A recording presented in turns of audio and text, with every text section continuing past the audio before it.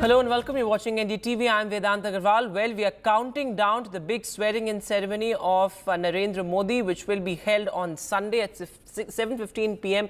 in the evening. It's going to be a grand show. It's NDA 3.0, this time in a new avatar with all the coalition partners taking center stage. Well, we have a big exclusive on the NDA 3.0. What will it look like? Well, the entire cabinet is unlikely to be sworn in tomorrow, and in a big move, the NDA is likely to split up those ministries which were given to a single minister. My colleague Nikunj Garg has more.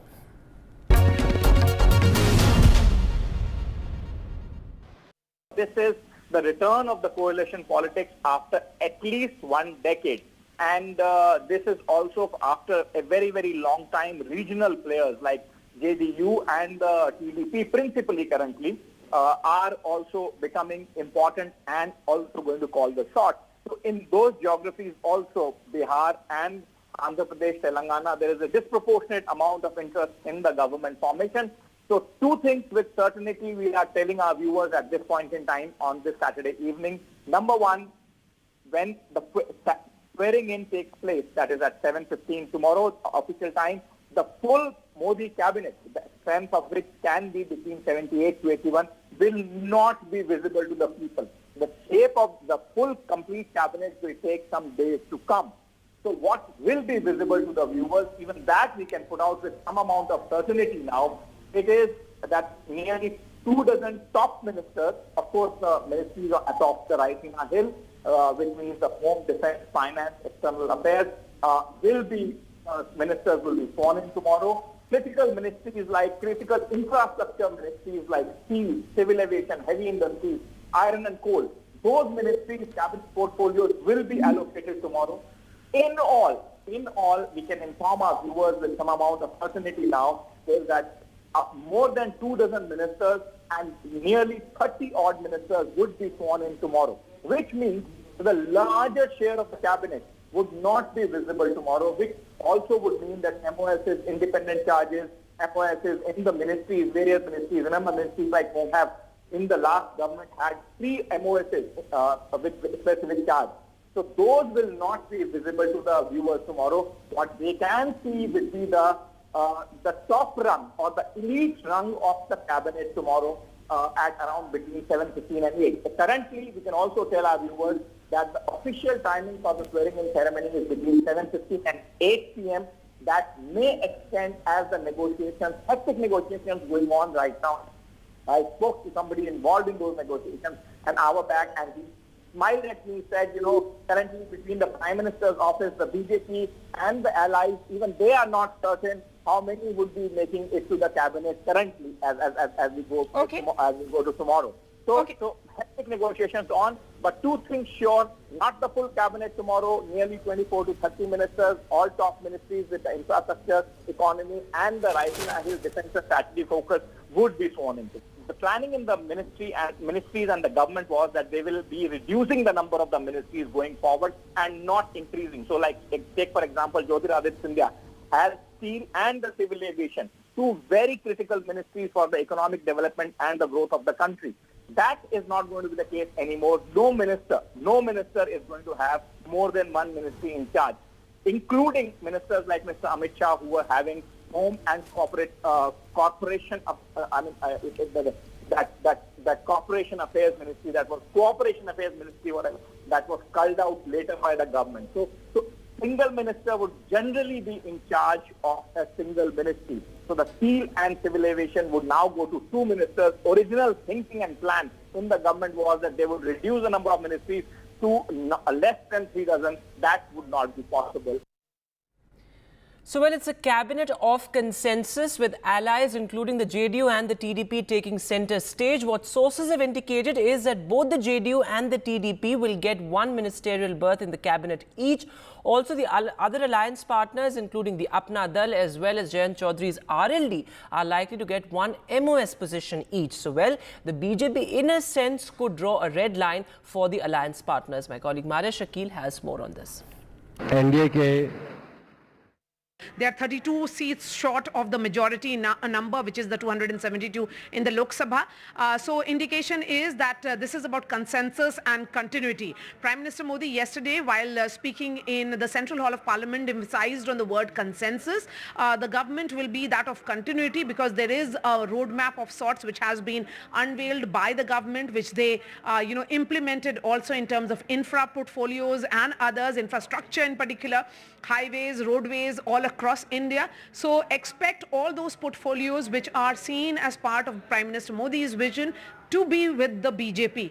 And as far as the alliance partners are concerned, the JDU and also the TDP in particular, I think there are negotiations which are happening, John, not only for the birth. Here, the emphasis by these two politicians like Nitish Kumar and Chandrababu Naidu is what they are getting for their respective states. Remember, both these chief ministers had been demanding, one, a special package, which is essentially the state of Bihar, and also special status, which has been one of the demands since the bifurcation of Andhra Pradesh. So I think the negotiations are happening at multiple levels. It's not just about a portfolio. It is also about what they will be carrying back to their respective states if they are part of a government at the center.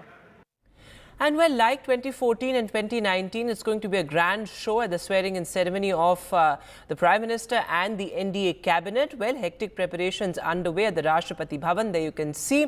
In fact, security has been ramped up at the Raisina Hills. In fact, Delhi has turned into a no-fly zone. My colleague Ishika reports from the Raisina Hills. Take a look. Tomorrow is a big day, a historic day. Narendra Modi will take oath as the Prime Minister of India for the third time. Now, 8,000 guests are expected to arrive at the event that is going to take place at around 7:15 p.m. tomorrow. Now, first let me tell you that I am reporting from Kartavya Path, where let me show you very beautiful visuals that we are getting you of the Rashtrapati Bhavan, where this entire oath-taking ceremony will take place. My camera person Stephen Anthony is in fact trying to show you the beautiful visuals of the Rashtrapati Bhavan that we are getting you right now. Now, apart from this, let me also tell you that for all of this, security arrangements are going to be kept in place in the national capital. In fact, let me tell you that a three-layered security deployment will be done from tomorrow onwards. Now, for the inner layer, that is the inner perimeter, that will cover the areas around the Rashtrapati Bhavan and also the Kartavya Path.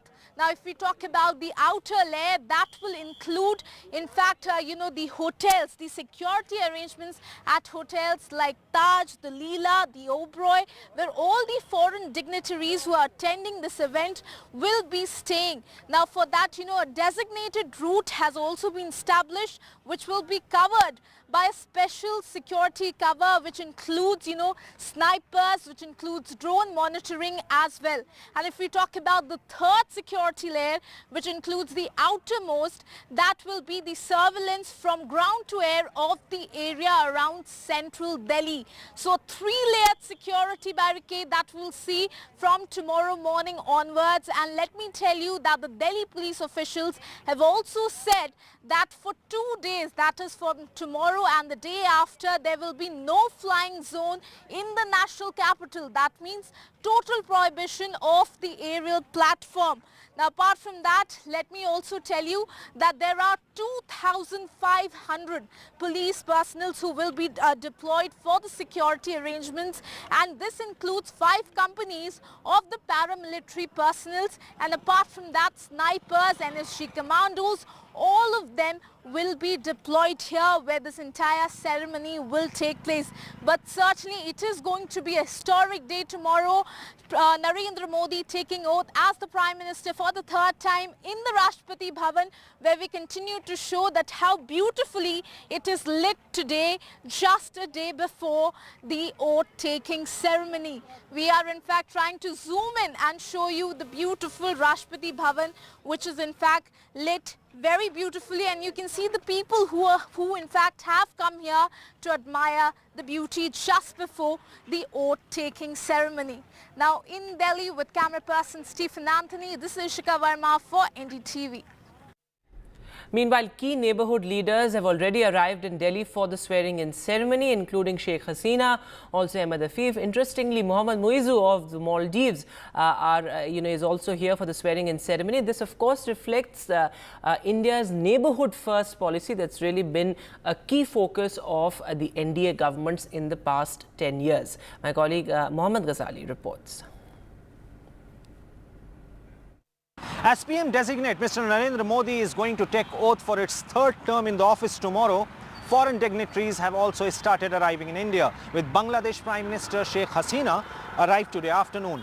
But in the national capital, these welcome messages on these banners with pictures of foreign dignitaries who have been invited and who have shown their confirmation to participate in the swearing-in tomorrow has been put out in the national capital. And the most controversial photo, to say, or the one picture which has hit the headlines in the last 3 days since its confirmation for attending the swearing-in ceremony is the Maldivian President, Mr. Muizu. Mr. Muizu came to power last year on an anti-India campaign where he had asked for Indian troops to leave that island nation.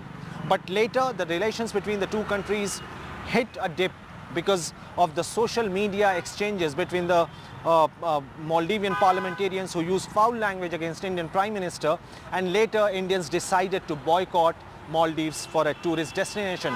The Maldivian tourism took a hit, but last month, when it all looked like the relations will only further worsen between the two countries, the Foreign Minister of Maldives visited India. He held a meeting with S. Jaishankar, the External Affairs Minister, and the relations from that very point it started looking that now things will improve. And with Muizu's participation in the swearing-in ceremony, it also sends out a message that India's neighborhood-first policy will continue in the next term of PM-designate Mr. Narendra Modi.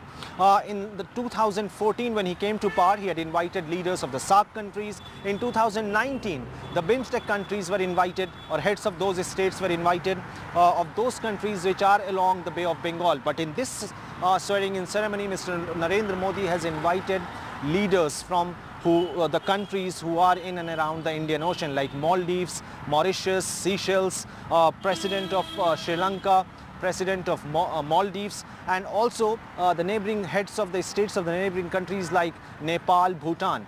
But three neighbors, Afghanistan, Pakistan and China, no senior leader or the head of the state has been invited or will be attending this ceremony. But very interesting will be to see that which will be the first country Prime Minister designate Mr. Modi will be travelling after assuming the office. And moving now to the Congress in a huddle as well. Well, the top Congress body, the Congress Working Committee, met and passed two key resolutions. Of course, the resolution was passed to choose Rahul Gandhi as the leader of opposition. In fact, after the Congress Working Committee meet, the Congress Parliamentary Party also met, choosing Sonia Gandhi as the chairperson of the Parliamentary Party yet again.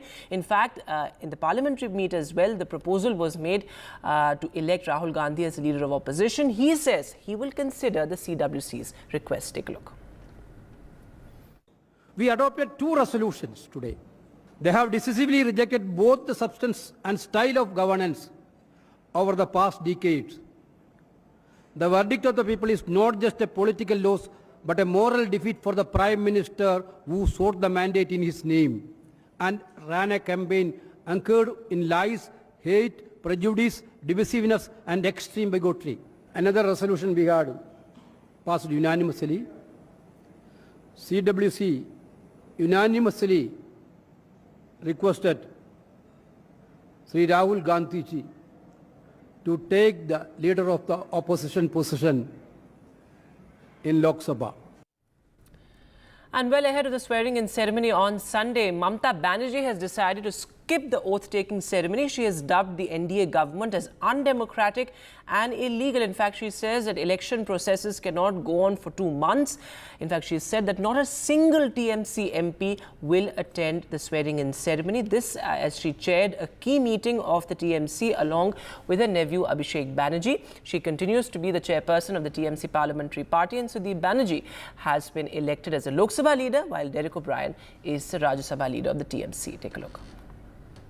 না এসছে না যাবে আমি তো বলেই দিয়েছি দেশের মানুষকে কাল শুভকামনা জানাবো দেশের মানুষদের ভোট দেয়নি বলে इसी के लिए मैं सॉरी हम ये जो गवर्नमेंट पूरा अनडेमोक्रेटिकली अनकॉन्स्टिट्यूशनली इलीगली गवर्नमेंट बना रहा है, हम उसको शुभकामना नहीं दे सकता है। I am sorry for that.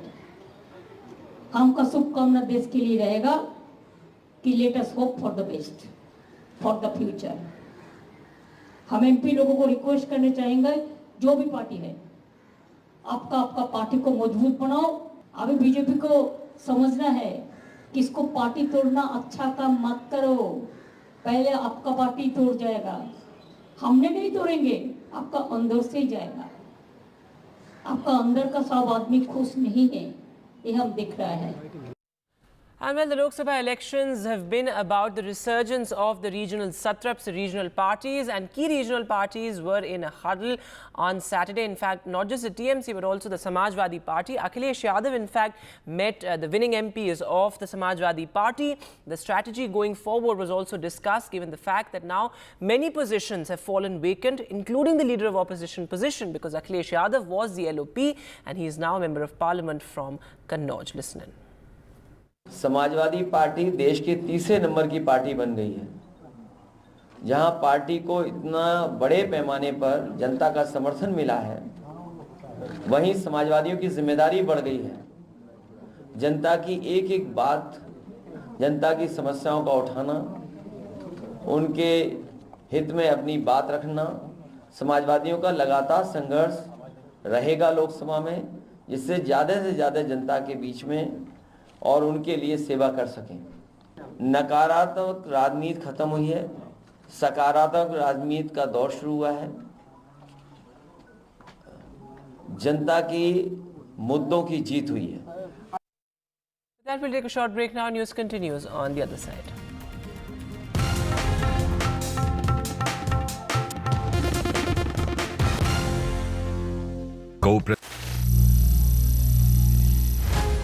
Some people say the metaverse will only be virtual. One day this lecture hall will be made of code, and driverless cars would be trapped in intersections. But even in this maze of the future, you can't wish away health. It's time to become more resilient.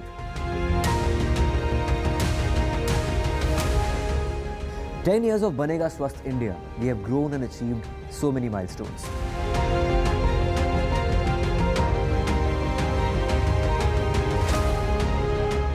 And now I have a plan to beat the urgency, to stop breathing with difficulty, to relieve getting choked with inactivity.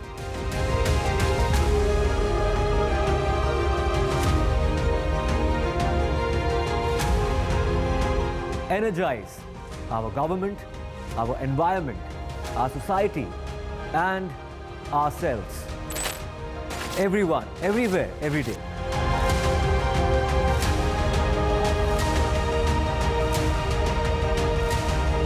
Banega Swasth India. One world hygiene. Stay informed and entertained with the new and updated NDTV News app. You can watch all our channels live, listen to podcasts, read breaking and exclusive news from around the world and more. Download the NDTV app today and get access to the best journalism and storytelling on your smartphone or tablet. The NDTV app. News that matters to you.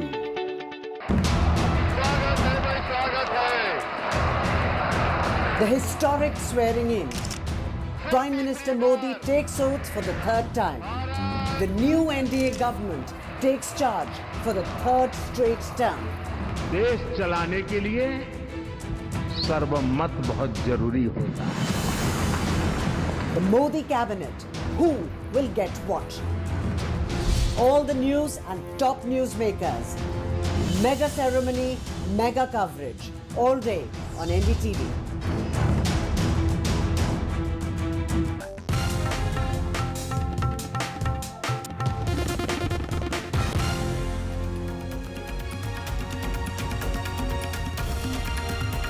Welcome back. A fallout of what has been a huge concern in Uttar Pradesh, paper leaks and of course tampering with recruitment exams. Remember, we all remember that huge paper leak that happened with the police recruitment exam. There was a lot of anger on the ground. Many, in fact, attribute the BJP's losses in Uttar Pradesh to this aspect as well. And now the Yogi government is moving bring a law dealing with cheating in examinations, particularly recruitment examinations. In fact, Chief Minister Yogi Adityanath has said that tampering with such exams is absolutely unacceptable. Tanishq Punjabi is now joining us live on the phone line. So Tanishq, about time that an anti-cheating law is implemented in Uttar Pradesh. Well, yes, of course, and what we have to see it from the prism of the whole debacle, of course. Because one of the paper leak recently was one of the things that rocked Uttar Pradesh just before the Lok Sabha elections, and according to many experts, this was one of the reasons that unemployment in Uttar Pradesh was one of the reasons that did affect the BJP vote bank. But yes, now of course, UP government now stepping up. They have now decided that a law regarding paper leak will be brought very soon to deal with solver gang and paper leak mafias, all of them, and of course special instructions have been given to all the officials to make sure the recruitment happens in the vacant posts under the UP government. But of course, this of course can be seen as the Yogi government coming in damage control mode, and this is not the first time the BJP government is talking about an anti-cheating bill. In 90s, anti-cheating bill was brought in by Lalan Singh government as well. And another thing, of course, the centre's anti-cheating bill was passed by Parliament earlier this year, and central exams will be under the purview of the law of that law and the bill. But yes, Yogi government now stepping up and of course. Taking action against the paper leak. Recently, the Uttar Pradesh Police Constable paper leak happened, and then of course the exams were cancelled and will be held very soon now. Yes. Tanishq, thanks very much for joining us with that update there. So, an anti-cheating law in Uttar Pradesh to be implemented soon. That's what Yogi Adityanath has said, saying that such tampering with examinations is absolutely unacceptable. This as there was a lot of anger and outrage after there was paper leaks reported in major recruitment examinations. And moving now to news from Andhra Pradesh. Well, Chandrababu Naidu is all set to take oath as the Chief Minister on the 12th of this month. That's next week. In fact, he will be in Delhi for the big swearing-in ceremony on Sunday, after which he will be taking oath as the Chief Minister next week. Remember, he's emerged as a key NDA ally with those 16 MPs that he actually brings to the coalition. But of course, for Andhra Pradesh as well, it's really history that will be created, the return of Chandrababu Naidu. Aishwarya is now joining us live on the phone line. So Aishwarya, he will be taking oath on this 12th of June after the big swearing-in ceremony on Sunday in Delhi. Well, certainly it is Chandrababu Naidu who will return back to Delhi after attending Prime Minister Narendra Modi's oath-taking ceremony in Delhi. And now the Chief Minister's office in Andhra Pradesh has also confirmed that it could be on June 12th at 11:27 at around 9:27 a.m.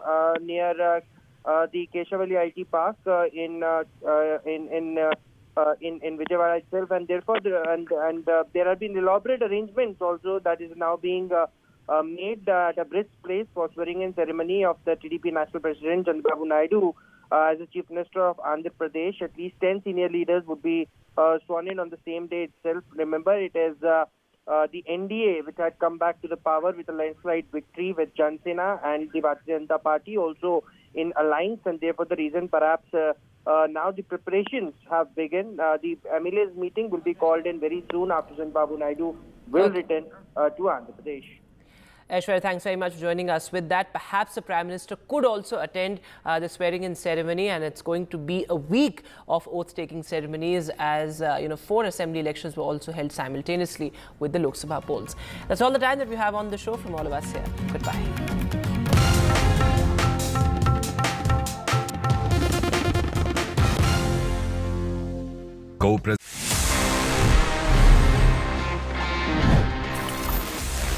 Life is anyway quite easy these days because हमको वो cash carry नहीं करना पड़ता है. We can make the payments just using UPI. हमारे phone से instant एक QR scan करके हम पेमेंट कर देते हैं. But the question is कि अगर आपके पास में आपका वॉलेट नहीं है और आप UPI के भरोसे घर से निकल गए, let's say you don't get internet signal as well.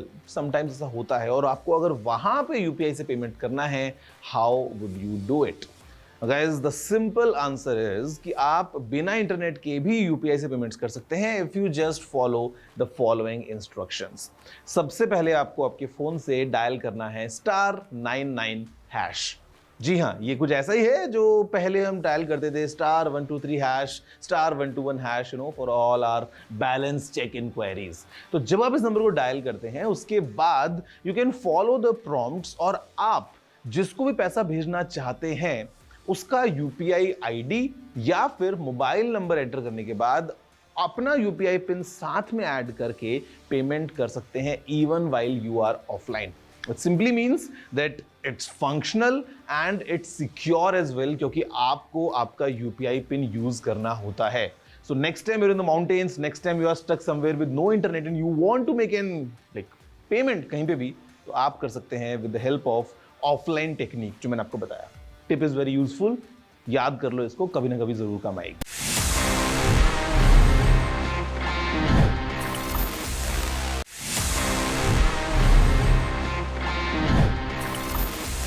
तो फ्रेंड्स, अभी टाइम आ गया है for me to answer all the questions जो आपने पूछे थे in this segment which is ask TG, one of my personal favourites because मजा आता है आपसे बात करने में, थोड़ा सा सवाल जवाब करने में. Let's see the questions we have for this week's episode. Hi TG, क्या आपको लगता है कि फोन को बैटरी सेवर मोड पे रखने से सही में कोई फायदा है? Well, technically yes, there is an advantage. See, usually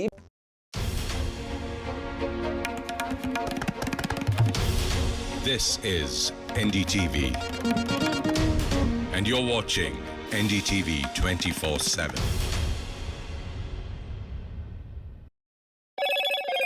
Hello, Moto.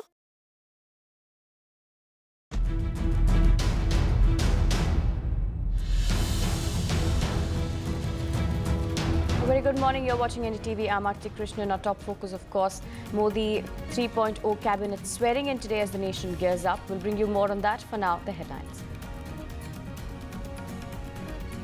Modi 3.0 oath swearing in ceremony today. Mega preparations, tight security in Delhi. NDTV exclusive. Sources say TDP, JDU likely to get one cabinet berth each. Jayant's RLD and Apna Dal to get one MOS position each.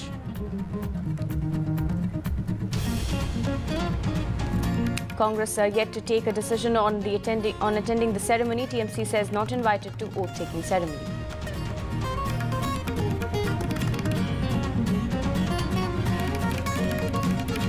DMK meeting today to mull a state exemption from NEET. Big decision by Uttar Pradesh government to bring a law dealing with cheating in exams.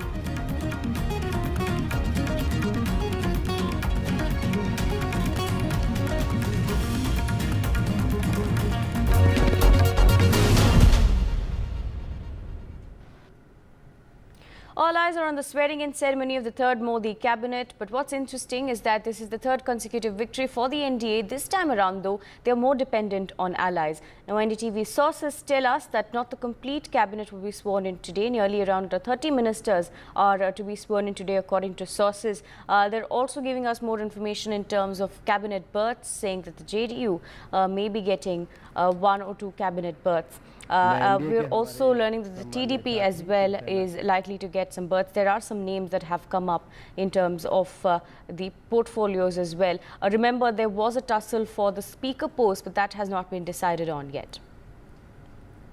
My colleague Vasudha joins us with more details. Vasudha, take us through what sources are telling us in terms of portfolios that have been so far decided. We are learning that not all ministers will be sworn in. It's going to happen over the course of the few months. Well, what I understand is that, for this, we have to really understand what really happened in 2014 and 2019. 2014, 45 members were sworn in. Of that, 23 were cabinet members. Of course, in 2019, the number rose to 57. And, about 25 of them were cabinet ministers. So it's very important to understand that Narendra Modi is known for leaner cabinets. But remember, those two were majority governments. What we understand right now is that every allied party, including the TDP and JDU, which are very important in the present scheme of things, TDP has around 16 MPs and JDU has around 12 MPs. All of them, also of course JDS that has two, Eknath Shinde-led Shiv Sena, which has about 7, and of course Apna Dal and RLD, which is led by Jayant Chaudhary. All of them had been asked to give their names, and all of them seem to be getting at least one cabinet for 5 MPs, and for anything less than 5, there is an MOS post, is what we've been told. That is that's largely the formula that the NDA is applying. Discussions have already ended, and calls have already gone, is what has been told. And what we also understand is that TDP could be getting 2, and JDS could be getting 1. In JDU also about 2, and Chirag Paswan about 1, and of course Jayant Chaudhary 1. So clearly now this needs to be, of course, we'll get to know towards the evening. But there was a very important meeting that happened last night with Amit Shah, Nadda, B.L. Santosh. All of this has also been discussed with the Prime Minister. The top leadership of the BJP and the government is completely involved in this. Caste representation, social inclusion will be most important, is what sources have told us, considering what really has happened in Uttar Pradesh and Maharashtra. But more importantly, the allies will be taken along, and it will be, the BJP wants to make sure that there is nothing that leaves the allies with some sort of disappointment. So clearly a lot of talks have happened. There's been no hard bargain, is what my sources have told me. Most of the allies seem to be on board, and they want to start work as soon as possible, because even with regard to TDP, it's like they really want to start work. They want to get done with their swearing in, which is now scheduled on the 12th of June. So, and JDU, Nitish Kumar has openly said that he wants the swearing in to get over as soon as possible. So clearly the focus seems to be on government formation and, the cabinet to start work on its thing as soon as possible.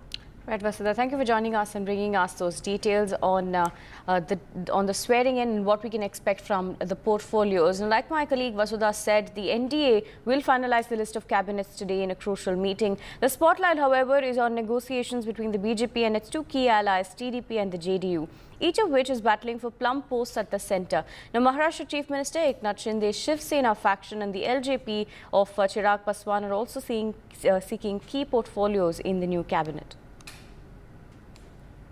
Now, preparations for the grand ceremony are currently underway at the Rashtrapati Bhavan. There's high security at the national capital, 3-tier security in fact, and for the next few days as well, that will continue. Now, the event will be attended by thousands of dignitaries, including foreign dignitaries. 6 heads of states will be attending the swearing in. Some of those leaders are Sheikh Hasina, who has already arrived in New Delhi.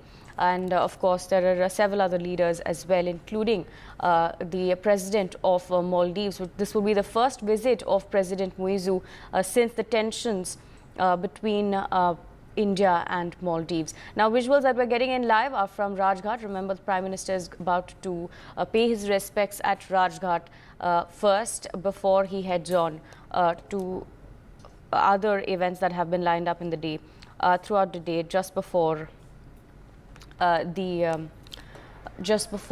swearing in. Remember, just as tradition goes, Prime Minister will head to Rajghat, pay his respects.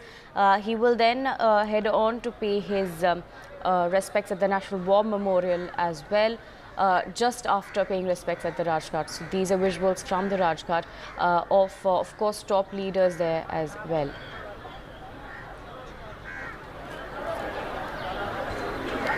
Remember, the swearing-in ceremony is set to take place this evening. The biggest question is, how will the NDA balance between the top berths that are being demanded by several of these parties? Now, remember, the TDP as well as the JDU have demanded for some similar ministries, according to sources.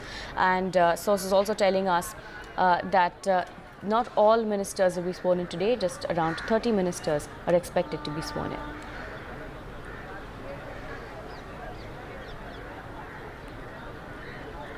Now, as the Prime Minister is set to take oath for a historic third consecutive term, the event will be attended by thousands of dignitaries, including foreign dignitaries. Invites have been given out to top dignitaries. 6 heads of states will be attending. Remember, Sheikh Hasina has already arrived in New Delhi. Several of the other leaders as well had arrived late last evening. This, of course, includes Maldives President, as well as the Prime Minister of Bhutan, Prime Minister of Nepal as well. And that also includes Sheikh Hasina, of course, from Bangladesh. Now, this invite to neighboring countries puts India's neighborhood first policy in the forefront. That is the main focus here. That can be seen throughout the leaders that have been invited, not just foreign dignitaries, but there are also going to be religious leaders who have been invited. There are going to be top bureaucrats as well as other top leaders. Interestingly, the opposition's TMC says that they were not invited to the swearing-in ceremony. The Congress, of course, still deciding on whether they're actually going to attend the ceremony.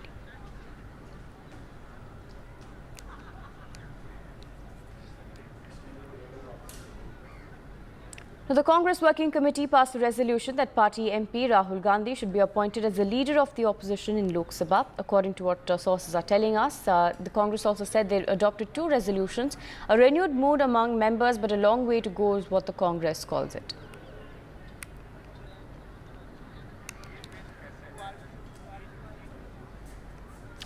Right. Remember, the leadership roles that have been defined now after the CWC meeting are key for the Congress, as that strategizes the way that they want to handle the ruling NDA in the parliament. Now, they've decided that Rahul Gandhi will be the leader of the opposition, as they want to increase his role in the parliament. Let's take a look at what the Congress had to say. We adopted 2 resolutions today. They have decisively rejected both the substance and style of governance over the past decades. The verdict of the people is not just a political loss, but a moral defeat for the Prime Minister, who sought the mandate in his name and ran a campaign anchored in lies, hate, prejudice, divisiveness and extreme bigotry. Another resolution we had passed unanimously. CWC unanimously requested Sri Rahul Gandhi ji to take the leader of the opposition position in Lok Sabha. Now, the NDA is going to be sworn in again for the 3rd time. The India Alliance parties are huddling to strategize. The Trinamool Congress, however, saying that they will not attend the swearing-in ceremony, saying that they've not received an invite for the ceremony and that they will not go. Listen in to what Mamata Banerjee had to say. Bihar মে জো না এসছে না যাবে, আমি তো বলেই দিয়েছি দেশের মানুষকে কাল শুভকামনা জানাবো, দেশের মানুষ ওদের ভোট দেয়নি বলে। As well, huddling to strategize and also review their performance in the polls. SP Chief Akhilesh Yadav, in fact, had chaired this meeting. Elected SP MPs were present at that particular party meeting. They've also decided that Akhilesh will resign from the Karhal Assembly seat and will remain MP. Remember, he won the elections from the Kannauj seat. Samajwadi party देश के 3रे number की party बन गई है, जहां party को इतना बड़े पैमाने पर जनता का समर्थन मिला है, वहीं समाजवादियों की जिम्मेदारी बढ़ गई है। जनता की एक एक बात, जनता की समस्याओं का उठाना, उनके हित में अपनी बात रखना। समाजवादियों का लगातार संघर्ष रहेगा लोकसभा में, जिससे ज़्यादा से ज़्यादा जनता के बीच में और उनके लिए सेवा कर सकें। नकारात्मक राजनीति खत्म हुई है, सकारात्मक राजनीति का दौर शुरू हुआ है। जनता की मुद्दों की जीत हुई है। ये जो बीजेपी की एक तरह से कहेंगे कि बीजेपी की सीटें कम हुई, उसके पीछे क्या पीडीए की जीत मानते हैं? समाजवादी पार्टी की जो स्ट्रेटजी थी वो एक वजह है, एंटी इनकम्बेंसी है? क्या लगता है ये आपकी जीत क्या वजह क्या है? देखिए, चुनाव में हमारे सामने बहुत बड़ी चुनौतियां थी। जिस तरीके से भारतीय जनता पार्टी ने देश के अंदर माहौल पैदा किया था और इस चुनाव में देखिए ये भारतीय जनता पार्टी के लोग विपक्ष को ख़त्म करना चाहते थे। झूठी रिपोर्टों से लेकर के सबके खिलाफ मुकदमा लिखा करके ईडी, सीबीआई, इनकम टैक्स का भय पैदा करके, मुकदमा लिखा करके, छापा मार के ये करना चाह रहे थे अपने पक्ष में। लेकिन यहाँ की जो जनता ने चुनाव लड़ा और समाजवादी पार्टी के कार्यकर्ताओं ने जो चुनाव लड़ा, उसकी वजह से भारतीय जनता पार्टी को पीछे किया है और बीच बीच में कहीं पर Right, the Prime Minister at Rajghat as of now. We're getting in visuals of the Prime Minister as well as top leaders there at Rajghat. Remember, he's going to be paying respects at Rajghat before he heads on to the other events that have been planned for the day. Right after paying respects at the Rajghat, he's also going to be visiting the National War Memorial, where he will pay his respects to fallen soldiers as well. Remember, as tradition goes, the Prime Minister at Rajghat to pay his respects before he takes oath, historically as for the third time as the Prime Minister, along with the NDA cabinet. Now remember, our sources are telling us that not all leaders of the cabinet will be sworn in today, but around 30 leaders will be sworn in today, and the rest of the swearing in will take place around the coming months, is what we're learning from our sources. They're also saying that there are some decisions that have been made in terms of portfolio distribution between the TDP and JDU, which are the main allies that the NDA depends on this time around. The Prime Minister there, along with, as you can see, several top leaders there, as he pays respect to Mahatma Gandhi at the Rajghat. Now the Prime Minister will also visit Saidev Atal next, and he will then head on to the National War Memorial, like I mentioned before. These are, of course, as per tradition, but there's nothing mundane about this particular swearing-in ceremony, because it is a historic third term. Not only that, interestingly, the NDA this time around heavily dependent on its allies as well. So the big question, of course, remains, will the NDA be able to keep its allies happy with the portfolio distributions? We're also learning that, top leaders, Nitish Kumar, Chandrababu Naidu, Chirag Paswan as well, would be getting top ministerial berths. Now, there have been some ministries, according to sources, that most of these parties have demanded the same ministry. So in that case, the NDA will have to strike a balance and strike a compromise in terms of those as well. But we are learning from our sources that the BJP is not ready to give up the speaker post, which was also demanded by the TDP as well. The Prime Minister there at Rajghat as of now paying respects to Mahatma Gandhi. Early this morning, as he then will head on to Saidev Atal and then the National War Memorial, from there to pay respects to fallen soldiers as well.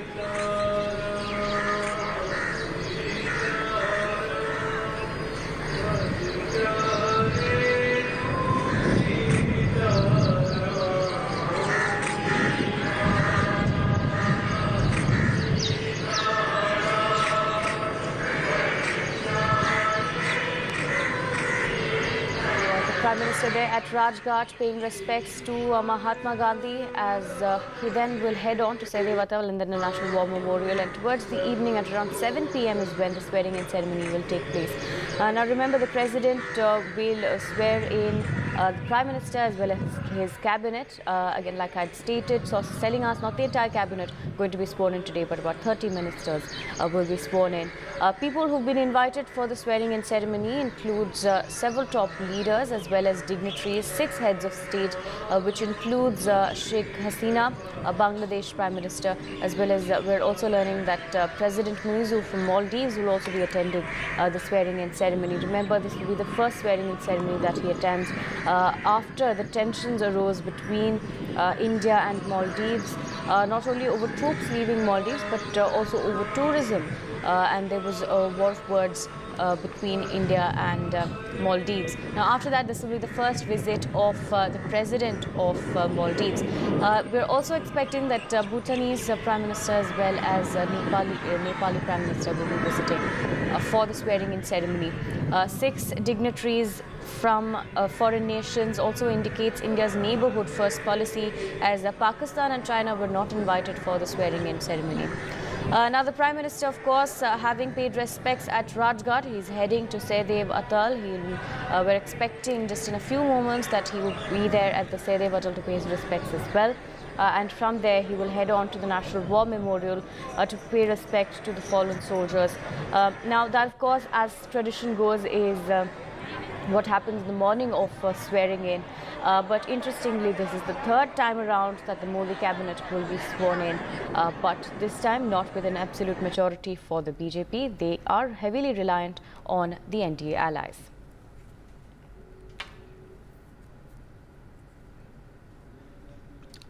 Right, remember, in terms of people who've been invited for the swearing-in ceremony, we are expecting 6 heads of states to attend. Not only that, but top dignitaries, including top doctors, lawyers and industry leaders, in fact, from several fields to be attending. We're also expecting religious leaders to be attending the swearing-in ceremony.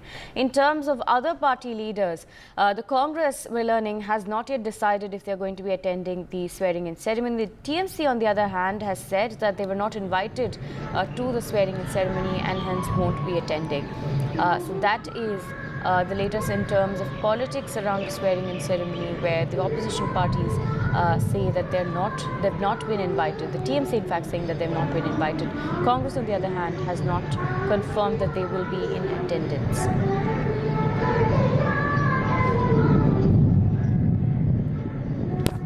Remember, this time around, it's crucial for the NDA to maintain a balance in terms of giving out portfolios to their key allies, which includes the TDP and the JDU.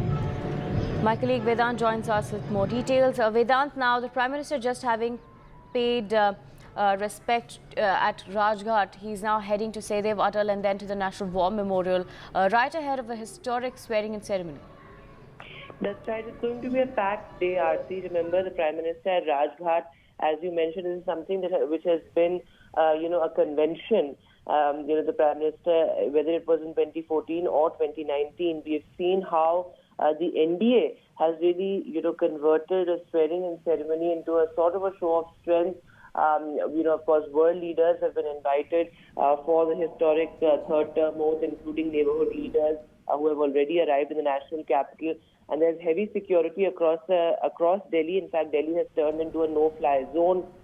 You have security ramped up in and around Raisina Hills, as it's going to be a packed day today. As you rightly pointed out, the Prime Minister is at Rajghat, after which, of course, he will be going to the War Memorial. The swearing-in is scheduled to happen at around 7:15 in the evening. It will be a 45-minute ceremony with 30 ministers taking oath today. Not all ministers will be taking oath today, but it's going to be a grand affair. Of course, allies front and center. But it's very much still, the Prime Minister's mandate. The BJP, sort of negotiating with the allies also from a position of strength. That 240 number is something that is extremely significant, despite the fact that, it's not the numbers that the BJP expected. But nevertheless, the fact of the matter is that it is, as you rightly pointed out, the historicity of the event that the BJP is really trying to sort of, that is very central to the messaging of the BJP and the NDA. Which is why the Prime Minister is at Rajghat. As I said, this is convention. After this, the Prime Minister will also be at the Sehdev Atal, and then, of course, the National War Memorial at 7:30. The optics extremely significant here, Aarti, because remember, on the day the Prime Minister was elected the NDA parliamentary party leader, he went to meet his mentor and BJP veteran Lal Krishna Advani, then Manohar Lal Joshi. He also met President Ram Nath Thakur. So it's always been about the optics, and when it comes to the BJP and the Prime Minister, the messaging becomes very central, which is why ahead of the swearing-in ceremony, a grand show of strength by the Prime Minister and, of course, the NDA. Thank you, Vedant, for joining us and bringing us those details and a little bit of context as to this tradition that the NDA has been following for years before the swearing-in ceremony. My colleague Vasudha also joins us with more details. Vasudha, now we're learning that some politics is brewing over the swearing-in ceremony, as well as the Congress not yet having decided if they're going to attend. TMC, on the other hand, saying that they have not been invited in the first place. Absolutely, Aarti, and like Vedant was also saying, this is quite symbolic. The Prime Minister visiting Rajghat first. Remember that this is the government that celebrated the birth anniversary of Mr. Mahatma Gandhi in lots of glory. And of course, National War Memorial built in 2019 is also seen as one of the strongest monuments built by this country, trying to emphasize on of course, nationalism and patriotism, and something that the Prime Minister has not just asked his ministers, but every foreign dignitary to visit. So this is something that is in line with what he thinks. And of course, Sadaiv Atal, the site that is dedicated to Atal Bihari Vajpayee, of course, that also is symbolic, because this is probably the second NDA government in the last many years, and Prime Minister in the last few days has been talking a great deal about Atal Bihari Vajpayee. He has also been visiting. He has also visited Murli Manohar Joshi and L.K. Advani in the last 2 days. So clearly, all of these symbolic moves point to the fact that today is the day. The new government is all set to form, and of course, I'm told by my sources that he's all set to meet the probables, the minister probables in a few hours from now, in a few minutes from now, and of course, the calls have already started. Calls have gone last night, and of course, today evening we prepare for the mega event that will see the ministers and also the Prime Minister being sworn in. Right, Vasudha, thank you for joining us and bringing us those details on this story, as the Prime Minister there heads to Sadaiv Atal next, and then the National War Memorial. We'll continue tracking this story for you. For now, short break.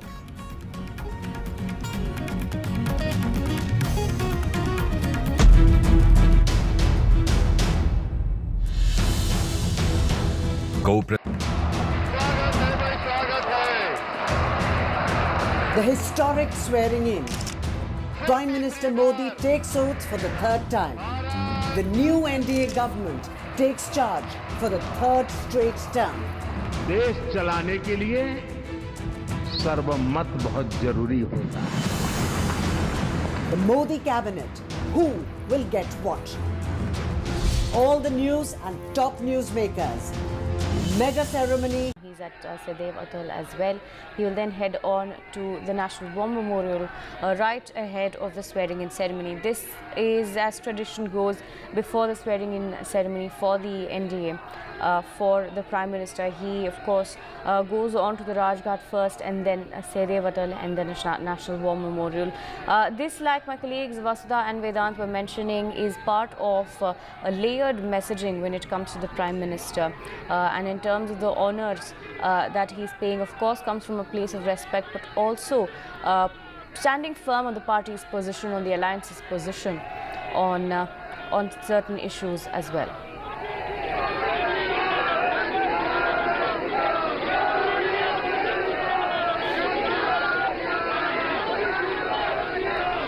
The Prime Minister is there at Sadaiv Atal. Remember, he's paying respects to Vajpayee, and he will head on to the National War Memorial as well. Right ahead of this, he was paying respects to Mahatma Gandhi at Rajghat. He's now at Sadaiv Atal. He's just paid respects to Atal Bihari Vajpayee as well. He's now heading on to the National War Memorial to pay respects to fallen soldiers ahead of the swearing-in ceremony that will take place this evening. Remember, the swearing-in ceremony is not going to take place for all of the cabinet members, but sources telling us that only 30 ministers will be sworn in today. My colleague Vedant joins us with more details. Vedant, now we've just seen the Prime Minister at Rajghat. He's now paid respects to Vajpayee at Sadaiv Atal as well, and he'll be heading on to the National War Memorial next. That's right. So the pictures that we are putting out on our screens extremely significant. The Prime Minister there paying his tributes to former Prime Minister Atal Bihari Vajpayee at the Sadaiv Atal Memorial. As I said, the optics are extremely significant because remember, a lot of people have actually sort of invoked the coalition era of, under the former Prime Minister Atal Bihari Vajpayee, and he in many ways has been the Prime Minister's mentor as well. And with the coalition era back, you will see a lot of parallels perhaps being drawn with the coalition era under former Prime Minister Atal Bihari Vajpayee, which is why these visuals assume great significance. Even at the NDA parliamentary meet, this time around it was about the NDA. Even during the Prime Minister's victory speech, not so much about the BJP but the NDA, because the allies become extremely crucial, particularly the TDP and the JDU, with the 16 to 12 MPs that they bring to the coalition respectively.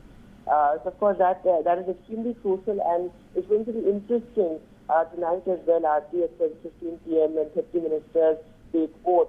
How many ministers from the TDP and the JDU? That is something that's going to be extremely interesting to watch out for. What we can say with some amount of certainty is that the 4 Raisina Hill portfolios are something that the BJP will keep for itself. Also the infra-ministries and the Speaker's chair. It's unlikely that the BJP would concede that to its allies. So of course the coalition dynamics, something that is going to be new for the Prime Minister and the new BJP under Prime Minister Narendra Modi and Amit Shah and Mr. Janata, which is why these visuals assume of great significance. Mr. Vajpayee was somebody who was known as a great mediator. He was somebody who could handle the challenges that come with coalition politics, that come with the coalition government. And extremely significant, as I said, when it comes to the Prime Minister, when it comes to the new BJP, optics assume great significance, messaging assumes great significance. After this, as you said, the Prime Minister will be at the War Memorial, and certainly it's the historicity of the event that is being underlined by the Prime Minister here. After all, the third term for the Prime Minister, whether it's a coalition government or not, the fact is that the Prime Minister is taking oath for a historic third time. The only non-Congress Prime Minister, and the first time since 1962 that you have a Prime Minister taking oath for a consecutive third time. And in the evening as well, you will see that message being conveyed very prominently. Right, Vedant. In fact, like you mentioned, when we'd spoken to Naru Lokesh as well, who is Chandrababu Naidu's son, he did mention that, the TDP as well as several of the allies are expecting to maintain the kind of rapport that the NDA had during the time of Vajpayee with the allies. So that's an interesting, bit where they're trying to recreate that sort of atmosphere within the NDA. Yes, to some extent. Because as I said, with the coalition politics returning after almost a decade, you will see in the coming days, coming months as well, a lot of parallels being drawn to what the NDA was like under the Vajpayee regime. So yes, you have Mr. Raj Nath Singh also taking center stage as far as negotiations with the allies are concerned, because he is somebody who was a minister in the Vajpayee government. He is somebody who's worked closely with the allies. So yes, certainly an attempt to move away in a sense from how the BJP has functioned. Though we must not forget that the BJP still has the numbers. The BJP still has 240 MPs with it. So it is negotiating from a position of strength, and that's what BJP sources also tell us, that the BJP is extremely confident about that strong position that it has in the parliament, owing to its 240 MPs. So that also we must not forget. While it might be convenient to draw parallels with the Vajpayee regime, the fact of the matter is that this time around the BJP does have a lot more numbers. It is a stable. It's going to be a stable government. It's a mandate for stability. It's a mandate for continuity. So that's something that we must not forget. Though, of course, as I said earlier as well, allies are going to be front and center, whether it was at the parliamentary meet or at the swearing-in ceremony. What I'm also being told is now is that the Prime Minister has perhaps reached the War Memorial, where he's paying his respects to our fallen soldiers. So, of course, from Rajghat to the Sadaiv Atal Memorial to the National War Memorial, extremely significant. And this is convention, as I said, that we've seen in the past as well. Right, Vedant, stay on with us. The Prime Minister at the National War Memorial as well. We'll get those visuals for you shortly. But these are visuals of the Prime Minister at Rajghat and Sadaiv Atal as well. Vedant, now in terms of, like you said, the the allies this time around are front and center. So that means that the NDA will have to ensure that they strike a balance in terms of portfolios. Like you mentioned, there are certain portfolios that the BJP will keep for itself, which includes the speaker post as well, according to sources. And but they will still have to maintain a balance in terms of their allies, because some of the allies are vying for the same sort of ministries. Well, yes, and remember, both Nitish Kumar and Chandrababu Naidu are veteran politicians, especially when it comes to coalition politics. They've both sort of been in coalition governments in the past as well. So, of course, the negotiations are hectic. In fact, yesterday as well, what I'm being told is that a meeting went on for about 11 hours at the Prime Minister's residence, and then subsequently at Amit Shah's residence as well. Mr. JP Nadda, BL Santosh, and top leaders of the BJP were present at that meeting. So hectic backroom negotiations taking place is what we can confirm. And what I can say with certainty is that the infra ministries as well as the CCS ministries, the top four portfolios including Home, Defence, External Affairs and Finance, the BJP is unlikely to concede. And you spoke of the Speaker's chair. Well, the Speaker's role becomes extremely critical when it comes to a coalition government, especially the kind of parliamentary politics that we've seen in the past 5 years, particularly with back-to-back disruptions and the parliament really not functioning smoothly and not much business being done. In such a scenario, the Speaker's role becomes extremely critical. Who's going to be suspended? Who's going to be disqualified? All of that becomes extremely crucial. So it's unlikely that the BJP will concede the Speaker's chair to the TDP. Of course, there was a lot of buzz that, given the fact that Mr. GMC Balayogi has been a speaker, he has been, of the TDP, he has been a speaker of the Lok Sabha, which is why the TDP is eyeing the Speaker's chair. But what sources indicate is that the BJP would like its own trusted man to be the Speaker of the 18th Lok Sabha.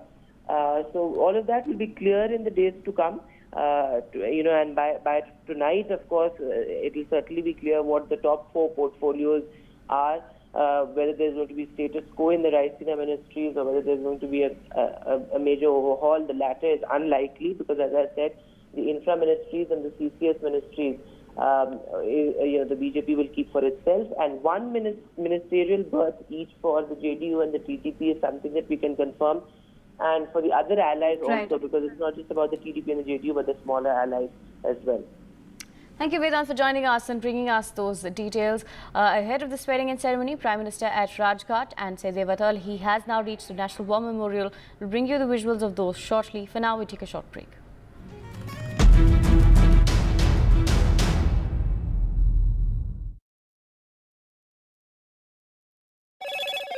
Hello, Moto. Motorola, India's best 5G smartphone brand.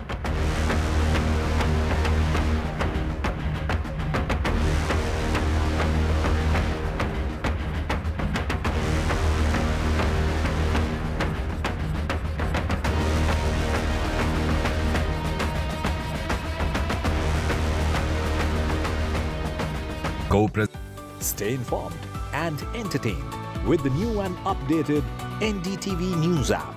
You can watch all our channels live, listen to podcasts, read breaking and exclusive news from around the world and more. Download the NDTV app today and get access to the best journalism and storytelling on your smartphone or tablet. The NDTV app. News that matters to you.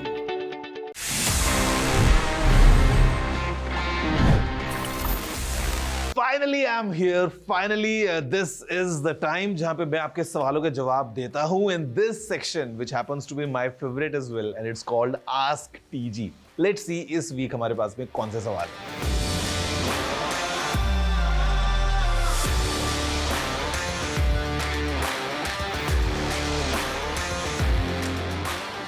हैं. To be honest, in Android TV, we don't have any such features जहाँ पे आपको live जो सामने speech आ रहा है उसके captions screen पे दिखाई दे जाएं. We are expecting this feature to come कभी भी जब Google इसको unveil करता है, but as of now we don't have it. Samsung, however, in their latest AI TVs, जो Samsung ने launch किए थे, उसमें demonstrated that how using AI they were able to put some captions for the text, जो भी dialogues या जो भी speech television में उस time पे है, वो सामने Stay informed and entertained with the new and updated NDTV News app. You can watch all our channels live, listen to podcasts, read breaking and exclusive news from around the world and more. Download the NDTV app today and get out. Stay informed and tribute to Mahatma Gandhi at Rajghat and then headed to Sedev Adal to pay tribute to Atal Bihari Vajpayee as well. We're learning that he's at the National War Memorial as of now, paying tribute to our fallen soldiers. Remember, like my colleague stated earlier as well, this is all about the messaging for the NDA right ahead of the swearing-in ceremony. Remember, the allies are also expecting to maintain a sort of rapport between in the NDA like that was existent at the time of Vajpayee. The Prime Minister's swearing-in will take place around this evening at around 7 p.m. is what we're learning. Sources also telling us that not all ministers are going to be sworn in today. Around 30 ministers are going to be sworn in. But interestingly, we're also learning from sources that not just cabinet but MOS independent charge ministers are also going to be sworn in today. That includes not just BJP ministers but ally ministers from the allies as well who will be sworn in today. Of course, we have gotten details of what we can expect in terms of what allies are getting. Sources are telling us that the JDU is likely to get one cabinet berth and one MOS position. The same goes for the TDP as well. Remember, both the JDU and the TDP are key allies for the BJP. Now, RLD and Apna Dal also were expecting to get one MOS position. The BJP is unlikely to concede a top 4 portfolios and the speaker's chair. Remember, the TDP did ask for the speaker post, but sources telling us the BJP is not likely to give up the speaker post and the top 4 portfolios.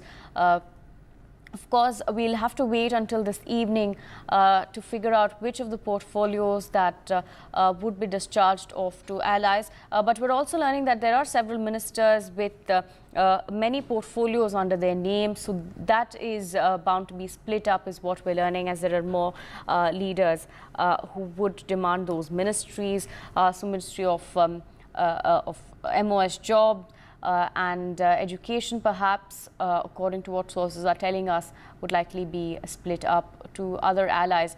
And of course, we're learning with 240 MPs, the BJP is negotiating from a position of strength. It is still their mandate, but they are reliant on the allies as well. So it was about maintaining a balance this time around for the NDA for this time around. Now, of course, coming to that, the NDA leaders are expecting to maintain the same rapport between the allies ahead of the swearing-in that was existent during the time of Vajpayee. Now, of course, the Prime Minister did mention in his speech at the Parliament that consensus is the key when it comes to running a coalition government. Now, consensus, of course, he speaks about it on several issues between the allies. Now, we saw the speech that Nitish Kumar and Chandrababu Naidu gave in the Parliament as well. They did say that the allies are giving their full support to the Prime Minister. There is no expectant rift when it comes to the NDA. There we see the Defence Minister Raj Nath Singh as well as Prime Minister at the National War Memorial. Now, of course, we're learning that the Prime Minister is at the National War Memorial paying tribute to fallen soldiers. Around this evening, we're going to be seeing the swearing-in ceremony, which is going to be attended by several top dignitaries, including 6 heads of state. Now, we are learning that Bangladesh Prime Minister Sheikh Hasina is already in Delhi, along with several of the other leaders, which includes the President of Maldives as well as the Prime Ministers of Nepal and Bhutan as well, and the Seychelles as well. This is the Prime Minister at the National War Memorial paying respects to fallen soldiers. Remember, this is part of tradition ahead of the swearing-in ceremony for the Prime Minister. He heads on to the National War Memorial where he pays tribute, and there's a moment of silence that's observed at the National War Memorial as well.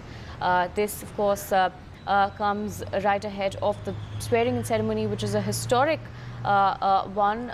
Although the Prime Minister is following tradition, this particular term, the third term that the Prime Minister will be sworn in for, is interesting, as of course it's a historic mandate for the Prime Minister, for the NDA, but not just that, it's also bringing in coalition politics again, especially as the NDA now relies on its allies, key allies, of course, the JDU and TDP, as well as the other allies, the RLD, the Apna Dal, and several other parties as well. The Prime Minister there at the National War Memorial, as you can see, he's paying respects to fallen soldiers. This comes ahead of the swearing-in ceremony that is set to take place this evening. In terms of people who are going to be in attendance in the swearing-in ceremony, the Congress, however, did not confirm if they would be attending the swearing-in ceremony. The TMC, of course, saying they did not get an invite to attend the swearing-in ceremony. Remember, earlier the Prime Minister was at Rajghat and Sedev Atal. He paid respects to Mahatma Gandhi as well as Atal Bihari Vajpayee as well.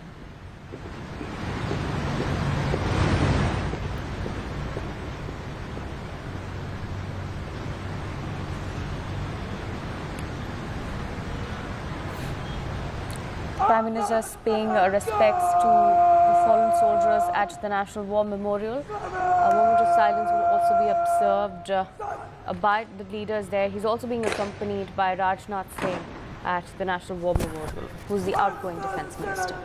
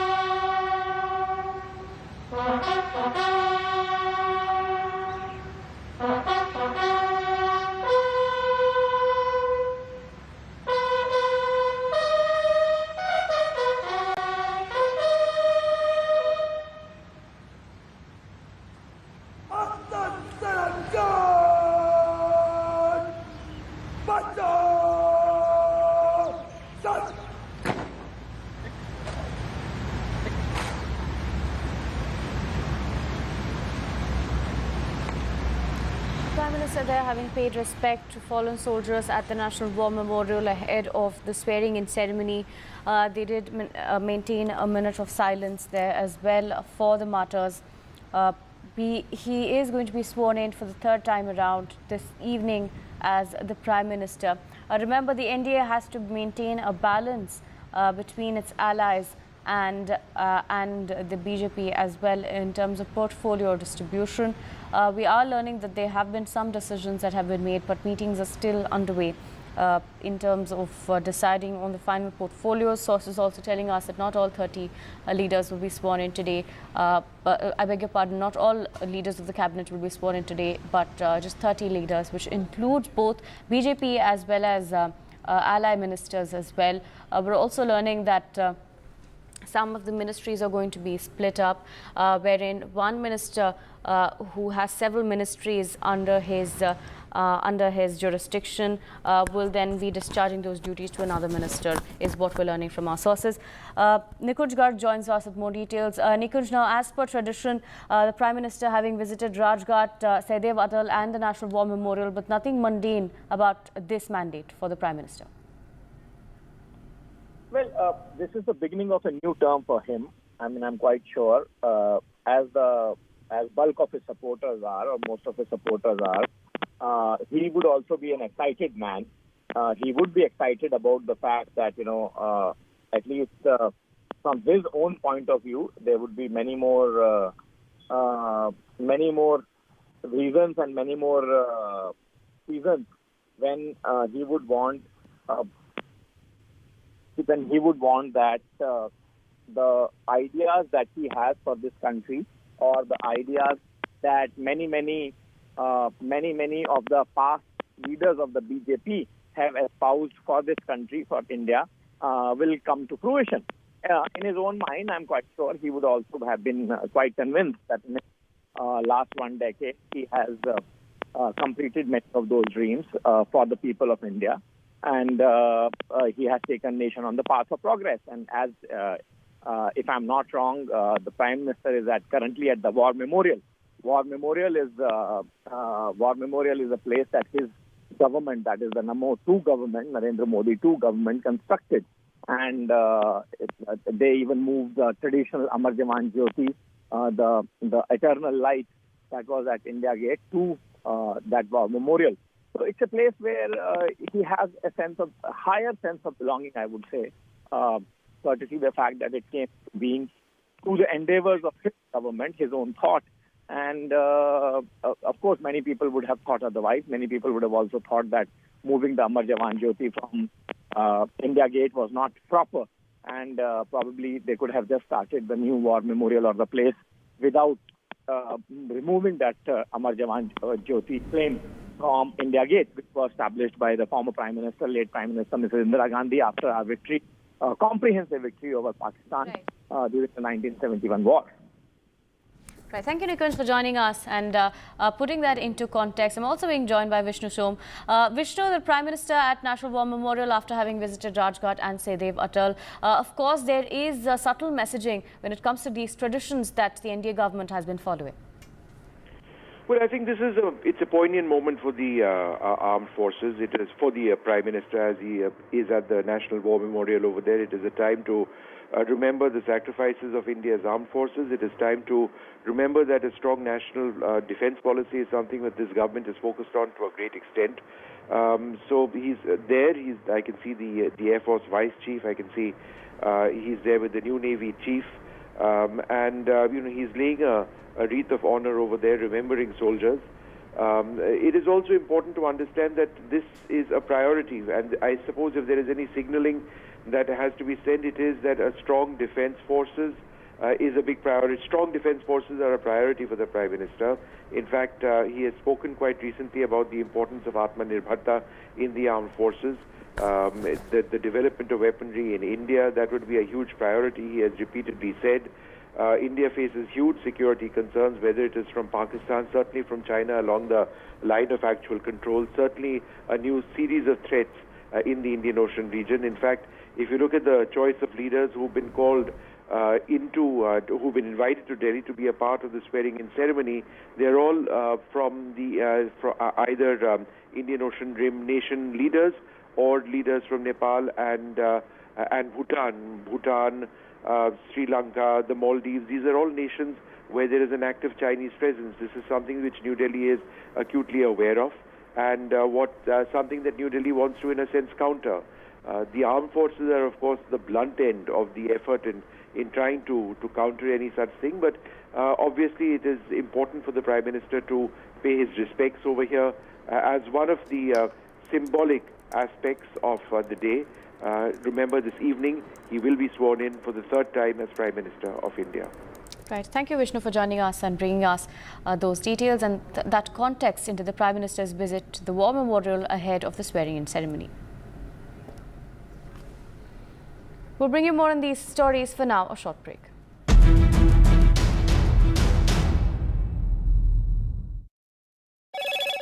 Hello, Moto. Motorola, India's best 5G smartphone brand.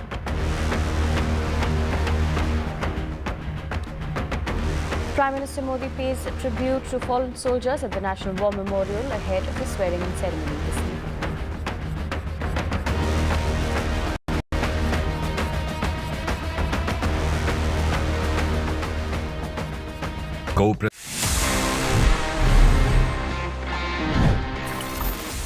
This is a Samsung phone और इसमें Android है.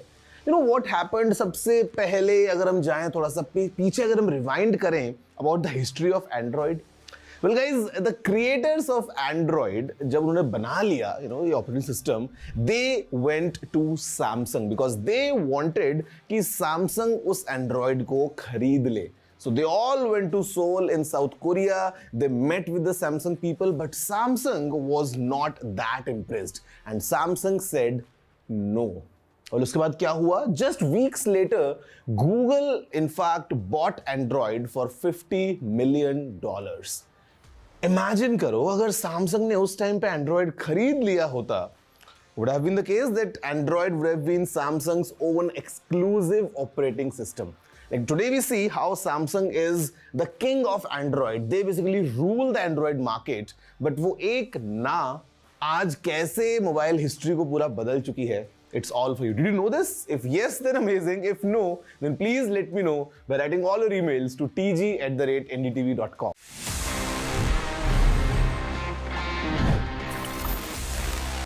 Stay informed and entertained with the new and updated NDTV News app. You can watch all our channels live, listen to podcasts, read breaking and exclusive news from around the world and more. Download the NDTV app today and get access to the best journalism and storytelling on your smartphone or tablet. The NDTV app. News that matters to you. Some people say the metaverse will only be virtual. One day this lecture hall will be made of code, and driverless cars would be trapped in intersections. But even in this maze of the future, you can't wish away health. It's time to become more resilient.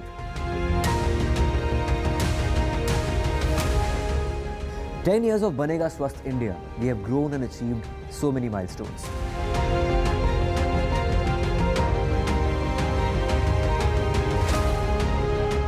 And now I have a plan to beat the urgency, to stop breathing with difficulty, to relieve getting choked with inactivity.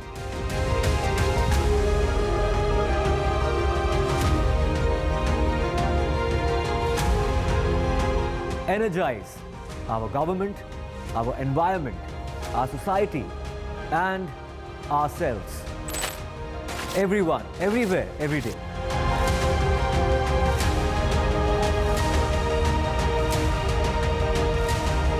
Banega Swasth India. One World Hygiene.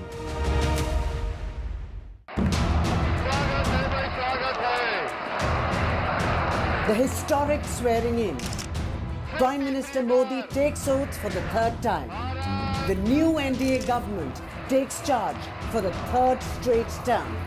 देश चलाने के लिए सर्वमत बहुत जरूरी होता है. The Modi cabinet. Who will get what? All the news and top newsmakers. Mega ceremony, mega coverage. All day on NDTV.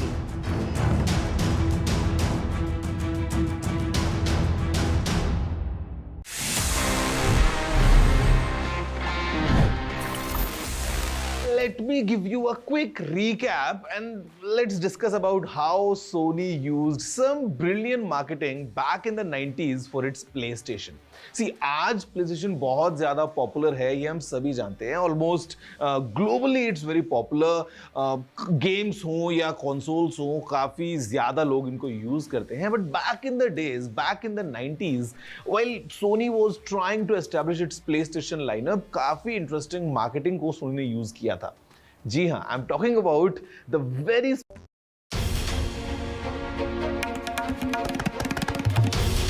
This is NDTV, and you're watching NDTV 24/7. Hello, Moto.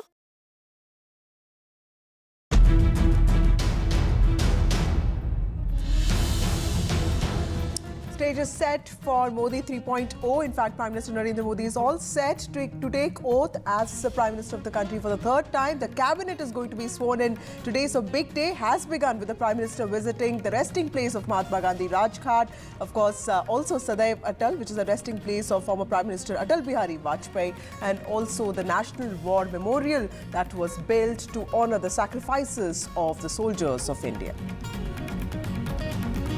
Let's go to the headlines first. Prime Minister Narendra Modi visits Rajghat and Sadaiv Atal, which is a samadhi of Atal Bihari Vajpayee, and also National War Memorial. Modi 3.0 oath-taking ceremony today. The swearing-in ceremony is all set to be held today. Mega preparations, tight security in New Delhi. Modi's cabinet of consensus. NDTV brings you all the exclusive. Sources have said that TDP, JDU likely to get one cabinet berth each. Gents RLD, Apna Dal could get one MOS position each. Full cabinet is unlikely to be sworn in on Sunday.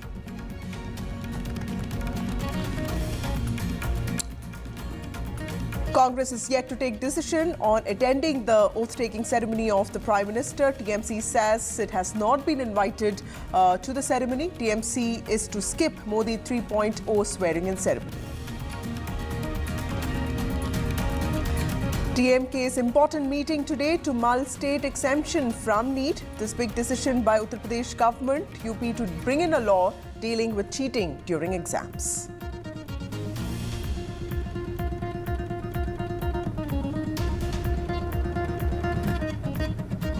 It's a big day for the country today. Modi 3.0 set to begin. Oath-taking ceremony of the Prime Minister Narendra Modi. In fact, Mr. Modi is all set to take oath as the Prime Minister of the country for the third time. In fact, his entire cabinet is likely to be sworn in. Of course, what we hear is that the entire cabinet may not get sworn in today. Some members would be and some members would take oath later is what we hear. Narendra Modi, meanwhile, has started the day by paying honours to Mahatma Gandhi, the father of the nation, Atal Bihari Vajpayee, also former Prime Minister.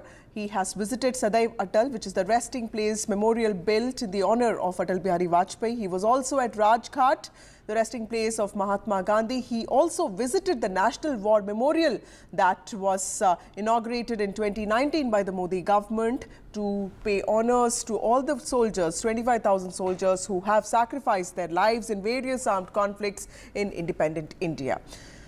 I have my colleague Tanushka joining us with more details on this. Tanushka, you know, the whole symbolic value attached to the Prime Minister's visit to all these places, Sadaiv Atal and of course Rajghat and National War Memorial is huge, especially given today is also a big day for him, for the country. How do you see this? Today is the D-Day, as you rightly mentioned, for the Bharatiya Janata Party, for the NDA alliance, as well as for the people of this country who have given their mandate and elected in Mr. Narendra Modi as their chosen Prime Minister. With the aim of, you know, the government formation of expediting this process, we've seen marathon meetings through the week with government discussions with top senior leaders, the top brass of the Bharatiya Janata Party, and is of course not to forget the main people, the important allies this time forming the coalition government. And most of these negotiation talks, the epicenter of all these discussions has been the residence that I am standing outside of right now. I'm standing right outside National BJP President Jagat Prakash Nadda's residence, where even today a lot of important faces are expected to walk in and walk out.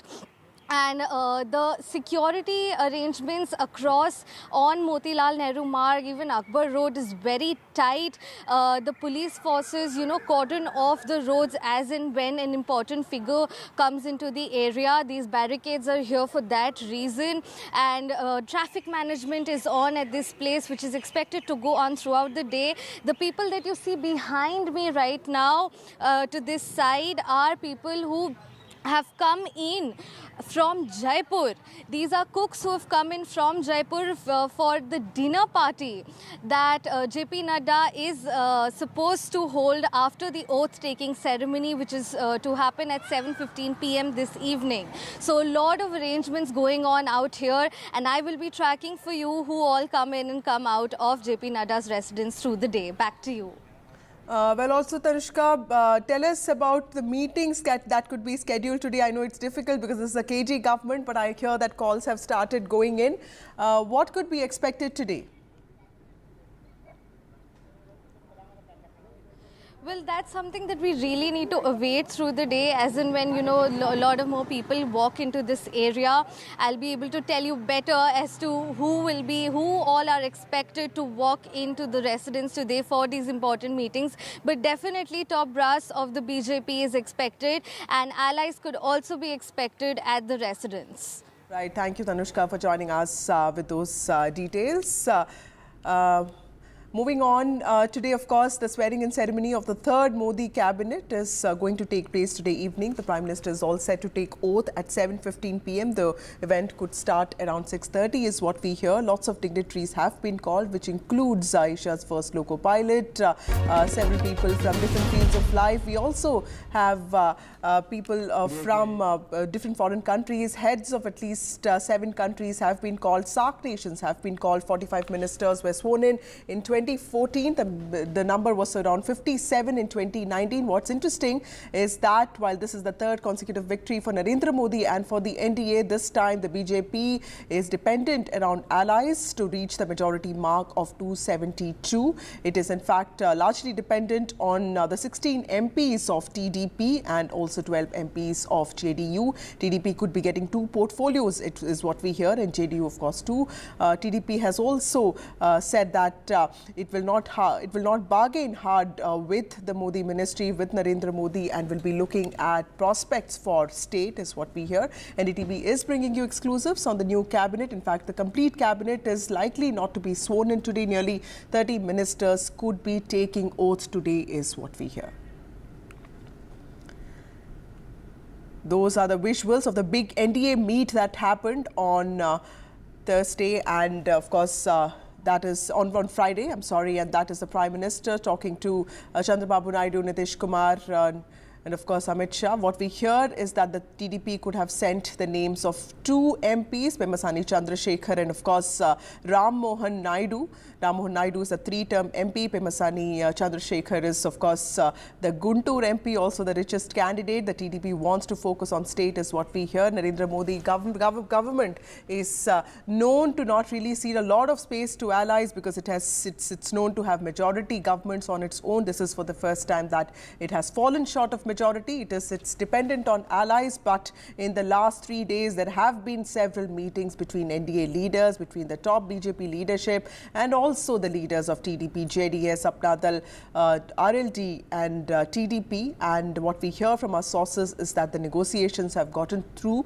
Calls have been made, in fact, last night to probable prospective ministers. The Prime Minister is expected to start meeting all the probables today at 9 o'clock. And of course, the swearing in, they've been expected. They've been called to the Rashtrapati Bhavan around 5:30 to 6, and 7:15 is the oath-taking ceremony, is what we hear from sources. Nearly 30 ministers could be sworn in today, is also what we hear from sources. Remember, 45 ministers were sworn in 2014, 57 in 2019. Narendra Modi government is always known to be leaner than the governments of the past, including Atal Bihari Vajpayee, that had 71 ministers, and of course Mr. Manmohan Singh, who had about 78 ministers. I have my colleague Aishwarya, who has been tracking the TDP very closely. Aishwarya, what I hear from my TDP sources is that the Guntur MP, Pemasani Chandrasekhar, and Ram Naidu, the only TDP MP this time with a lot of experience, 3-term MP, could be given, could make their way into the Modi cabinet. Tell us, what are you hearing from TDP? Because there have been several discussions within the party. This is also a new TDP that will have to work hard to negotiate its way within the politics of Delhi. What is the party thinking? Well, Vasudha, throughout the day, now we will hear those confirmation and the tweets coming in of the congratulations to those MPs who will be inducted in Modi Cabinet 3.2. And the first tweet, of course, had come forward this morning from Jaydev Galla. He's congratulating Mr. Pemasani, Chandrasekhar Pemasani, and stated on social media X that he congratulates him on being the Minister of State. Such an honor to serve the nation at the central level during your first political stint. Remember, he's a first-time MP, and the people of Guntur and entire Andhra Pradesh is proud of you. All the best for your new role, and may you bring positive changes and meaningful impact. That's the tweet by Jaydev Galla for Mr. Chandrasekhar Pemasani, who will be inducted as Minister of State. The confirmation coming in. Of course, the second name which is also doing the rounds, of course, of Ram Naidu, 3-time MP from Andhra Pradesh and very close of Chandrababu Naidu, one of the favorites, if you call and the first name, of course, was given by the TDP to the BJP was of Ram Naidu itself. So these two names already had been confirmed. We have been telling since morning that it would be, two from the major alliance TDP, certainly 16 MPs is something that the Telugu Desam party had won this time in the recent elections, emerged as the second single largest party for the NDA. Apart from it, Rajiv Ranjan from the JDU, the third single largest party of the NDA, which have 12 member of parliamentarians in their kitty. They will have, of course, Rajiv Ranjan MP from Munger in Bihar likely to be in the cabinet, and Rajya Sabha MP, Ram Nath Thakur, his names is also doing the round. He could be also likely to be inducted in MOS. That's all the information that we are getting, apart from the alliance members. Chirag Paswan, of course, from the LJP, Apna Dal can get one certificate. HD Kumaraswamy from the JDS can also be inducted in the Modi Cabinet 3.0. But as we were discussing since yesterday, this is to be a sleek cabinet formation, and the extension could have more names when the Modi cabinet will expand later. So certainly from Telugu Desam party, these two names had been confirmed, and certainly we will be getting to hear more in the upcoming day as well. Well, Aishwarya, let me also remind our viewers that CS Pemasani is a doctor by training. He's also the richest candidate that the TDP has. He's a first-term MP, and he's around 48 years old, whereas Ram Naidu is a man with a lot of experience, but he's just 36 years old. His father, of course, was also one of the important members of the TDP, a senior minister, also a union minister. His uncle also is with the TDP, also at a senior position. Tell us about both of these people, Ram Naidu and also Pemasani Chandrasekhar. Ram Naidu especially is considered close to Chandrababu Naidu.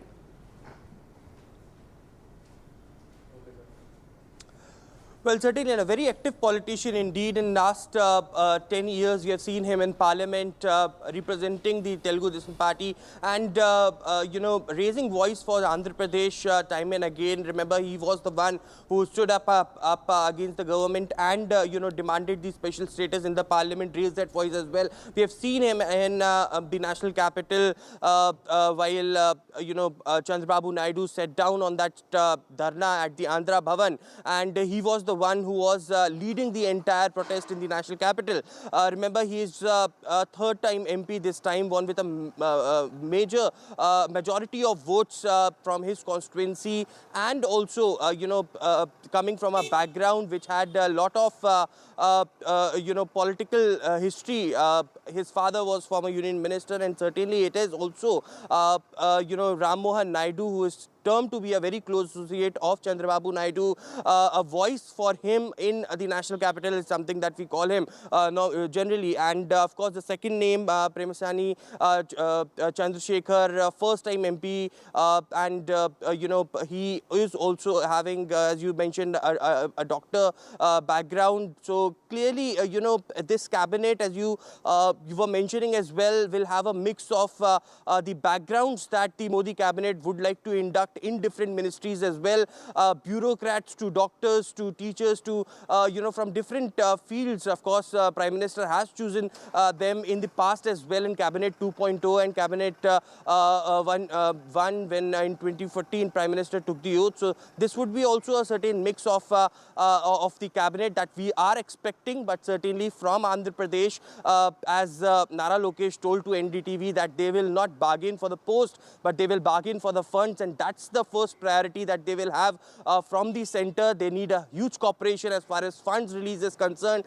and therefore the reason perhaps whatever they will get, however they will be accommodated in Modi Cabinet 3.0, the first most priority would be to get funds for the state to get special status. Right. Thank you, Aishwarya. We'll keep coming back to you for all those details. TDP playing an important role, and the first confirmations are coming our way from this party. Jaidev Galla, TDP leader, also former MP who this time opted out of politics. He's the former Guntur MP who is congratulating the present Guntur MP on being confirmed as Minister of State. Pemasani Chandrasekhar, a doctor by training, 48 years old, one of the young faces. In fact, TDP has gone with young faces this time. TDP has, except one, all new faces in the parliament this time. Jaidev Galla has tweeted, has posted on X, congratulations to Dr. Pemasani on being confirmed as Minister of State. Such an honor to serve the nation at the central level during your very first political stint. The people of Guntur and entire Andhra Pradesh are proud of you. All the best for your new role. May you bring positive changes and make a meaningful impact. That's what Jaidev Galla has tweeted. He's a former Guntur MP, congratulating the Guntur MP this time, Pemasani Chandrasekhar, in some way confirming that he has gotten that call, that important call from the PMO. Jaidev Galla has also congratulated Ram Naidu, a three-term MP who has been the floor leader of the TDP. He is in fact the only TDP MP with experience this time. His father was also part of the TDP government earlier. He is just 36 years old, and Jaidev Galla has posted on X, and I quote, "Congratulations to my young friend Ram Naidu on being confirmed as a cabinet minister in the new NDA government. Your sincerity and humble nature will surely be an asset to the development of the country. Wishing you all the best in your new role." That's Jaidev Galla congratulating the Srikakulam MP Ram Naidu, who in his third term has become a cabinet minister at the age of 36. Of course, he's still not become the cabinet minister. TDP confirming that these are the two names. Moving on, preparations for the mega grand ceremony are currently underway at the Rashtrapati Bhavan. This is Modi 3.0's oath-taking ceremony that's all set to take place at 7:15 p.m. today evening. There's, of course, a high security alert in the national capital. The event is likely to be attended by thousands of dignitaries. In 2014 and 2019, there were at least 7,000 guests who were called for this event. Today's event will also see the presence of foreign dignitaries. 6 heads of state, SAARC nations, are expected to attend this swearing-in ceremony, high-profile oath-taking ceremony of Narendra Modi, who is going to be sworn in as the Prime Minister of the country for the third time. Leaders such as Sheikh Hasina have already arrived. My colleague Ishika brings us this report. Okay, we'll get to that in a bit. That is Sheikh Hasina arriving in India for the grand oath-taking ceremony. The Prime Minister of Bangladesh, who won a big term a few months ago. The other heads of countries like Maldives and Sri Lanka and Nepal are also expected to attend today's event. Time for a short break. More news and updates on the other side.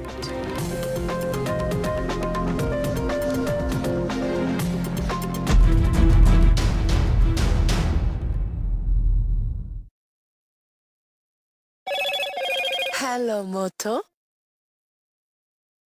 Motorola, India's best 5G smartphone brand.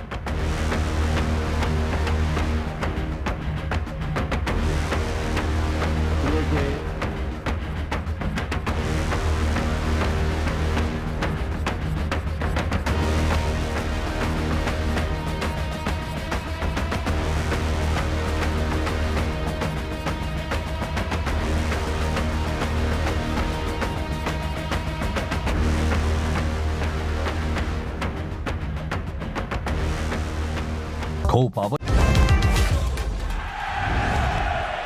Get the magic of the best working for you now. Link your payment cards once, collect rewards forever.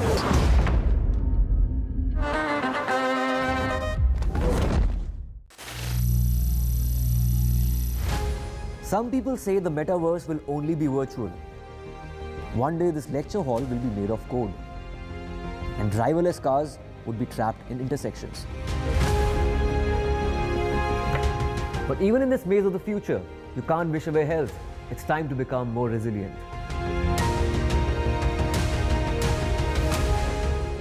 "10 years of Banega Swasth India, we have grown and achieved so many milestones.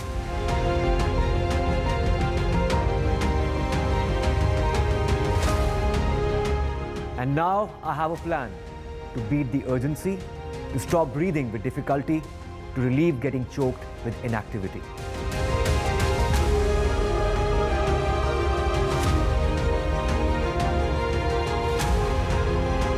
Energize our government, our environment, our society, and ourselves. Everyone, everywhere, every day.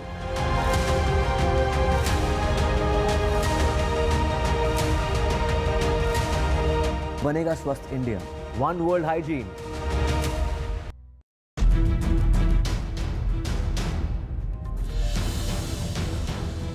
Even as preparations are underway for the grand oath-taking ceremony today evening at the Rashtrapati Bhavan, where Narendra Modi is expected to take oath for the third time as the Prime Minister of the country along with his cabinet members, there is speculation as to if the opposition will attend the swearing-in ceremony or not. In fact, there's a lot of buzz over the Congress party. Sonia Gandhi at the CWC meet yesterday said that there has been no invite to the party yet. Will India bloc attend Prime Minister Narendra Modi's oath-taking ceremony or not remains quite a question. I have my colleague Sunil Prabhu joining us with more details on this story. We will get to Sunil Prabhu in a bit. Remember, today is the grand oath-taking ceremony of the Prime Minister. Prime Minister Narendra Modi is expected to take oath at 7:30 p.m. today. Sunil Prabhu joins us. Sunil, tell us what can we expect from the Congress party? They have been part of Narendra Modi's oath-taking ceremonies in the past, but this year seems to be a little tricky. What are the concerns that the Congress party has, despite the Congress party actually performing better than 2014 and 2019 this time? Well, the only thing is that they say is that they haven't got an invitation. So I don't know whether Rashtrapati Bhavan has actually sent that invitation to the India Congress leaders. They have their position has been that we will take a decision with the India bloc. We have already seen Mamata Banerjee say no to the invitation of going. She also said that there has been no invitation. They've only invited invitation letters, and we had yet to get a confirmation whether that invitation letter has been sent to the opposition. Usually, and I've covered swearing-in ceremonies from probably 25, 30 years. Every time the opposition have been invited, and they have been part of that swearing-in ceremony, even though it wouldn't be as grand as it has been since 2014 in the four courts. So it's going to be interesting to see whether the opposition stays away. but unlikely. They'll wait for that invitation and then take a call once that formal invitation is sent to them to participate in the swearing-in ceremony. Right. Thank you, Sunil Prabhu, for joining us with those details. There is no clarity on if Congress party will take part in this oath-taking ceremony today. It's also because they say that the Rashtrapati Bhavan has not sent the party the invite this time. Moving on to another opposition party, Trinamool Congress, however, has made it clear that it will not be attending Narendra Modi's swearing-in ceremony today. Narendra Modi is all set to take oath as the Prime Minister of the country for the third time today evening at 7:15 p.m. Mamata Banerjee, the Chief Minister of West Bengal and also the chief of TMC has said, and I quote, "We have not received an invite for the swearing-in ceremony and we will not go. TMC will not attend Modi cabinet swearing-in process." That's what Mamata Banerjee has said, saying that she did not receive any invite for the swearing-in ceremony. না এসছে না যাবে আমি তো বলেই দিয়েছি দেশের মানুষকে কাল শুভকামনা জানাবো দেশের মানুষদের ভোট দেয়নি বলে KC Tyagi, JDU leader, has also reacted to this. Let's listen in to what he said. Okay. So, Janata Dal MP Sanjay Jha, a confidant of party president and Bihar Chief Minister Nitish Kumar, on Saturday junked his party spokesperson KC Tyagi's claim that the opposition India bloc had proposed to make Nitish Kumar its prime ministerial choice after the Lok Sabha poll result. Mr. Tyagi earlier created a stir with his claim that Nitish Kumar was offered the prime ministerial post if he broke alliance with the BJP. The JDU, however, rejected the proposal and endorsed Narendra Modi as the next prime minister, he said. Hours later, Sanjay Jha of the JDU, also seen as a trusted confidant of Nitish Kumar, rejected the assertion of the seasoned leader KC Tyagi of his own party and said that there was no truth to the claims that Mr. Tyagi made. हमारी party को इस बारे में कोई जानकारी नहीं है और न ही मुख्यमंत्री जी को ये सब बात पता है। मैं स्पष्ट कर देना चाहता हूं, न नीतीश कुमार जी को ये कोई जानकारी है, न हमारे पार्टी को ऐसी कोई जानकारी है, न हम लोगों के जानकारी में ऐसी कोई बात है। उन्होंने कहा भी कि हम लोग पूरी तरह से नरेंद्र मोदी जी के साथ, एनडीए गठबंधन के साथ, और वो प्रधानमंत्री बने, उनके प्रपोजर है, राष्ट्रपति भवन जाकर के दिए और पूरी तरह साथ है और इस बात की हम लोगों को कोई जानकारी नहीं। Moving on, my colleague Ravish earlier spoke to KC Tyagi, who says India bloc was offering Nitish Kumar the post of the PM. The statement of KC Tyagi that has created quite a flutter and in some ways has been dismissed by his own party colleague. Let's first listen into what KC Tyagi told my colleague. अभी बड़ी चर्चा चल रही है कि नीतीश कुमार जी को कई तरह के ऑफर मिल रहे हैं। क्या अभी भी इफ एंड बट कोई है क्या? कल के प्रधानमंत्री के भाषण के बाद और नीतीश कुमार जी ने जिस तरह से उनके नाम का अनुमोदन किया है, इन सभी अफवाहों पर, चर्चाओं पर विराम लग चुका है। और ये विराम तो काफ़ी पहले लग चुका था, जब हम एनडीए में शामिल हुए थे। जो बर्ताव कांग्रेस पार्टी और उनकी सहयोगी पार्टियों का हमारे दल के और नेता के साथ हुआ, उसी से क्षुब्ध होकर के हम लोगों ने अलग राह पकड़ी। अब जो लोग नीतीश कुमार जी को संयोजक के योग नहीं पा रहे थे, अब वो प्रधानमंत्री की ऑफर दे रहे हैं।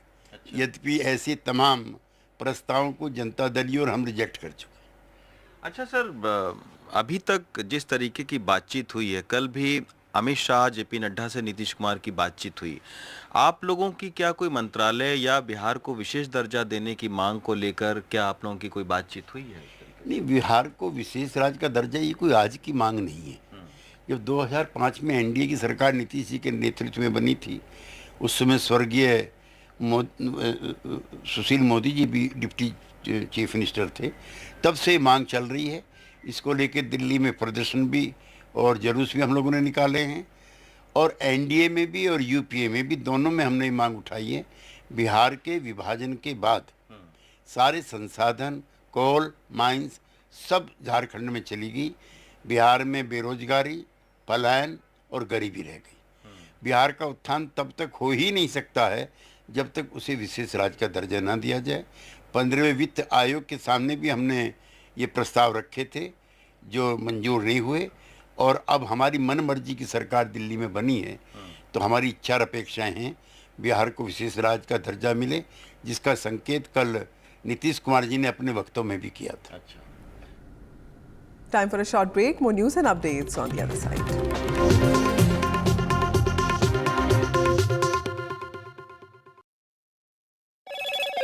Hello, Moto. Motorola, India's best 5G smartphone brand.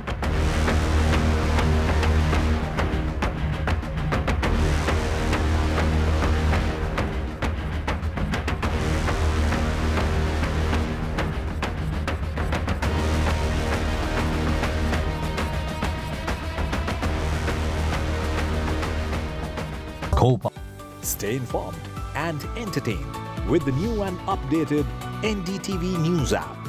You can watch all our channels live, listen to podcasts, read breaking and exclusive news from around the world and more. Download the NDTV app today and get access to the best journalism and storytelling on your smartphone or tablet. The NDTV app. News that matters to you.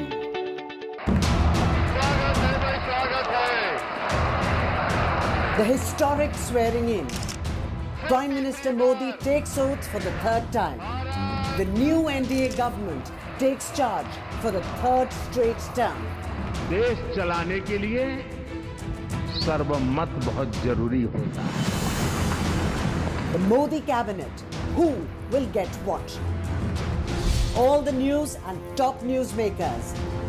Mega ceremony, mega coverage. All day on NDTV.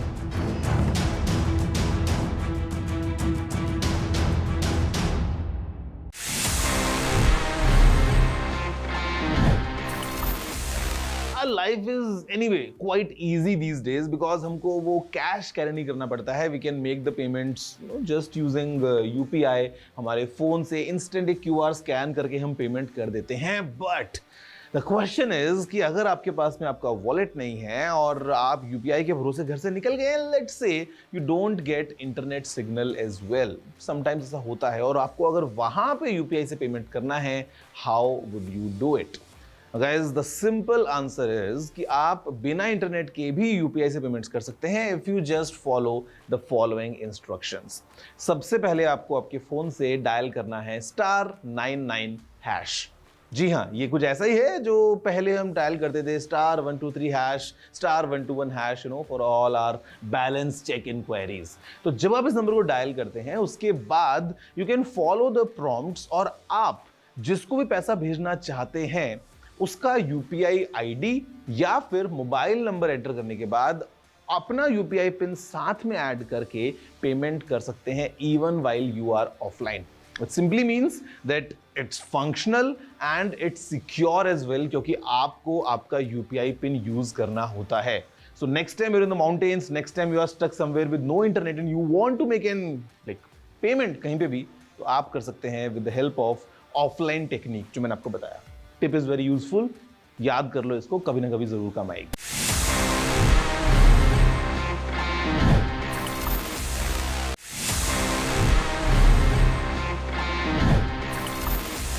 तो friends, अभी time आ गया है for me to answer all the questions जो आपने पूछे थे in this segment which is ask TG, one of my personal favourites because मजा आता है आपसे बात करने में. थोड़ा सा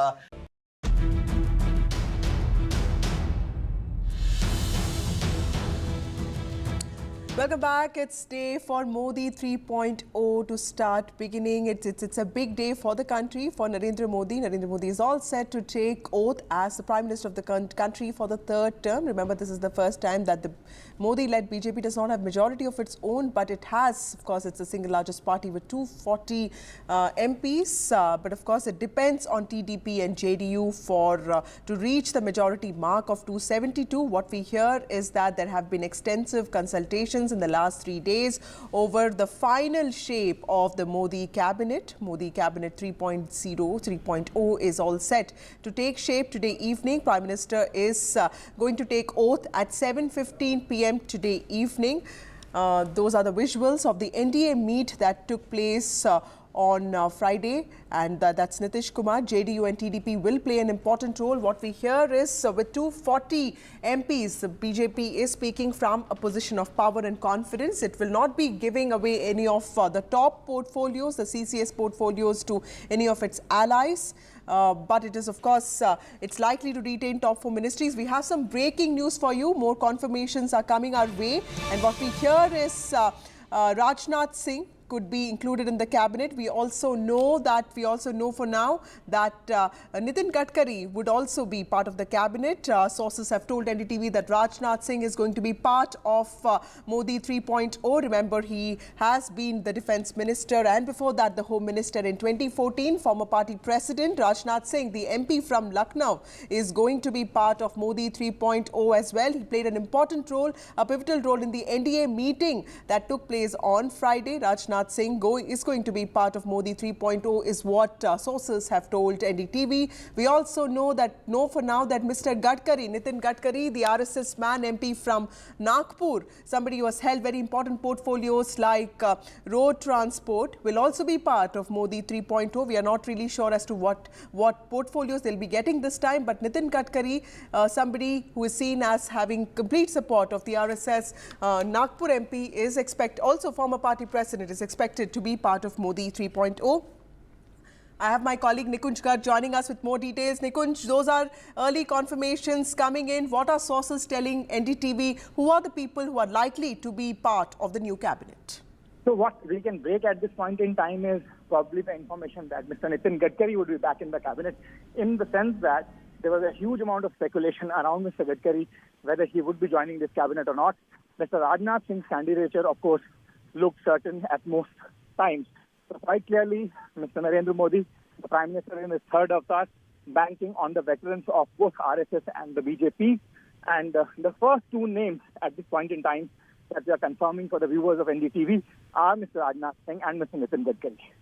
Nikunj, also help us understand the significance of Nitin Gadkari making it to the cabinet, because in the last few days there has been a lot of buzz over his inclusion in the cabinet, because there has been talk. I mean, he's not necessarily seen as someone who is extremely close to Narendra Modi, but of course he's seen as a very effective minister. Tell us the significance of this, considering the RSS also has endorsed him for many years now. Well, Vasudha, personal chemistry is aside. When you have to work at the administrative side of the government, you need experience, you need people you can bank upon. Mr. Nitin Gadkari, for sure, has been a star performing minister of this government. Prime Minister himself extolling the virtues of the highway infra construction that his government has done, particularly in NDA 2. The fact of the matter is that there has been speculation, but do remember, Mr. Nitin Gadkari was very much a part of the cabinet on both the occasions. So it's mostly a continuation exercise. Nonetheless, it becomes important because there was speculation, Vasudha. So Mr. Nitin Gadkari, Mr. Raj Nath Singh, two of the veterans of both BJP party, both former party presidents, by the way, of the BJP, solidly backed by the Rashtriya Swayamsevak Sangh, first one to make in the cabinet, if sources are to be believed. And I'm quite near certain that information that we are putting out for viewers right now is how the cabinet is going to reflect in hours to come. So I would request each one of you to keep watching NDTV. Yes, we're bringing you all those details. Also, Nikunj, last question. Both of them, party presidents, explain to our viewers the importance of two senior members of the party. Some people who understand organization as well as governance. They've also held very important portfolios in the last 2 terms, and they understand organization as well. Tell us the importance of these two members in case, like we're reporting, if they make it to the cabinet, what is the larger messaging that the Modi cabinet is sending out?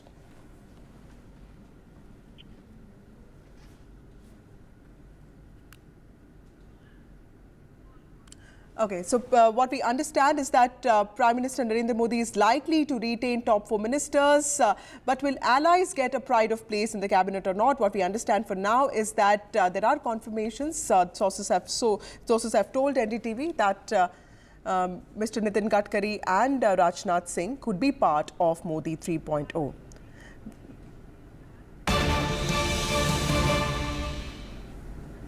We have a breaking from Bihar as well. Jitan Ram Manjhi of Hindustan Awam Morcha could also be part of the Modi cabinet. In fact, he was part of the big NDA meet, part of the stage. He was sitting next to the allies, in fact, next to Nitish Kumar, Chandrababu Naidu and Apna Dal's Anupriya Patel. What we hear right now that he could also be made part of the cabinet. I have my colleague Prabhakar joining us from Patna. Prabhakar, tell us what are you hearing about Jitan Ram Manjhi? The list of probable ministers we were running for last 2 days, that were all speculative. But now they have all started receiving calls. So we have confirmation that Jitan Ram Manjhi has received a call from PMO for taking oath as a cabinet minister in today's oath ceremony when the Narendra Modi takes oath for the third time. So Jitan Ram Manjhi's name is confirmed. We were already speculating and we were already confirming to our viewers that he would be given a cabinet berth. But now Jitan Ram Manjhi's party sources have confirmed to us that he has already received a call for the oath-taking ceremony.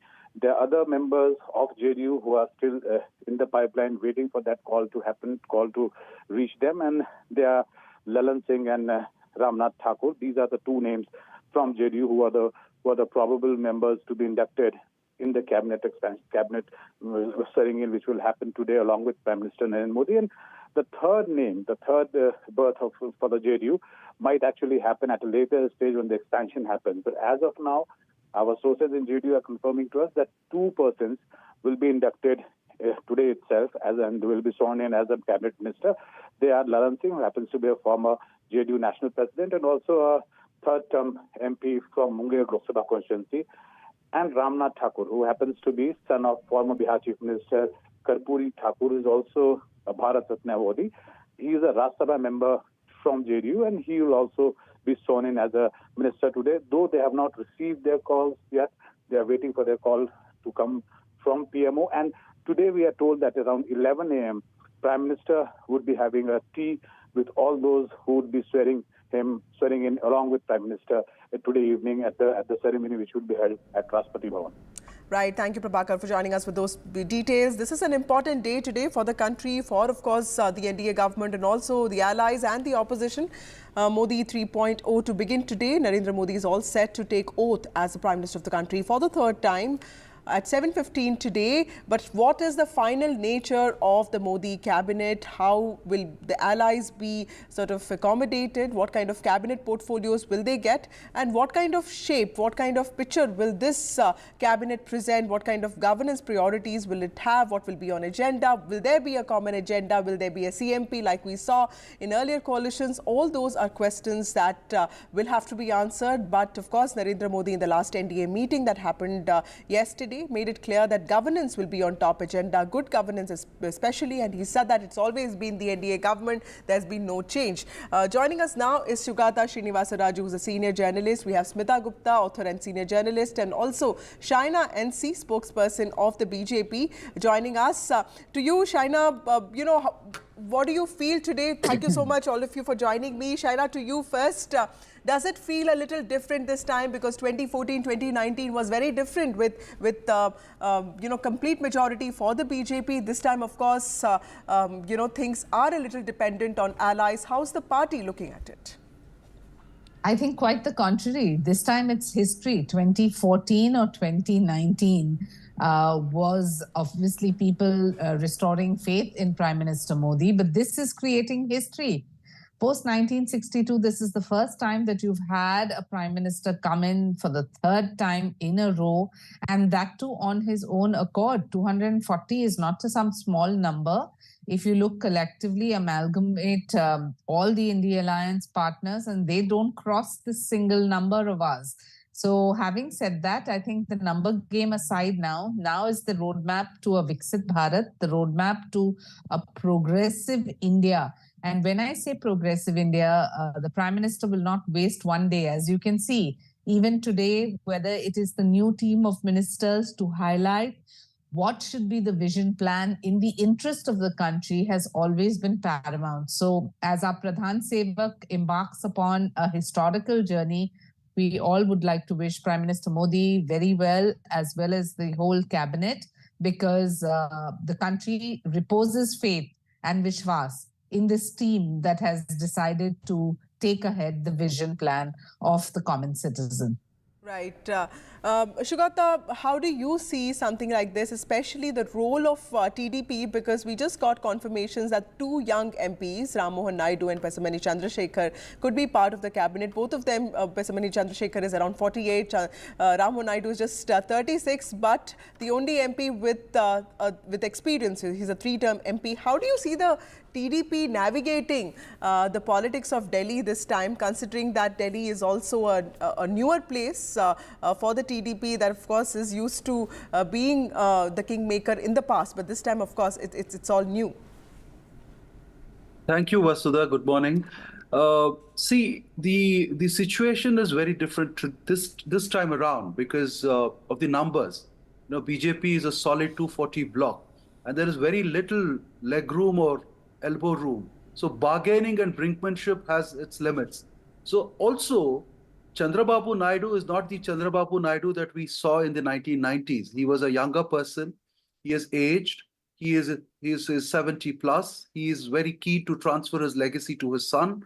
And, you know, he is also becoming the chief minister of Andhra Pradesh after very trying circumstances. You know, he has been in jail, he has come out, he has fought a very hard battle.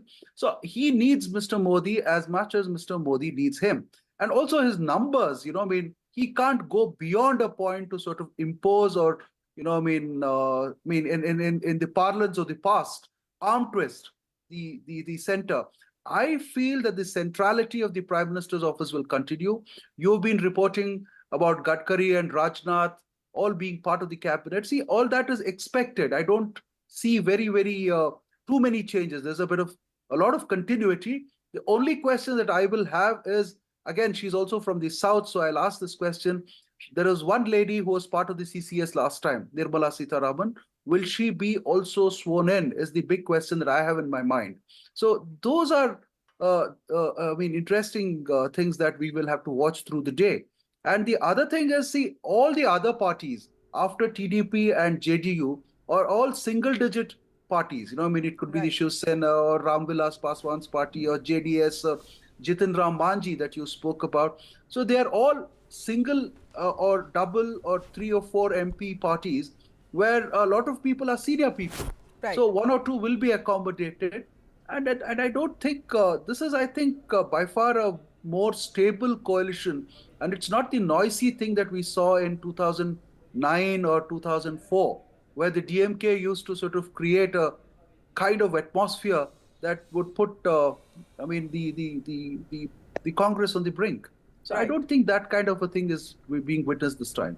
Right. Smita Gupta, you've covered so many governments in the past. Tell us what are the early signs, because when Shugata says that this looks like a cordial alliance to start with, what do you think? Because you've seen the UPA governments. How did they look like when they began? And we all know how that ended.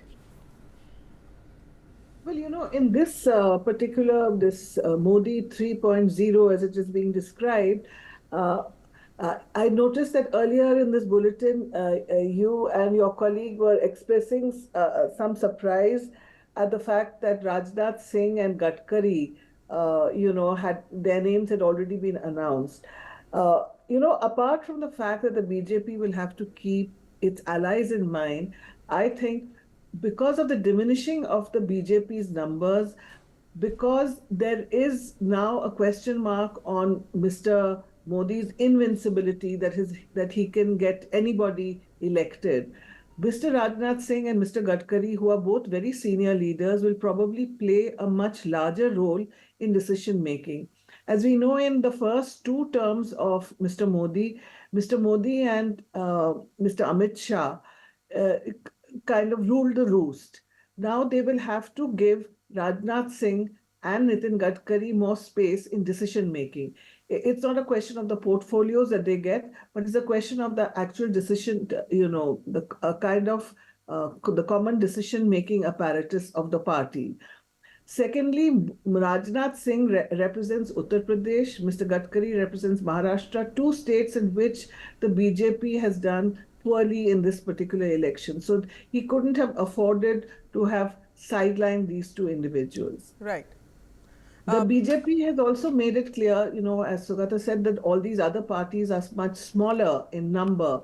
So they have, what I hear, that they have insisted that the top 4 portfolios should be with the BJP. And in addition, they want to keep parliamentary affairs, a key one, education, culture, INB. So you can see the direction in which the BJP wishes to retain control in the government that is formed this evening. Right. As far as the allies are concerned, Jitan Ram Majhi, for instance, though I think he's a single MP, Yes. a single MP party, he will get a major position, and I think there will be an emphasis on the backward caste, because in UP, which was the state on which the BJP was relying, right, their numbers have diminished so much, so they will want to show that the OBCs get a big chunk of seats in this government, whether it comes through the BJP or whether it comes through allies. So you'll have Jitan Ram Majhi, Rameshwar Thakur, who is let's not forget Karpoori Thakur, the late Karpoori Thakur's son. Right. So there's a historical significance to that. So there could be some importance, a lot of importance to Bihar and of course the states which have done well, and of course there'll also be importance to states which have not done well. Shaina, I'd like to get you on Maharashtra now because you come from Mumbai. But before that, we also have Venkata Ramana Reddy joining us. Mr. Reddy, congratulations. TDP has already confirmed the names of Pesamani Chandrasekhar and also Ram Mohan Naidu, sir. What kind of, I hear from my BJP sources that there was no hard bargain this time. BJP just asked for names from Mr. Naidu and Mr. Naidu just gave names. So clearly it seems to us that at least in the NDA meeting that there seems to be more dependence on Narendra Modi despite Narendra Modi's government depending on the allies, but the allies seem to know that there is, there are limitations to their bargaining powers this time. Is that the case, sir? No, it's not that. See, basically, you should understand that Telugu Desam is a state-centric party, and we are there in Telangana and Andhra. And the state is in a severe financial crisis, and we have a lot on our hands, and all the major projects are on hold. So, to be more precise, it's a disaster situation for us, both on the development side as well as on the fiscal side. So, we would be more than happy if Modi, then having a cabinet berth at the center, we would be more than happy if we could get some more funds to, development activities, get more industries in, because we're looking at turning the state around. So our emphasis will be on putting Andhra back on track, AP back on track. So I think CBN Garu, he's more interested in what we can do for the state than, having another ministry or getting another MOS. So it doesn't really matter to us. So we would be very happy, and we are happy with Modi Garu, and we believe that Modi will help us to get out of the rut that we are in at the present. So on the long run, yes, it's a good thing that TDP is a part of the government there.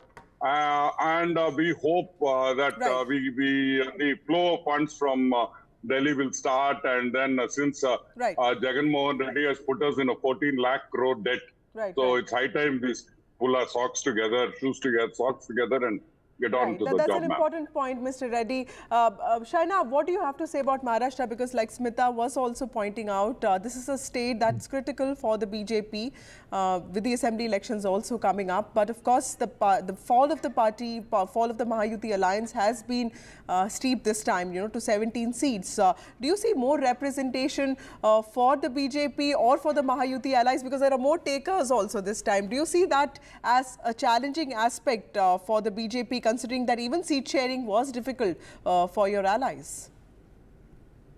So to tell you very honestly, exactly like the TDP spokesperson spoke about his challenges in Andhra Pradesh and the kind of debt they have, etc., I think that we are not in any denial mode.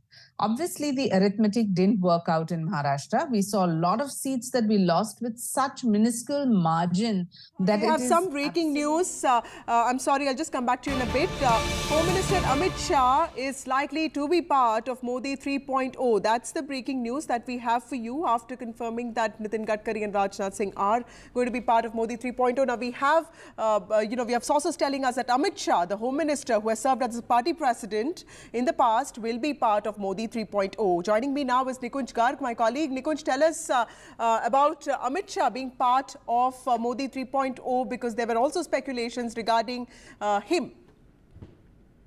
Well, absolutely, Vasudha. Let me now recap once all over again the story that we have broken first on NDTV, as always, this morning. What we have said so far: two former party presidents of the BJP, two senior cabinet colleagues of Mr. Narendra Modi, Raj Nath Singh and Nitin Gadkari, both are going to be part of the cabinet. And now we are putting out for our viewers that Home Minister Amit Shah, the current serving Home Minister of the Union, Mr. Amit Shah, is going to be the part of the cabinet as well. So there was a large amount of speculation about Mr. Amit Shah taking up some kind of a party role because of the unexpected debacle that the BJP has suffered in this election. And many people talking that the golden era of the BJP's expansion was under Mr. Amit Shah as the party president. But that quite clearly is not happening. Mr. Amit Shah is certainly going to be in the cabinet. I reiterate for our viewers, Mr. Amit Shah, current Home Minister of the country, after Mr. Raj Nath Singh demitted that office in 2019, is going to be the part of the Modi cabinet, and so are going to be Mr. Raj Nath Singh and Mr. Nitin Gadkari. The overarching thread that we can pick up from there for our viewers and put it out in public domain is that Mr. Narendra Modi, in the third avatar, in the coalition Sarkar for the first time, is also again banking on the experience and wisdom of his senior party colleagues, including some of the former party presidents of the BJP, like Mr. Raj Nath Singh, like Mr. Nitin Gadkari, and now Mr. Amit Shah. In fact, all three of them former BJP presidents. In that sense, both have some of them actually have served multiple terms, like Mr. Raj Nath Singh. So quite clearly, experience is the name of the game currently as the cabinet takes shape. There are many other names which I'm sure you would put out for our viewers as we have been supplying them. It's on our ticker. I request each one of the viewers to continue watching NDTV as the Modi 3 cabinet takes shape and as we put out the fastest possible news breaks and updates on the cabinet formation later in the evening today. Right, Nikunj, also help our viewers, wrap up this entire thing, because, all three men that we have confirmed so far, Amit Shah, Raj Nath Singh and Nitin Gadkari, also have an understanding of the organization. They have been with the party during its difficult times, also during good times. They've helped the party expand. And these are also men who are behind very key decisions of the party. Amit Shah especially is seen as someone who has been the man behind very important key decisions of the party, including abrogation of Article 370 CAA. Tell us the significance of all these three people and specifically their inclusion in Modi 3.0. I do not think, and my sense is that almost the entire commentator circuit and most of the people who have watched BJP's rise over the last 3 decades would agree with this fact that Mr. Amit Shah is the closest confidant that the Prime Minister Narendra Modi has had and still has. So quite clearly, Mr. Amit Shah's absence from the cabinet would have created a kind of a void which he probably does not want in running a coalition Sarkar. So that is that for Mr. Amit Shah. As you said, he has been instrumental in carrying out some of the key vision agendas of the BJP in the past, like abrogation of Article 370. One of the most important pivot around which BJP has traditionally ran its campaign, ran its public imagery. Similarly, Mr. Nitin Gadkari, as I said in my last conversation with you, man who is credited largely across the country, cutting across political circles with the infrastructure building. Similarly, Mr. Raj Nath Singh, seen as a very big consensus builder, may be mostly required in this term for dealing with the allies as well. Right. Thank you, Nikunj Garg, for joining us with those exclusive details. Senior, seasoned leaders of the BJP, ministers going to be part of Modi 3.0. We'll keep getting you all those exclusive details on NDTV. Time for a short break. More news and updates on the other side.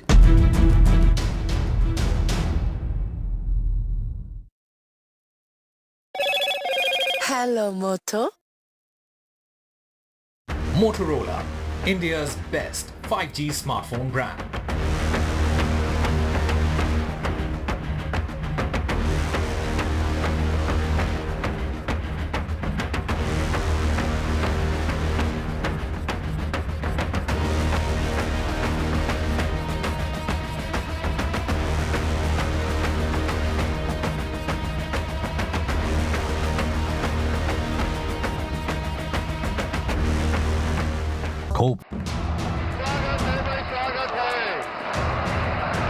The historic swearing in. Prime Minister Modi takes oath for the third time. The new NDA government takes charge for the third straight term. देश चलाने के लिए सर्वमत बहुत जरूरी होता है. The Modi cabinet. Who will get what? All the news and top newsmakers. Mega ceremony, mega coverage. All day on NDTV.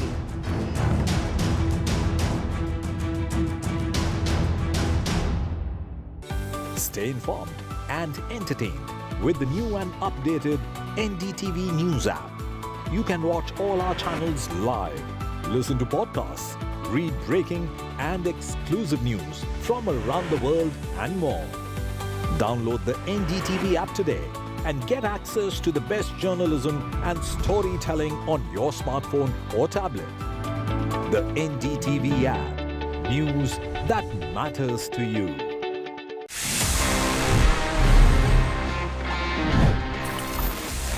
Finally, I'm here. Finally, this is the time जहाँ पे मैं आपके सवालों के जवाब देता हूँ in this section, which happens to be my favorite as well, and it's called Ask TG. Let's see इस week हमारे पास में कौन से सवाल हैं.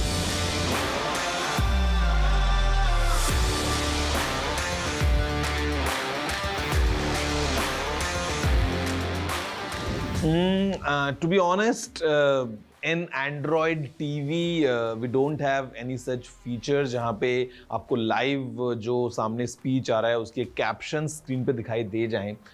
We are expecting this feature to come कभी भी जब Google इसको unveil करता है, but as of now we don't have it. Samsung, however, in their latest AI TVs जो Samsung ने launch किए थे उसमें demonstrated that how using AI they were able to put some captions for the text. जो भी dialogues या जो भी speech television में उस time पे है वो सामने captions के form में visible है. Now I'm not sure कि how exactly this functions. Now मैं आपको एक और recommendation दे सकता हूँ, which is to try these bone conducting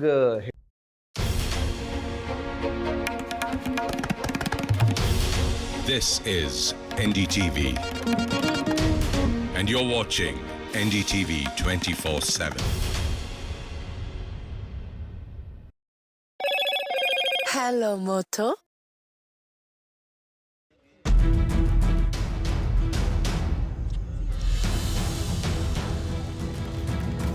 Modi 3.0 swearing-in ceremony today. Sources say Amit Shah, JDS's H.D. Kumaraswamy, Chirag Paswan, Nitin Gadkari, Raj Nath Singh have a place in the cabinet and are all set to be inducted in the 3.0 cabinet.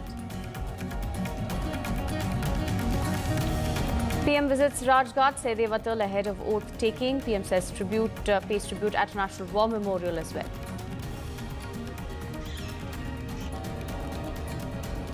Now, in an NDTV exclusive, JDS is likely to get one cabinet berth, Gents RLD and Apna Dal to get one MOS position, each full cabinet unlikely to be sworn in today.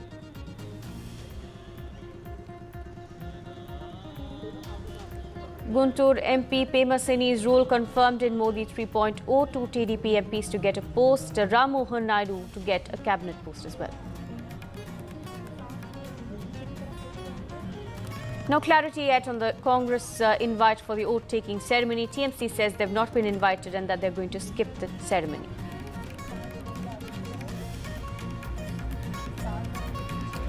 Now, confident India meets mercurial Pakistan in the Big Apple for their league match in the T20 World Cup. A spicy New York pitch is in focus as the mother of all subcontinental battle unfolds in the Big Apple.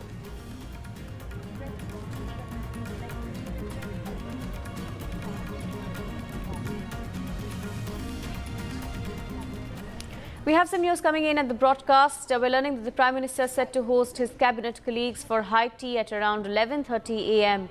As is tradition. We're learning that the Prime Minister will be holding all of the MPs who are set to be inducted into the cabinet for high tea at around 11:30 a.m. today. This is on the broadcast.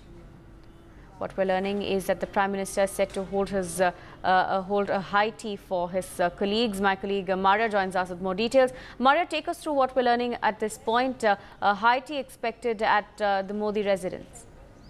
Yes, so this is in tradition with what we have seen in the past. I mean, in continuity, I would say, keeping with the tradition, in 2014, when Prime Minister Modi was, waiting for his cabinet colleagues to take, oath, he hosted them at the Gujarat Southern because he himself did not have an official residence in Delhi.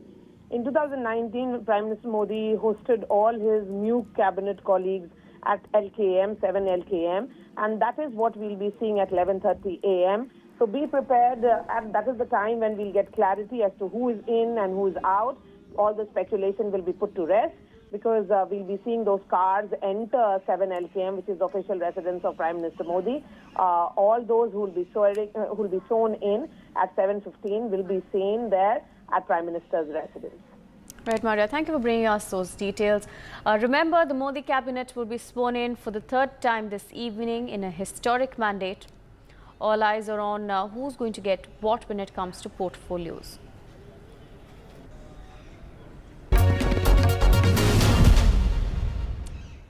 In an exclusive scoop on the inside details of the deliberation, sources tell NDTV that not all ministers will be sworn in. Only 30 ministers are expected to be sworn in today, which will be a mix of BJP as well as ally leaders as well. Sources are telling us that Amit Shah, Arjun Ram Meghwal, JDS leader HT Kumaraswamy, LJP's Chirag Paswan have a place in the cabinet. Sources also adding that Nitin Gadkari, Raj Nath Singh and Prahlad Joshi are also set to be a part of the Modi 3.0 cabinet. Now, Jitin Ram Manji is also expected to get a role in the cabinet. And we're also expecting that some ministries with the same ministers will be distributed to other ministers as well. My colleague Prabhakar joins us with more details. Prabhakar, now we're getting details of Jitin Ram Manji expected to get a place in the new Modi cabinet, as well as Chirag Paswan, who's probably going to have a space in the cabinet as well.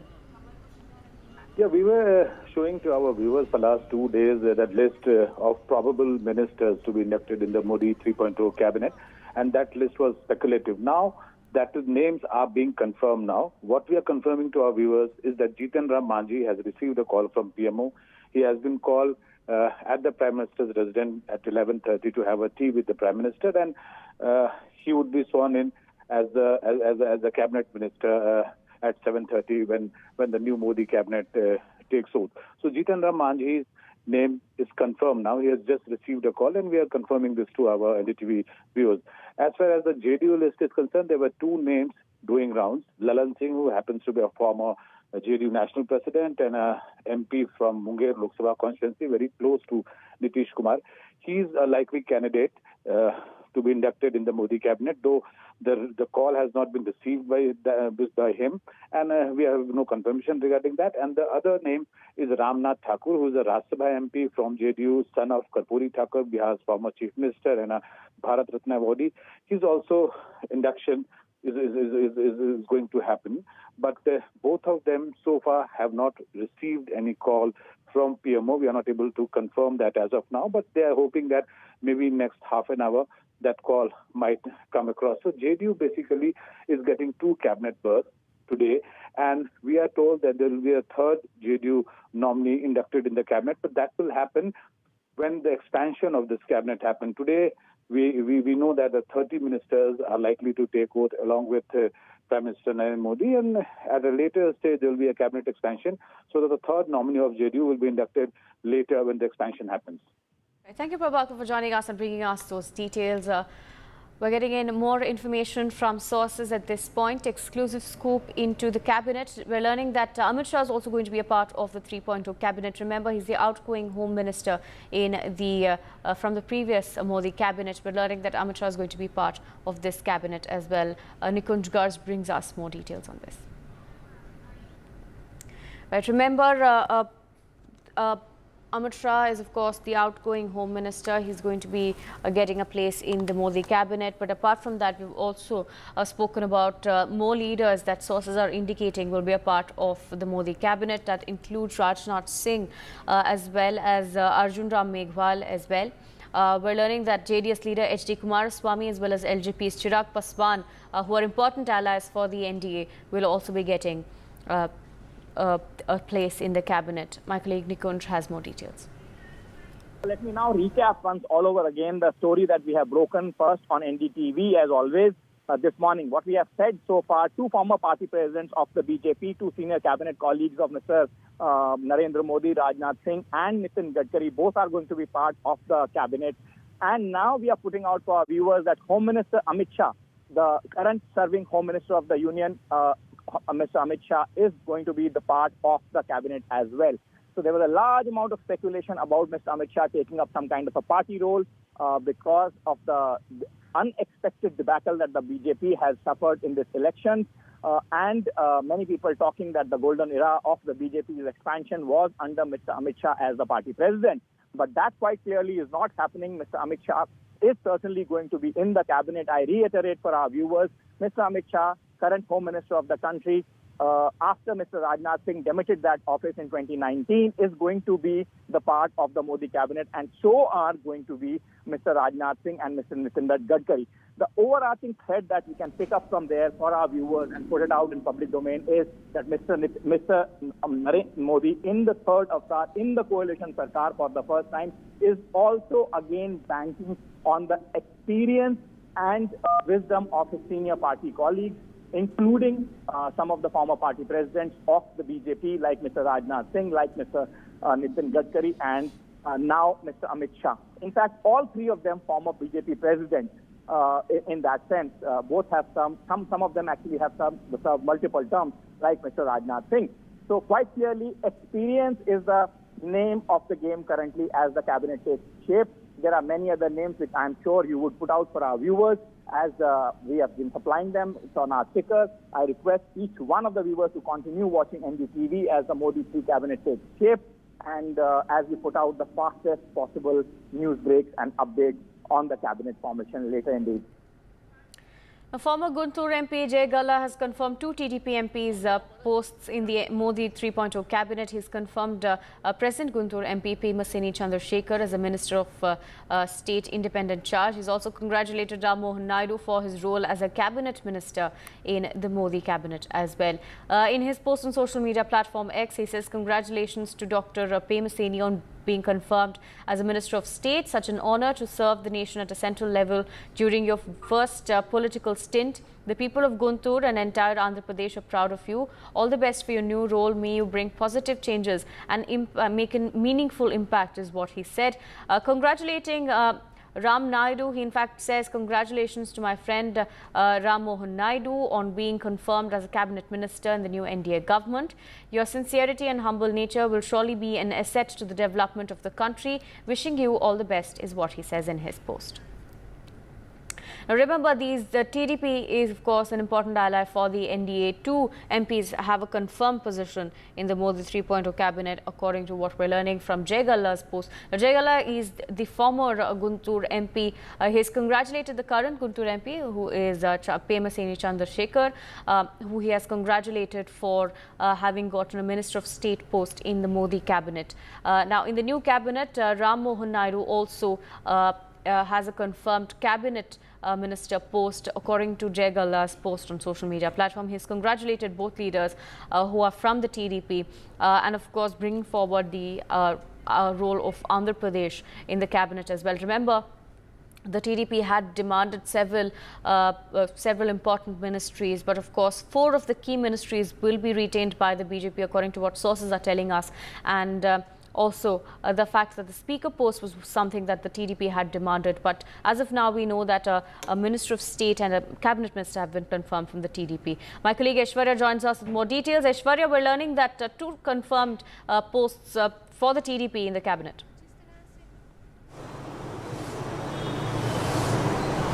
Well, certainly it is Ram Naidu and Premasthani Chandrasekhar who had been confirmed to be inducted in Modi Cabinet 3.0.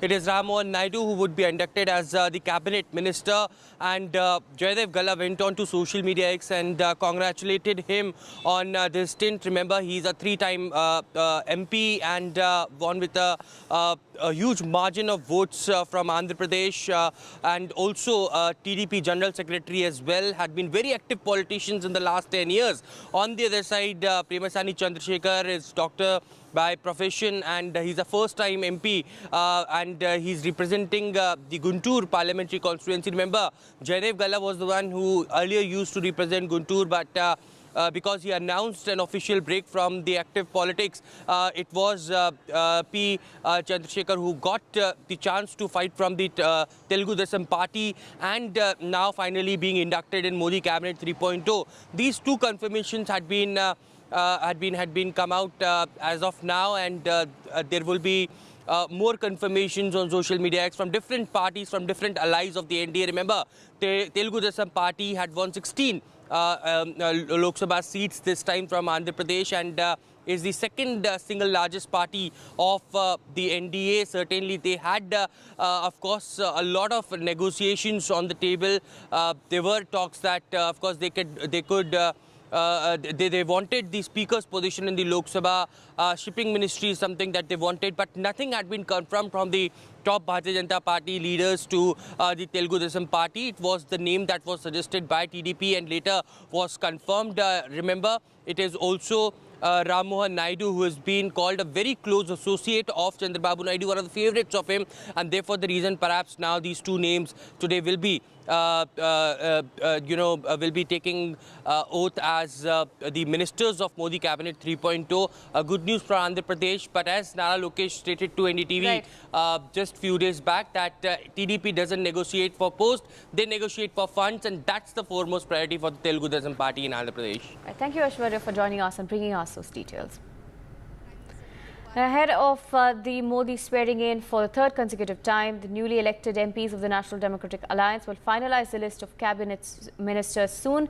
Meetings have been taking place for the past few days to finalize the list. The spotlight is now on negotiations between the BJP and its two key allies, the TDP and the JDU. We already know that two TDP MPs have a confirmed space in the cabinet, but portfolios that they're going to get is what is in the eye of the storm. Each of these allies are battling for plump posts at the centre. Maharashtra Chief Minister Eknath Shinde's Shiv Sena faction and the LJP's Chirag Paswan are also seeking key portfolios in the new cabinet.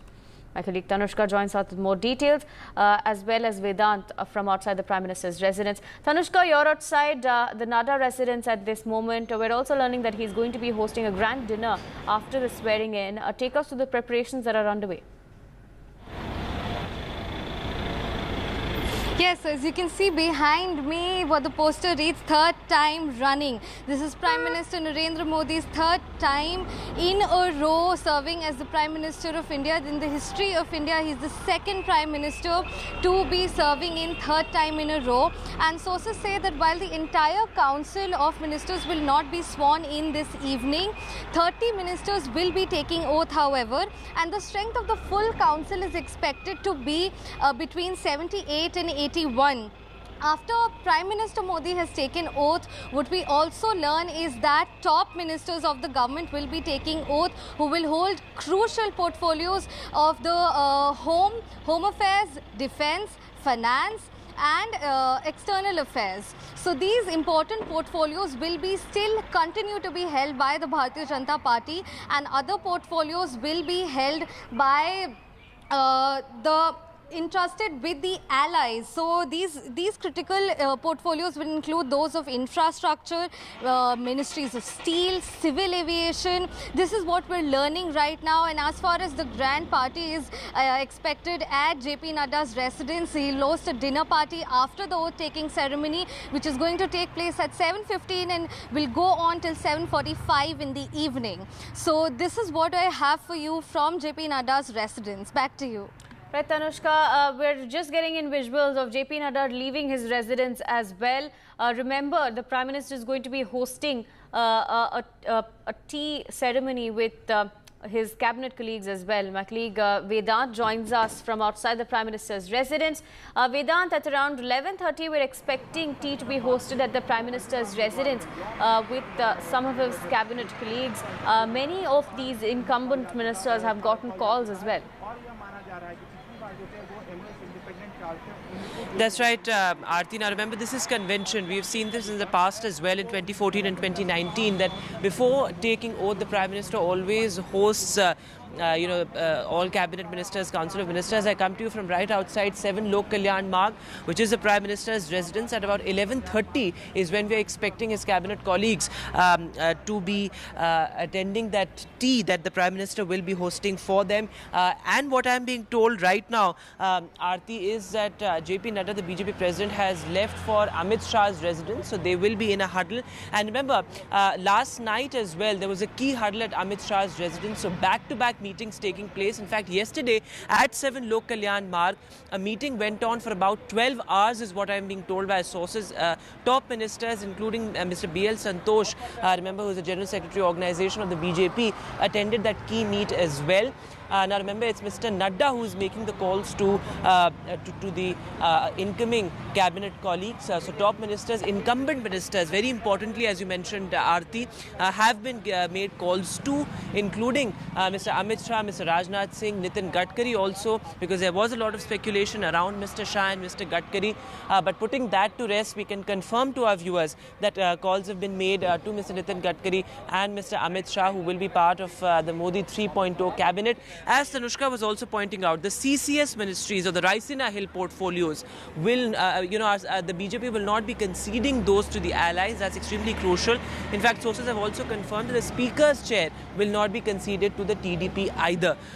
Now, what remains to be seen, whether there is status quo in the CCS ministries and infra ministries or not, or whether there's going to be some sort of overhaul. Well, all those questions will be answered by tonight. But what we can tell you from the Prime Minister's residence is that top ministers will start arriving at about 10:30 a.m. here.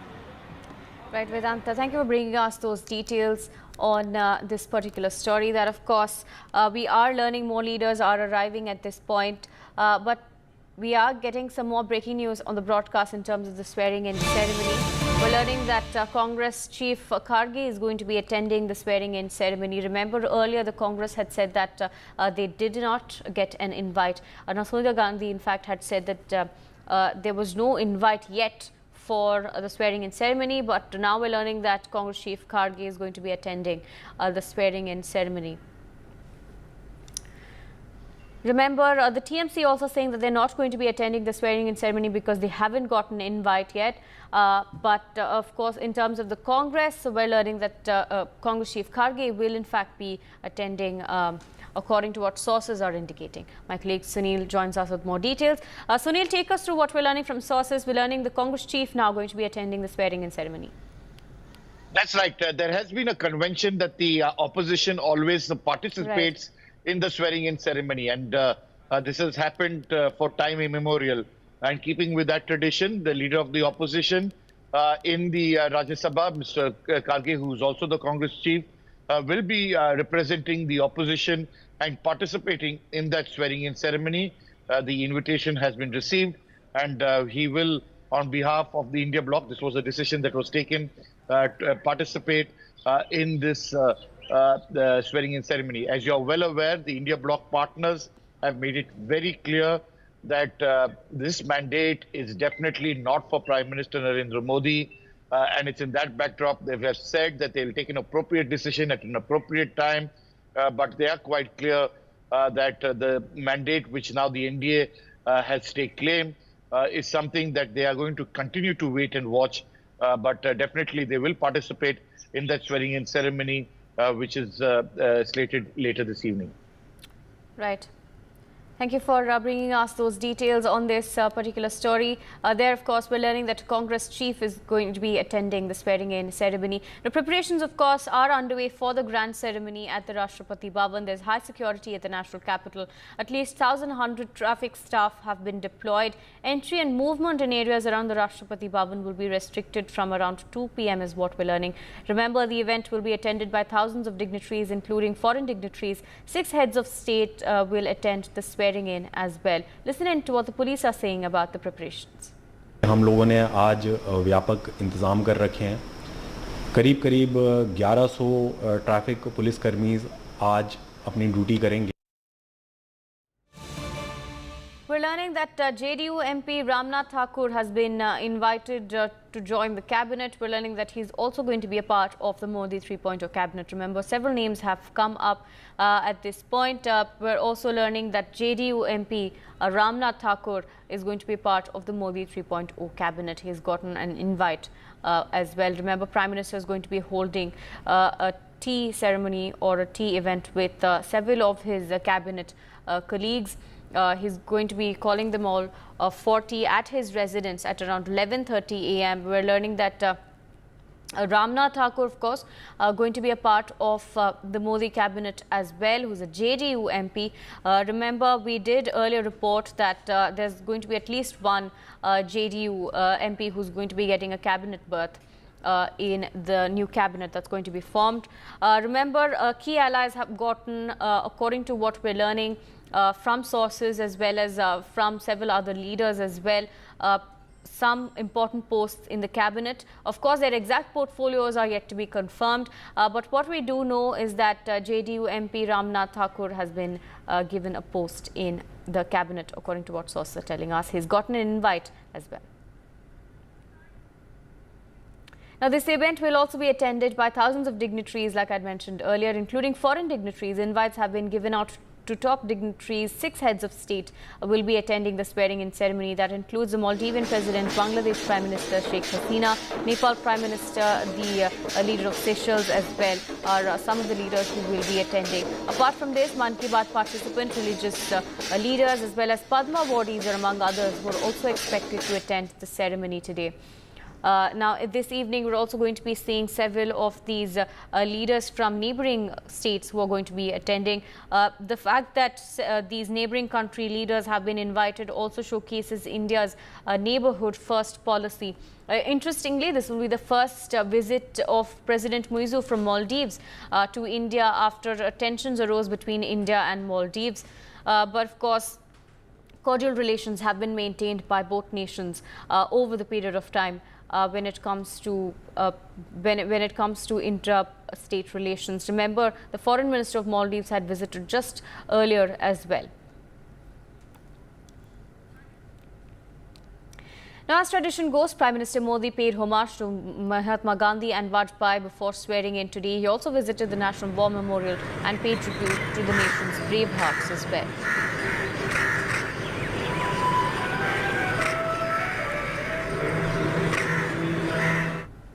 We'll continue tracking this story for you. For now, a short break.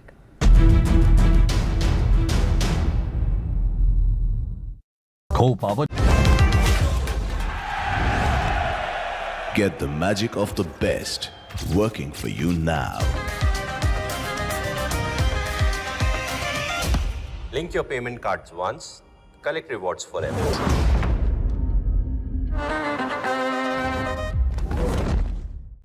Stay informed and entertained with the new and updated NDTV News app. You can watch all our channels live, listen to podcasts, read breaking and exclusive news from around the world and more. Download the NDTV app today and get access to the best journalism and storytelling on your smartphone or tablet. The NDTV app. News that matters to you.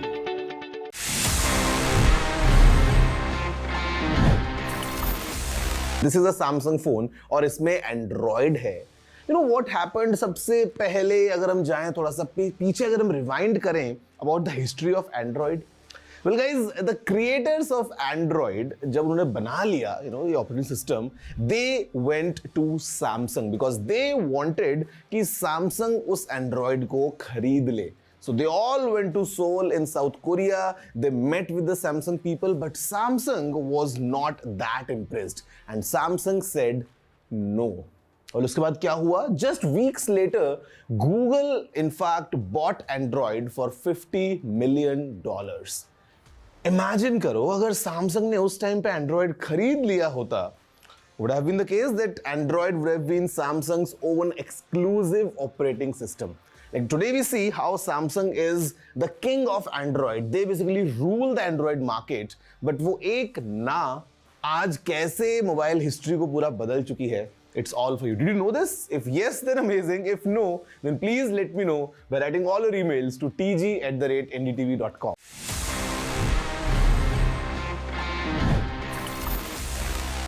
Stay informed and entertained with the new and updated NDTV News app.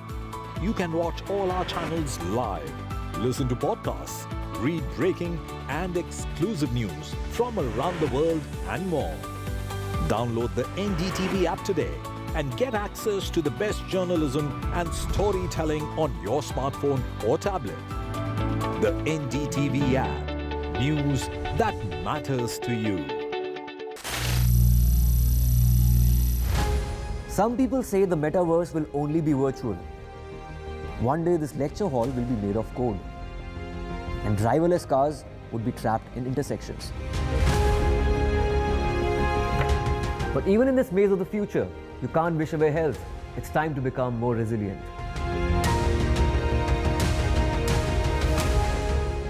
"10 years of Banega Swasth India, we have grown and achieved so many milestones.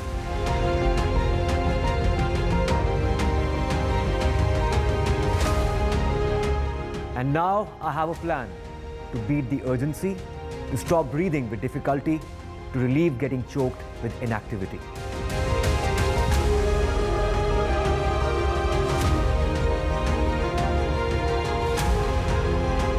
Energize our government, our environment, our society, and ourselves. Everyone, everywhere, every day.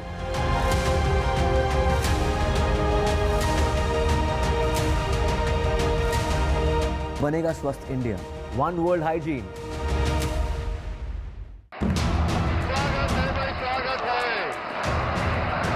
The historic swearing in. Prime Minister Modi takes oath for the third time. The new NDA government takes charge for the third straight term. देश चलाने के लिए सर्वमत बहुत जरूरी होता है. The Modi cabinet. Who will get what? All the news and top newsmakers. Mega ceremony, mega coverage. All day on NDTV.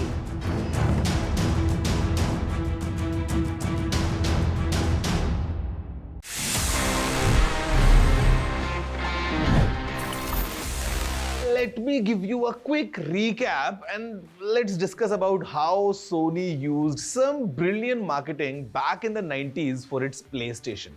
See, आज PlayStation बहुत ज़्यादा popular है, ये हम सभी जानते हैं. Almost globally it's very popular.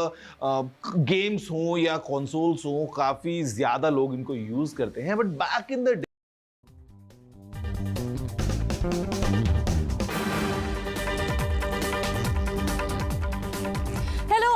welcome. It is a big day in Indian politics. It's a big day in Indian sports too. As soon as the swearing in finishes tonight, the nation will pretty much have its fix.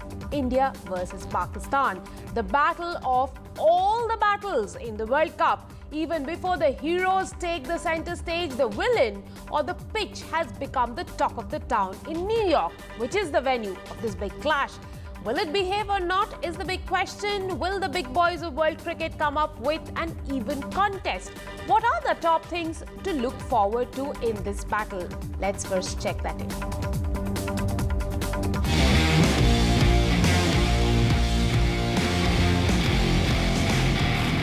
A highly anticipated encounter awaits between the two arch rivals.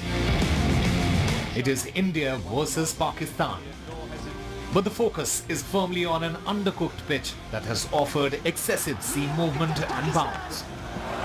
Is there a top edge onto the helmet? It could be a wicket. Yes, it is.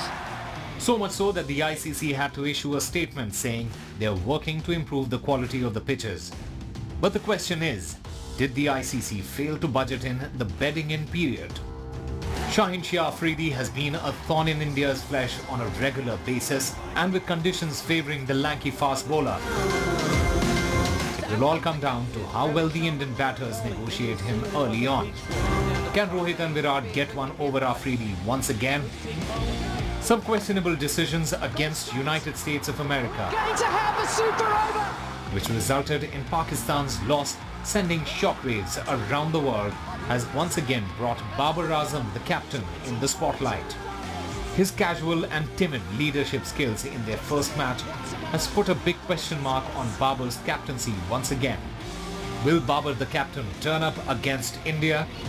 With Kohli promoted to the opening slot, it was expected that Surya Kumar Yadav would fill the number 3 position. However, Rishabh Pant's consistent performance in the IPL as well as India's first 2 matches suggest that the Spider-Man is well and truly back. Oh, that smashed through the offside. Will this turn out to be a masterstroke? Shot is your destiny. After suffering a humiliating loss against the World Cup debutants USA, Pakistan will be looking to bounce back. But the big question is, which Pakistan team will turn up on the big day? Will it be a defeated Pakistan, or will the men in green spring up a surprise like they have on numerous occasions? I think that's taken. Let's first listen into Rohit Sharma, the captain, speaking about India's approach to the game.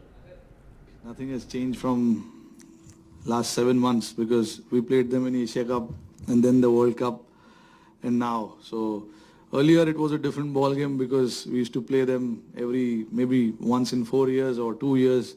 Now it's a different ball game. We literally played 7 months back in Asia Cup and the World Cup, and here we are again now. I want to approach this as another international game where I got to get myself recollected and make those decisions on the field. At this hour, I'm joined by my cricket experts on the show to talk about this big contest that is going to happen in New York. India taking on Pakistan. Ashok Malhotra, former Indian Test cricketer, Abhishek Nair and Ritendra Singh Sodhi, former India cricketers. I'll also be joined by our Pakistan guest Abdul Ghaffar, who is a journalist and head of sports of Dawn News. Good morning, gentlemen. Ashok, I'll first come to you. Rohit Sharma, is talking about the fact that he considers this as yet another bilateral match with Pakistan. Is it really possible, or is he trying to put up a brave face in front of the public, in front of the fans, calling it another bilateral clash? That is what most of the captains are supposed to do. He's being diplomatic. Believe you me, he's under pressure. Everybody's under pressure when they play India-Pakistan. You put up a brave face, that's a fact you got to for the rest of the cricketing paying public. But the fact is, he is feeling the pressure. He knows he has to win this game. Because if India beats Pakistan, they've won the World Cup. Whether they win the World Cup or not, that's besides the point. Same with Pakistan. If they beat India, they probably has won the World Cup. So both the sides are under tremendous pressure. Pakistan more so because they've already lost to USA. And if they lose to India, they're probably out of this World Cup. Abhishek, let me come to you. I don't think that this clash will be as electric as the one we saw in Melbourne or the one we saw in Ahmedabad. It'll probably be a lot less electric in terms of fans getting there. Would you then say that the teams will be under less pressure this time around? Well, I think a lot of times these big clashes, India-Pakistan matches, although the stadium, the stands can only accommodate 35,000 people. But, for all my friends in America and everyone I've spoken to from different parts of the states are making sure they reach New York today to watch that game. I think it's going to be electric. Any India-Pakistan World Cup, even though India's always had the odds in their favor, it's always been electric. And it's not only about who are there, but every Indian player, every Pakistani player knows that all the Indians all over the globe and all Pakistanis all over the globe, whether that be India, England, America, wherever, Canada, they're going to be watching this game with keen interest, hoping that their team can turn up today and win that game. So there's going to be pressure. There always is a pressure. Playing a World Cup is just added pressure. I'm also joined by Abdul Ghaffar, who's the sports editor of Dawn News. Abdul, obviously India starts as the overwhelming favourites in the game. Pakistan coming off an upset. Would you say that the pressure is going to be more on them, or pressure is going to be less on them, given the fact that they have not really managed much of a success against India in ICC World Cups? So first of all, I think good morning, everyone, and hello, India. Yes, of course, you're right about it that Pakistan, definitely will be very, jolted by that very, unexpected upset defeat by the hands of USA. But as we all know, Rika, that Pakistan-India is all about the pressure game, and of course, that's many of the Indian players speak already, Pakistani players, that the pressure, the expectations level, it always remains the same. I think, yes, we can definitely remember that the Melbourne, the Dubai, the Ahmedabad atmosphere as compared to the New York, definitely it's a very, different sort of cricketing environment right now here. But once the first ball will be delivered, when the toss will happen, everything will be changed then. So I'm expecting the same kind of atmosphere. And of course, the fans' excitement all across Pakistan and India, it's remained the same. And of course, this time I think around that upset of the Pakistan by the hands of USA, I think that actually make this contest even more, a bit of intense from the Pakistan side, because it's a do or die situation for Pakistan. Pakistan knew that if they lost this match, they can be out of the World Cup. So I think it's a very high stake for the Pakistan. And for that reason, I think when the match will start, you will see a very, intense sort of atmosphere, especially from the Pakistan side, the desperation, the commitment level, because they knew this is not the time to, do mistakes. This is the time to deliver. As Gary speaks as well, I don't need to motivate them at all. Because they are already motivated. So I think it will be a very hard-fought sort of game. And Pakistan has knew that they have no chance right now but to beat India, to remain in the tournament. I think that will make this tournament, this encounter will be more intense and more exciting, in my opinion. Ritinder, we just played 5 things to watch out for in this contest between India and Pakistan tonight. What will you tell our viewers they should be having an eye out for? What is that element? What is that X factor in the game? Look, Rika, this is a big game. Euphoria is huge. We all know India, Pakistan, everybody is glued to television. No doubt about that. But this is not the team of 80s, 90s. They don't have like Wasim Akram, Waqar Younis, Shahid Afridi, Saeed Anwar. That was a different team. We used to have a big fight. But at the moment, on paper, India is a notch higher. They have been playing good cricket. After a defeat against USA by Pakistan, it will be difficult for them to get that confidence back in just mere 2 days. First, USA, they struggled. Now they are facing a top-notcher in red-hot form, India. And how they come up, that's a big question. Their batting is struggling. Bowling has been here and there. Fielding hasn't been up to mark. So India, if they play to their potential, I have no doubt whatsoever this is going to be an easy win today evening. But India need not be complacent. And I'm sure if Rohit Sharma and Virat Kohli score big today, Pakistan will be running for the rescue. Then, their backs will be up against the wall. But Abhishek, let me take this question to you. What is that X factor that you will be asking fans to watch out for in this context, and the context to the content, really?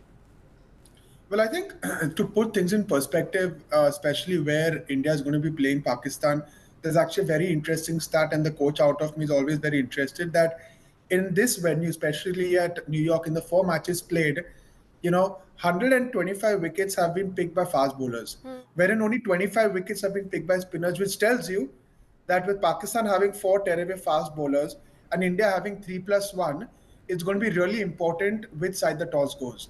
Because the team that's bowled first and manages to get something out of the pitch is going to be a team that has the upper hand. So for the fans, they're going to see a lot of tearaway fast bowlers getting a lot of seam and swing on this pitch. And what they can expect is some batsmen getting challenged today, and it's going to be an interesting and competitive game of cricket because on one end the ICC is trying to prepare a good pitch to bat on. On the other end, stats tell you that bowlers have an upper hand here. So it's going to be bowlers with the upper hand versus batters, and it's going to be Pakistan's fast bowlers, like always, versus the Indian batsmen out there today. There was a time when we would talk about Pakistan's pacers versus India's batters, but pretty much the way the pitch has played out, it might be Indian pacers versus Pakistan pacers. Ashok ji, let me come to you and ask you this question. Purely in terms of quality, when you talk about the two pace units, which would you rank higher, India's or Pakistan's? See, I'll go with India.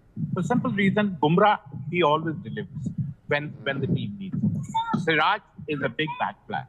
And Ashdeep is coming of age. I understand we talked about dreaded Pakistan bowling, but when has Shaheen Afridi won a game for Pakistan? When has Haris Rauf won a game for Pakistan? Mohammad Amin, yes. Naseem Shah, sometimes. But otherwise, last match even against USA, the way they sprayed the ball around, it really defies logic. They are seasoned campaigners. They are dreaded fast bowlers of the world, and they could not contain a side which was playing their first World Cup. So I'm amazed. So I have got no doubt in my mind.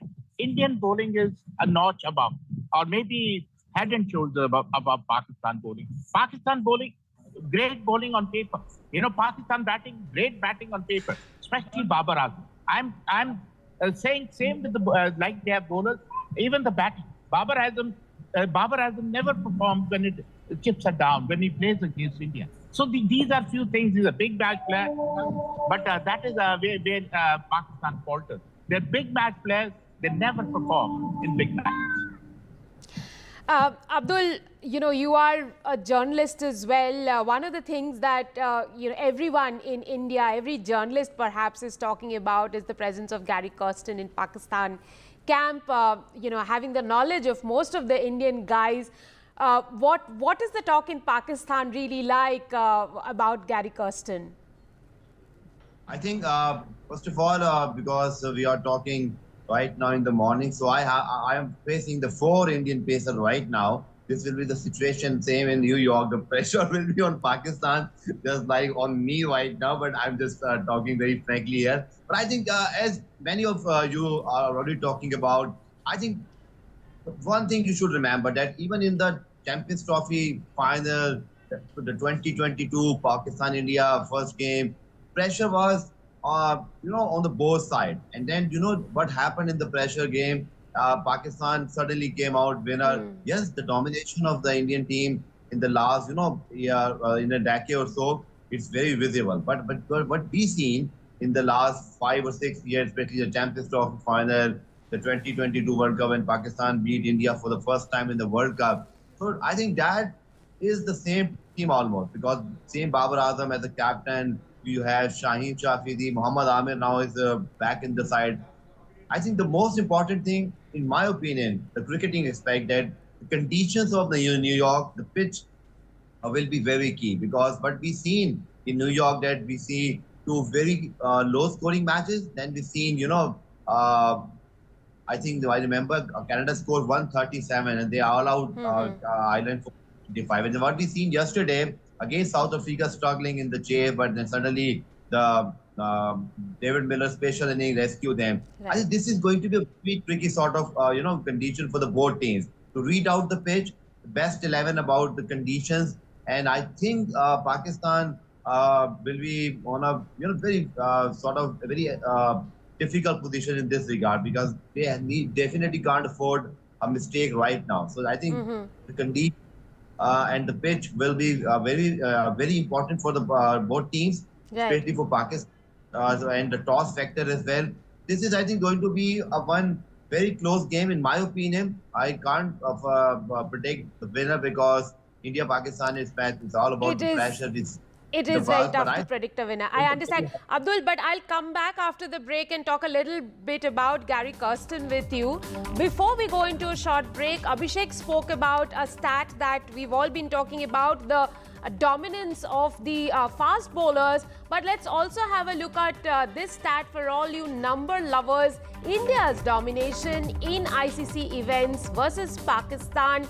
India has won 6 matches in 7 contests against Pakistan, and the head-to-head stands at 6-1 India versus Pakistan in T20 World Cups. With that, we will go into a very tiny break on the show. When we come back, a lot more to discuss. Stay tuned.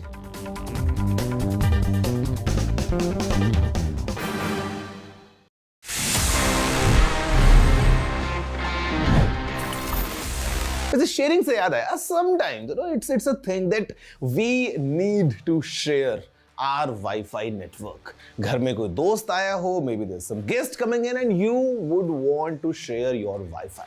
The problem comes if your password is very complicated, or maybe you not want to say it out loud कि आपका password क्या है.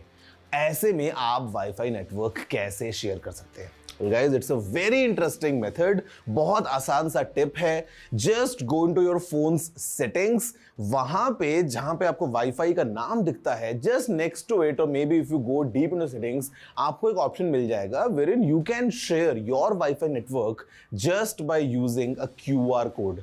आपके phone के screen पे QR code आएगा. The friend or the guest just needs to scan that code and he can connect to your Wi-Fi network without even you telling the password 1 2 3 4 5 6 7 8 or whatever it is. अगर आप चाहें तो इसी QR code का एक print out लेके अपने घर में लगा सकते हैं so that anyone coming in can just scan that QR code and वो आपके Wi-Fi से कनेक्ट हो जाएगा. Quite easy, quite convenient and quite time saving as well.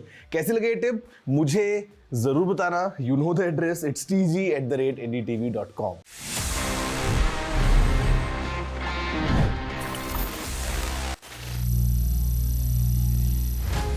Some people say the metaverse will only be virtual. One day this lecture hall will be made of code, and driverless cars would be trapped in intersections. But even in this maze of the future, you can't wish away health. It's time to become more resilient.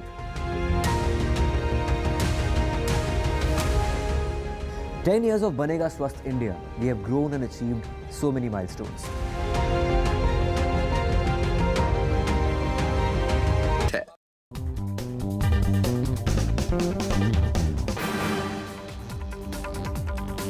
Welcome back. We are talking about the India versus Pakistan clash in New York. That's going to start at 8 p.m. tonight, shortly after the swearing-in ceremony of Modi 3.0 government. Before the heroes take onto the pitch, a lot of talk has been around not the hero but the anti-hero. That's been the pitch, and Rohit Sharma at the press conference last evening was asked about his comments on how the pitch has played out. Let's listen into what the Indian captain had to say. ये एकदम drop in pitch है. Drop in pitch का idea हम जहाँ रहते हैं वहाँ पे ड्रॉप इन पिच का आइडिया उतना होता नहीं है, हमें आता नहीं है. क्योंकि क्यूरेटर भी खुद जब हम क्यूरेटर से बात कर रहे थे यहाँ पे, वो भी काफ़ी कंफ्यूज थे कि पिच कैसा खेलेगा, कितना घास निकालना चाहिए, कितना नहीं निकालना चाहिए. तो अगर उन्हें इतना कंफ्यूजन है तो इमेजिन हमें कितना कंफ्यूजन रह सकता है. Ashok Malhotra, coming back to you, very bad advertisement of cricket, what the aim really was of ICC by taking it to US, but what they have done in the end is a very bad advertisement of cricket. See, India, Ireland, I understood that it was really bad. It was not conducive for a World Cup. But if you see the last game there between South Africa and Netherlands, cricket was not as bad as it was in India. So I think wicket seems to be settling down a bit. And I might see both the sides are good batting side, and it's a crunch game, especially Pakistan. So you might see some 150 plus scores, because this is a kind of wicket, if you stay put, you can play shock. But the problem, Rika, is the modern day batters are flat track. You know, when the wicket is flat, they play like champions. When the wicket does something, ball wobbles around, turns around, then they seem to be sitting down. As of now, nobody is trying to hang around and play. So that is my problem. Wicket now does not have as many devils as it was on day one when India was playing Ireland. Okay, let me go over to Ritender and ask him. Ritender, tell me, what is the score you expect from the team batting first? Team batting first, as Abhishek has been talking since last evening, they are going to struggle, no doubt about it. And we are talking about fast bowlers, Rika here. Pakistan definitely have a very good lineup.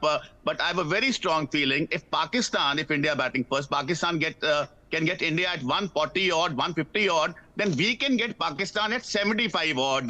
That is the arsenal we have in Arshdeep and Bumrah. That's the difference. And Shoki Paji has really hit the point here. As he said, it's not about names, it's about performances. It's a drop-in pitch. But here also, you have to pitch in right areas. You have to get the ball swing. If you don't get it swing, then whatever drop-in pitch, whatever different wicket, you can't be effective. And that is where Pakistan has to fire and blaze all cylinders. And having said that, India, they have their nose ahead. And I'm sure if India play to their potential, if we can see that new ball through first 6 overs while batting first, while batting second, this is going to be our game.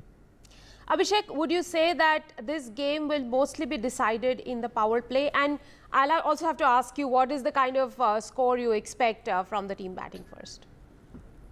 Well, I think in any format, especially here where there's going to be something for the faster bowlers, the game actually decided post the power play. We all anticipate how many runs you're going to get. Will you say get wickets or not? But I always believe in conditions like that, the bulk of your runs come post the power play. If you happen to have a good power play, it only helps what happens later on. In terms of your question of what I feel a good score would be, I feel for all the fans out there and everyone watching very, with cued eyes in terms of what Virat Kohli is going to do, especially against this Pakistan team. A very interesting stat once again. The last 4 innings that Virat Kohli has played versus Pakistan, his scores read 57, 35, 60 and 82 not out. That just tells you it brings the best out of our man Virat Kohli. And if Virat Kohli turns up today, what a good score can be, no one can imagine. So we are hoping Virat Kohli turns up once again against this Pakistan side, who he has really good numbers against. And hopefully, if India bat first, they can get to 160 odd. If they're chasing less than 140. Of course, Virat Kohli, Pakistan happens to be one of Virat Kohli's favourite opposition. Abdul, any other Indian player that the Pakistanis are going to be keenly targeting tonight? I think, as you all mentioned about Virat Kohli factor, I think he's played one of the best T20 innings in Melbourne and snatched the win from Pakistan. Those 2 sixes against Haris Rauf, what's just totally mind-blowing. Again, I think it's going to be very key because he is a world-class player. He knows how to tackle the pressure. And in the most of the innings we are all mentioning right now, I think he actually, take game away from Pakistan, especially in the last Melbourne encounter where the Indian team were under pressure. But he managed to, score runs at the crucial time and pace his inning very superbly. So I think this is the factor that Virat, in the form of Virat Kohli, I think India have one player who actually played very, very important and very cool under the lot of pressure. So I think, and of course, Jasprit Bumrah with the new ball because he is a world-class operator. But I think the same threat poses by Pakistan because Shaheen Shah Afridi, as you all remember, against India in the World Cup encounter in Dubai, he changed the match in the first few balls. And of course, Fakhar Zaman factor because he is someone who has a great record against India. So I think this team will be recalled by Pakistan. This is the way to play a game. Aggressive cricket, which is, one of your guests mentioned that the Pakistan team of 80s and 90s used to dominate India for the longer time. And just because of their aggressive approach, we have Saeed Anwar, Wasim Bakar, we have Inzamam, who actually, always very aggressive and match winning against the Indians. So I think this is the thing Pakistan need to remember that. Also, I think in my opinion, Pakistan should, go with the X factors like Saim Ayub maybe and Fakhar Zaman to bring them early in the power play to challenge India. Because I don't think so. I can't see Pakistan winning if you're going with an orthodox approach and not scoring much in the power play. I think Pakistan need to do something out of the box. Maybe I think the boost of having Imad Wasim again, because it's very, They need to have a experienced strategy to unsettle India, because India is going in as clear favourites.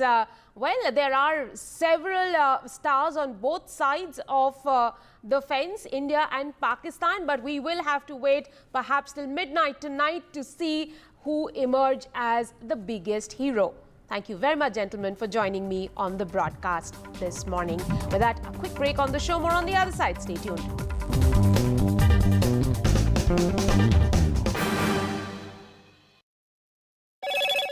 Hello, Moto. Motorola, India's best 5G smartphone brand.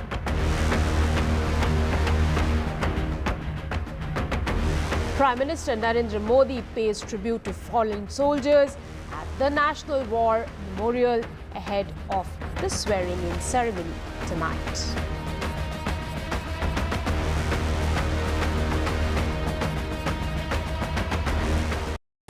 Stay informed and entertained with the new and updated NDTV News app. You can watch all our channels live, listen to podcasts, read breaking and exclusive news from around the world and more. Download the NDTV app today and get access to the best journalism and storytelling on your smartphone or tablet. The NDTV app.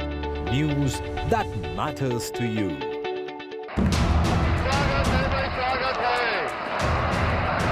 The historic swearing-in. Prime Minister Modi takes oath for the third time.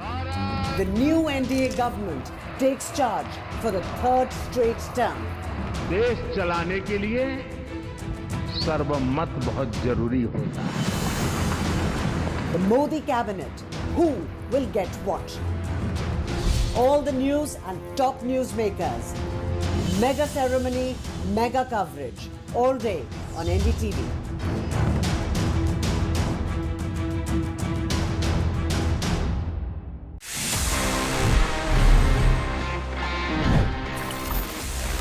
Life is anyway quite easy these days because हमको वो cash carry नहीं करना पड़ता है. We can make the payments just using UPI. हमारे phone से instant एक QR scan करके हम पेमेंट कर देते हैं. But the question is कि अगर आपके पास में आपका वॉलेट नहीं है और आप UPI के भरोसे घर से निकल गए, let's say you don't get internet signal as well. Sometimes ऐसा होता है और आपको अगर वहाँ पे UPI से पेमेंट करना है, how would you do it? Guys, the simple answer is कि आप बिना इंटरनेट के भी UPI से पेमेंट्स कर सकते हैं if you just follow the following instructions. सबसे पहले आपको आपके फोन से डायल करना है *99#. जी हाँ, ये कुछ ऐसा ही है जो पहले हम डायल करते थे *123#, *121#, for all our balance check inquiries. तो जब आप इस नंबर को डायल करते हैं उसके बाद you can follow the prompts और आप जिसको भी पैसा भेजना चाहते हैं उसका UPI ID या फिर मोबाइल नंबर एंटर करने के बाद अपना UPI पिन साथ में ऐड करके पेमेंट कर सकते हैं even while you are offline. It simply means that it's functional and it's secure as well क्योंकि आपको आपका UPI पिन यूज करना होता है. So next time you're in the mountains, next time you are stuck somewhere with no internet and you want to make an payment कहीं पे भी, तो आप कर सकते हैं with the help of offline technique जो मैंने आपको बताया.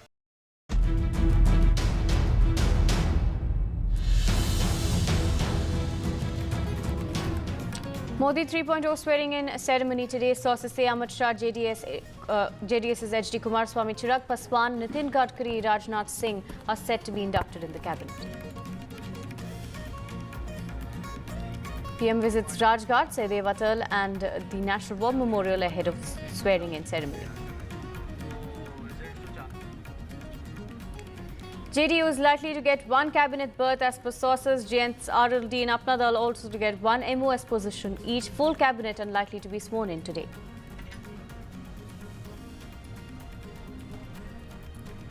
Current Guntur MP's role confirmed in the Modi 3.0 cabinet. TDP's Pema Seni to get MOS post while cabinet post for TDP's Ram Naidu.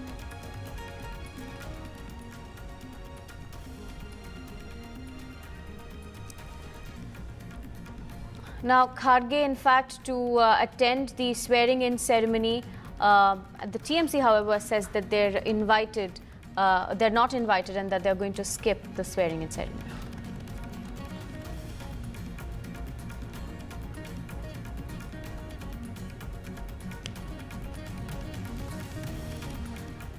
Well, the Modi cabinet will be sworn in for the third time this evening in a historic mandate. All eyes are on who will get what when it comes to portfolios. In an exclusive scoop on inside details of the deliberations, sources tell NDTV that not all ministers will be sworn in today. Only 30 ministers are expected to be sworn in, which will be a mix of BJP and ally leaders as well. Sources also saying that Amit Shah, Arjun Ram Meghwal, JDS's HD Kumaraswamy, JDU's Ram Nath Thakur, LJP's Chirag Paswan have made a place in the cabinet. Sources also saying that Nitin Gadkari, Rajnath Singh and Prahlad Joshi are also said to be a part of the Modi 3.0 cabinet. Now, Jitin Ram Manji is also expected to get a role in the cabinet. Former Guntur MP Jay Galla, in fact, had congratulated two MPs, TDP MPs in the Modi 3.0 cabinet. He has confirmed the present Guntur MP Pemaseni Chandrasekhar as the Minister of State Independent Charge. He's also congratulated Ram Mohan Naidu from the TDP for his role as a cabinet minister as well. We're also learning from sources that some ministers with the same ministries will be getting distributed to other ministries as well.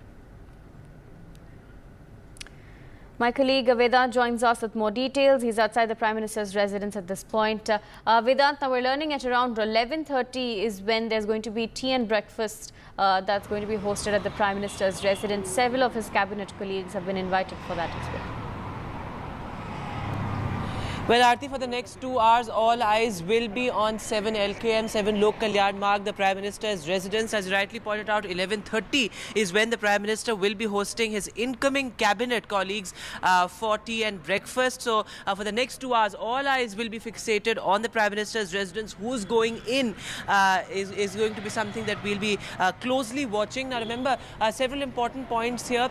As you rightly pointed out, several of the BJP's top ministers have received calls, including Nitin Gadkari, Rajnath Singh, Amit Shah, of course. Also, Bhupender Yadav has received a call, is what we are learning.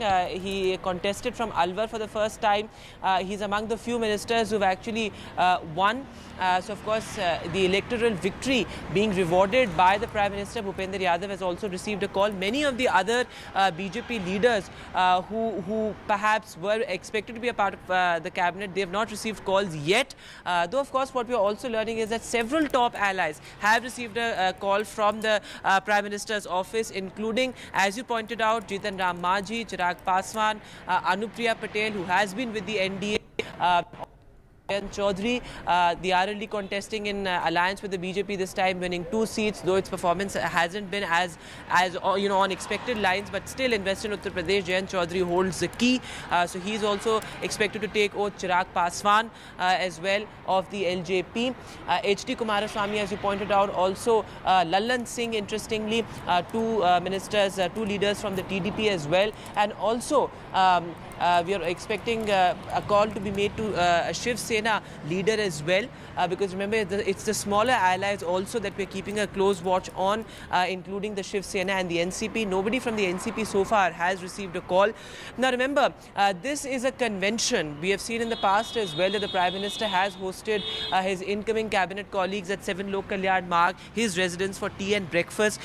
Essentially, the emphasis will be on governance, what his expectations from various ministries are, because he's underlined in his speeches as well, whether it was his victory speech, his speech at the Rashtrapati Bhavan or at the Central Hall, that governance is going to be the focus, and he believes in working in close tandem with his ministers. So from the word go, he believes in sort of being on the same page with his cabinet colleagues, which is why this convention of hosting the cabinet for tea before the swearing in. So 11:30 is when we are expecting all the top leaders to arrive here at the Prime Minister's residence. Stay on with us, Vedant. I'm also being joined at this point by Aishwarya, as well as Prabhakar and Tanushka as well. Let me go over to Prabhakar. Prabhakar, now, just as Vedant was mentioning, some key leaders who were expecting to be a part of the Modi 3.0 cabinet, Jitin Ram Manji, Ram Nath Thakur, as well as Chirag Paswan.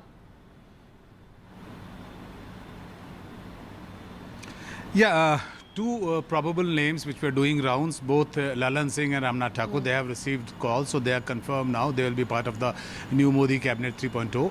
Jitan Ram Banjhi, who is a lone MP of his own party, he has received the call, and Chirag Paswan has received the call. Remember, we are still waiting for the names from the Bihar BJP leaders as to who would be inducted in the cabinet. Remember, Nityanand Rai, you had Giriraj Singh, and there are many others who were part of the Modi cabinet, and they have all won. So they have so far not received the calls. We are still waiting for the confirmation from the BJP quarter, from the Bihar BJP end, as to who all have been called for this breakfast cum tea meeting with the Prime Minister. And whosoever gets the call is a confirmed nominee, minister designate for the swearing in. Remember, JDU wanted 3 cabinet berths, but they are getting 2 as of now.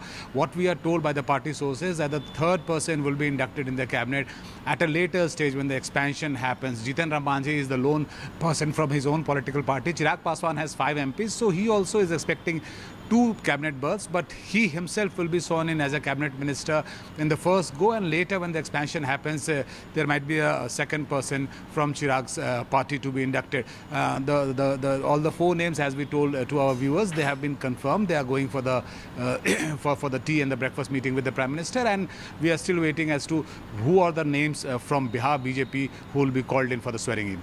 Right, stay on with us, Prabhakar. My colleague Tanushka also joins us from outside JP Nadda's residence. Tanushka, Nadda, in fact, having left his residence, remember there have been several meetings that have been taking place in the past couple of days as well to finalize the portfolios in the cabinet. But of course, the important meeting as of now is the tea sort of ceremony that the Prime Minister is hosting at his place.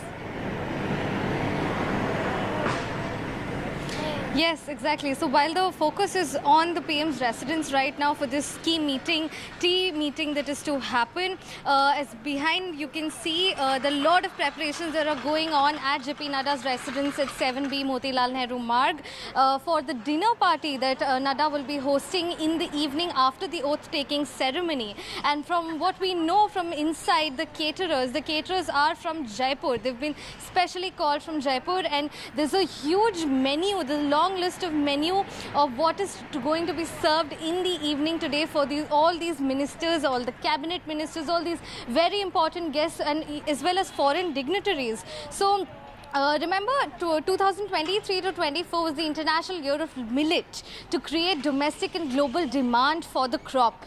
And in this party will be millet will be the hero of the menu. Millet khichdi will be featured, and in the menu there will also be 3 to 4 types of juices and shakes. There will be 3 types of Bikaneri sharbat. So the menu is deeply rooted in tradition, in Indian tradition, Indian food, simple food. There will be a Punjabi counter serving Amritsari chole kulche, Lahori aloo, and there will also be 8 varieties of desserts from ghevar to rasmalai. This is what is going to be on the menu for the dinner party, and there will be a very interesting vegetable dish of stuffed lychee mint. So that's also interesting coming in from JP Nadda's residence. As you can see behind me, preparations are on, tents are being set up, and all of this for the evening after the oath-taking ceremony is over.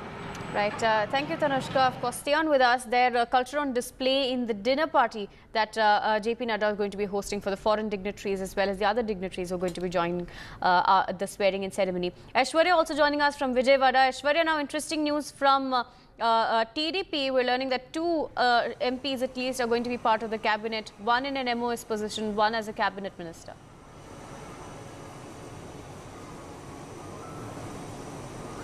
That's right. TDP emerged as the second single largest party of the NDA and won 16 seats from Andhra Pradesh. Chandrababu Naidu gave full support to the NDA this time, and therefore the reason perhaps there were a lot of negotiations and bargaining that took place at early rounds where TDP wanted to have its speaker post, but now the Bharatiya Janata Party had got them settled to one cabinet and one MOS position. It is Jay Galla on social media X had also congratulated both Ram Nath Naidu, who will be inducted as the cabinet minister in Modi Cabinet 3.0, and also P. Chandrasekhar as the Minister of State.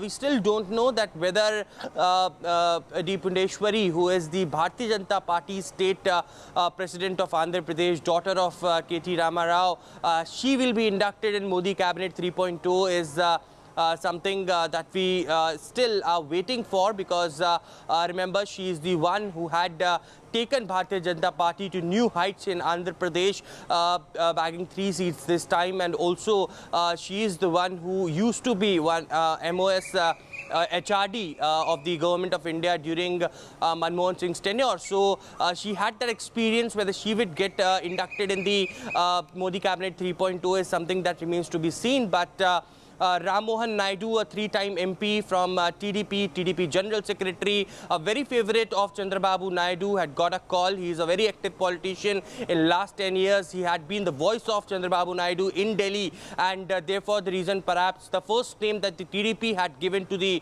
top brass of the NDA was of him.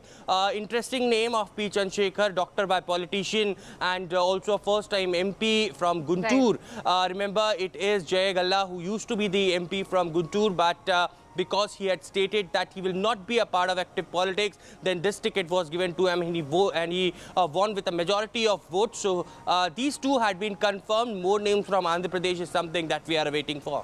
Stay on with us, Aishwarya. We're in fact getting in a reaction from Ram Nath Thakur, who's also an expected minister in the upcoming cabinet. Let's listen into what he had to say.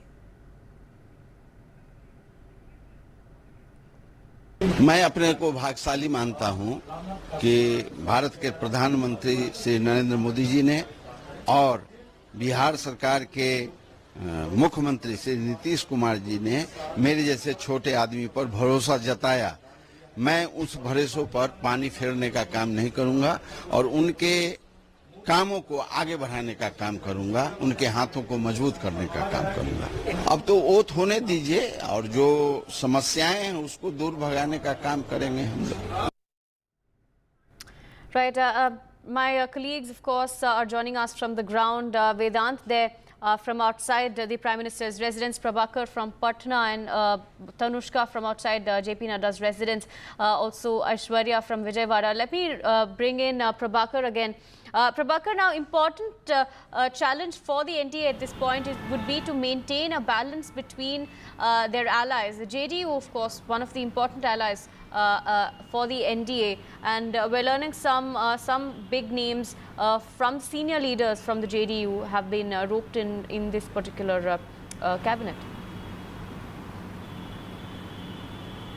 Yeah, both the names who have actually called for the swearing in, Lalan Singh and Ram Nath Thakur, they are very extremely close to Nitish Kumar. But as you rightly said, it would be a tough task for the BJP to handle JDU as an ally and handle Nitish Kumar as an alliance partner, because Nitish Kumar is an old school politician. He's a tough nut to crack. He's a hard bargainer. So Nitish Kumar, there are many agendas where Nitish Kumar actually does not have the same view as BJP. The issues like Agniveer, which has already been raised by JDU, and they wanted BJP to revisit that scheme. Then you have UCC and NRC, and then you have the farmers' issues. So these are many issues where Nitish Kumar has a different view that of BJP, and BJP would find it extremely difficult to get them on the same page. So they have a difficult task ahead. But as of now, things have settled. Two of the names have been inducted, the nominees of the JDU, they have been inducted in the cabinet. And the third person, as I told you, would be inducted later when the expansion happens. Right, Prabhakar, stay on with us. Vedant also joining us. Vedant, now we had seen how there were some sort of ministries which were being asked by both the TDP and the JDU. It was on both of these important allies' wish lists. So there must be some sort of balance that the NDA must be trying to strike while keeping the 4 major ministries for themselves. That's right. Now remember, the BJP is negotiating from a position of strength. The BJP understands that 240 is a significant number and that they have the numbers in their favor, which is why, as I said, negotiating from a position of strength. The four CCS ministries, there appears to be some sort of status quo that could be maintained as far as those Raisina Hills ministries are concerned. No place for the allies in the Raisina Hills as of now, as well as the infrastructure ministries. Now remember, infrastructure has been a key focus of the NDA, which is why the BJP is not willing to concede those key ministries to the allies. So of course that must be kept in mind, that the BJP is still the largest party in the alliance, and there's a great deal of difference between the largest party and the second largest party, which is the TDP, which brings 16 MPs to the coalitions. Of course, we must keep that math in mind as well. Now, the latest that we're getting is that two interesting names, Bhupender Yadav as well as Manohar Lal Khattar, they have received calls as well. Now, remember, Bhupender Yadav is among the few ministers who actually won, one of the few incumbent ministers who won from Alwar with a significant margin there as well. It was his electoral debut from Alwar. So interesting that he will also be inducted in the cabinet. And also Manohar Lal Khattar, very interesting, because remember, Manohar Lal Khattar was unseated as a chief minister just weeks before the polls in Haryana. Nayab Saini was appointed as a chief minister, so he will also be inducted, Manohar Lal Khattar, to the cabinet.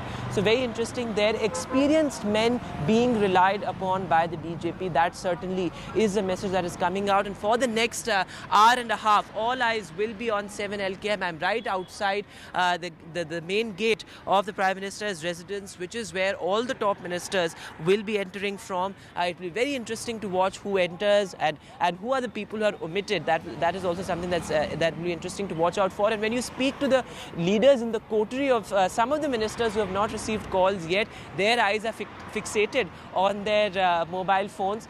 So extremely interesting, these couple of hours before the swearing-in ceremony. Absolutely. Stay on with us. Aishwarya, now talking about Andhra Pradesh, the TDP has an important role to play, especially when it comes to Chandrababu Naidu, who's also going to be sworn in as CM.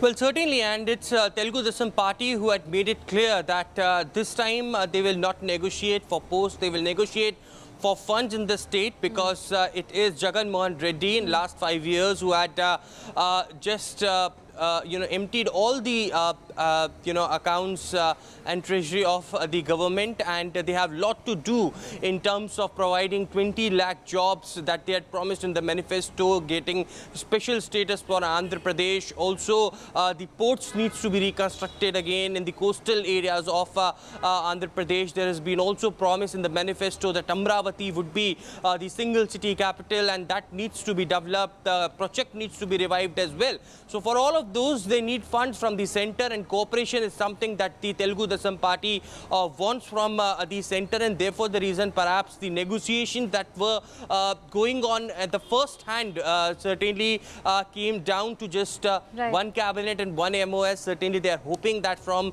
these ministries that their leaders have got, they will get enough funds and enough work for the state of Andhra Pradesh, so that they can work for the betterment of people. So Chandrababu Naidu clearly on their side made it clear, and now when he's going to take oath on June 12th is something that we are also expecting Prime Minister Narendra Modi to be in attendance. Right, Aishwarya, and I'll also bring in Prabhakar on this point as well. Interestingly, two key allies had made the same demand. They had asked for a special status for their particular states. So the TDP, according to what sources told us, was they had asked for special status for Andhra Pradesh. Aishwarya, take us through those details.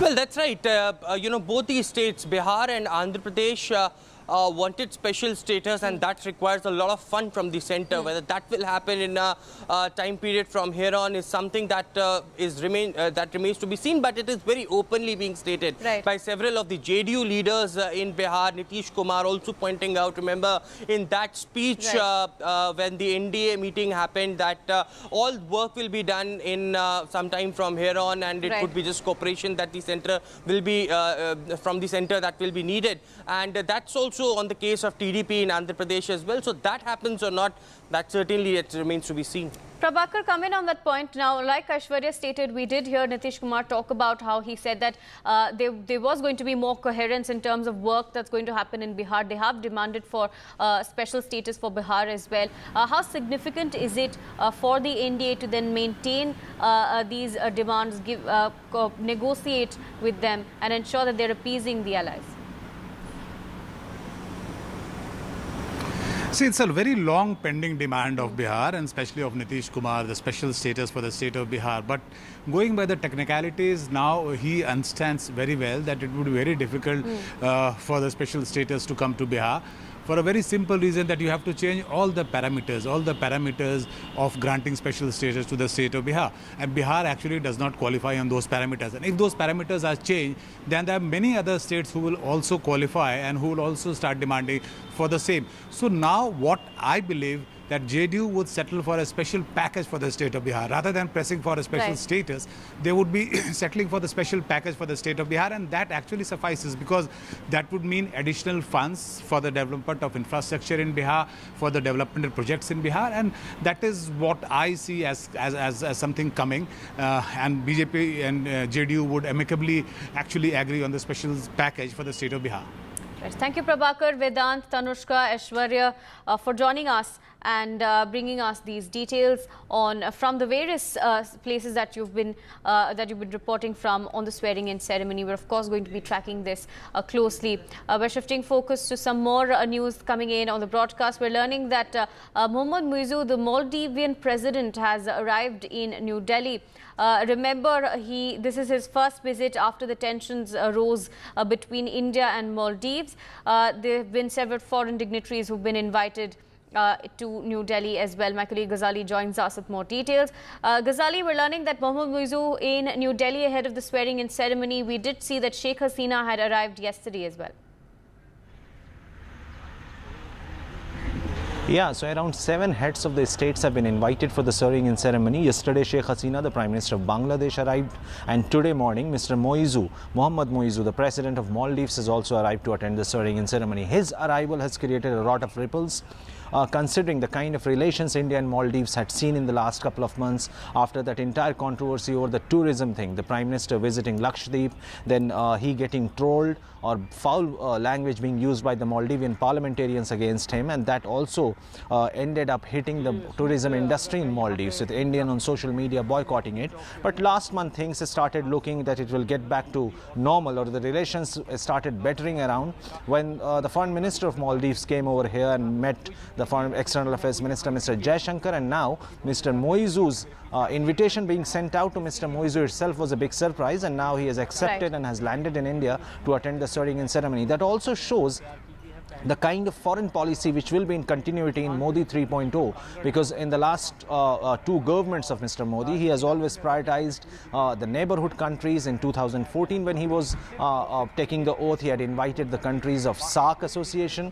In 2019, it was the BIMSTEC countries, the countries around the Bay of Bengal. And in this swearing-in ceremony, alongside the SAARC countries, all those heads of the states who fall around the Indian Ocean have also been invited, like heads of states from Mauritius, Deputy President or Vice President of Seychelles. Then you have got Bhutan, Nepal, Sri Lanka's President, Bangladesh's Prime Minister. So all these neighborhood first policies being reflected in this swearing-in ceremony. So it also shows that how foreign policy is one of the key focus areas of this government and will remain so in the next term, which starts from today after the Prime Minister designate Mr. Narendra Modi will be taking oath. Right. Thank you, Ghazali, for joining us and bringing us those updates. Of course, foreign dignitaries will be joining the swearing-in ceremony. Several of them have been invited for the ceremony as well. 7 heads of state, which also puts forward the neighborhood first policy that India has been following.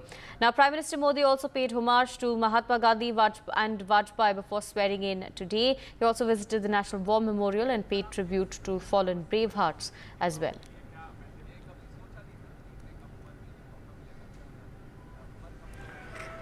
Remember, preparations for the grand ceremony are underway at the Rashtrapati Bhavan. There's high security in the national capital as well. At least 1,100 traffic staff have been deployed. Entry and movement in areas around the Rashtrapati Bhavan will be restricted from around 2 p.m. today. Remember, the event will be attended by thousands of dignitaries, including foreign dignitaries, 7 heads of state, religious leaders, as well as people who participated in Mann Ki Baat, as well as some Padma awardees as well. हम लोगों ने आज व्यापक इंतज़ाम कर रखे हैं।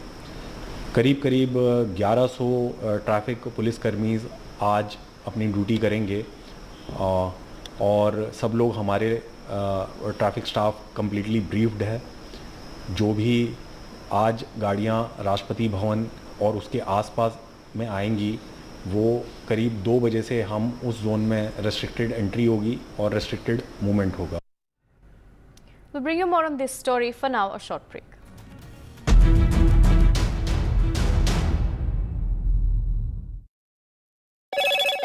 Hello, Moto. Motorola, India's best 5G smartphone brand.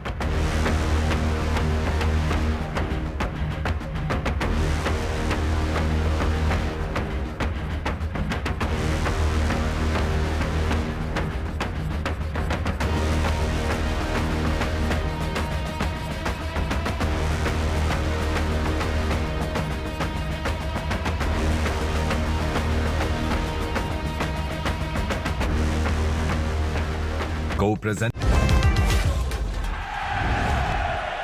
Get the magic of the best working for you now.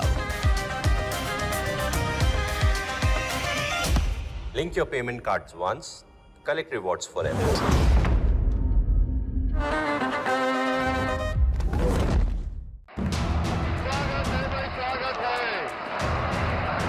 The historic swearing in. Prime Minister Modi takes oath for the 3rd time.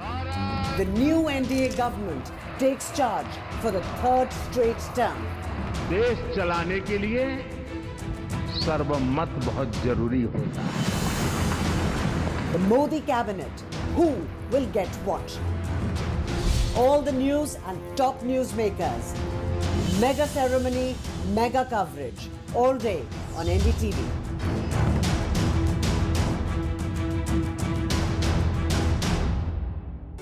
Stay informed and entertained with the new and updated NDTV News app. You can watch all our channels live, listen to podcasts, read breaking and exclusive news from around the world and more. Download the NDTV app today and get access to the best journalism and storytelling on your smartphone or tablet.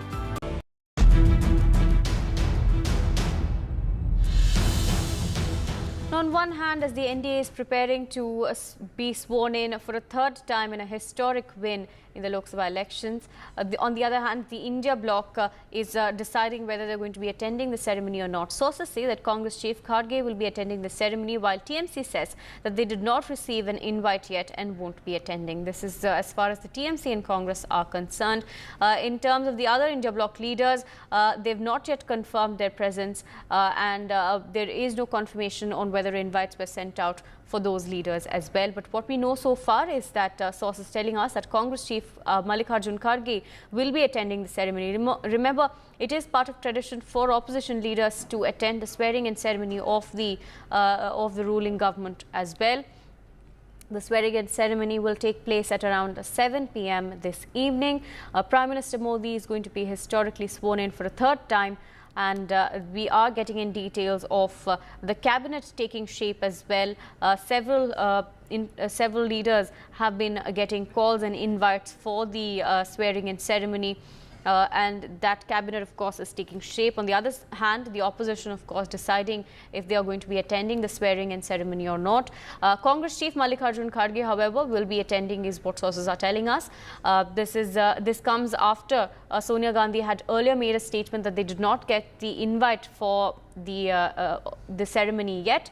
But it seems that as per sources indicate that they have got the invite and that Congress chief Mallikarjun Kharge will be attending this particular swearing-in ceremony. On the other hand, the TMC, however, saying that they've not received an invite and that they won't be attending the swearing-in ceremony.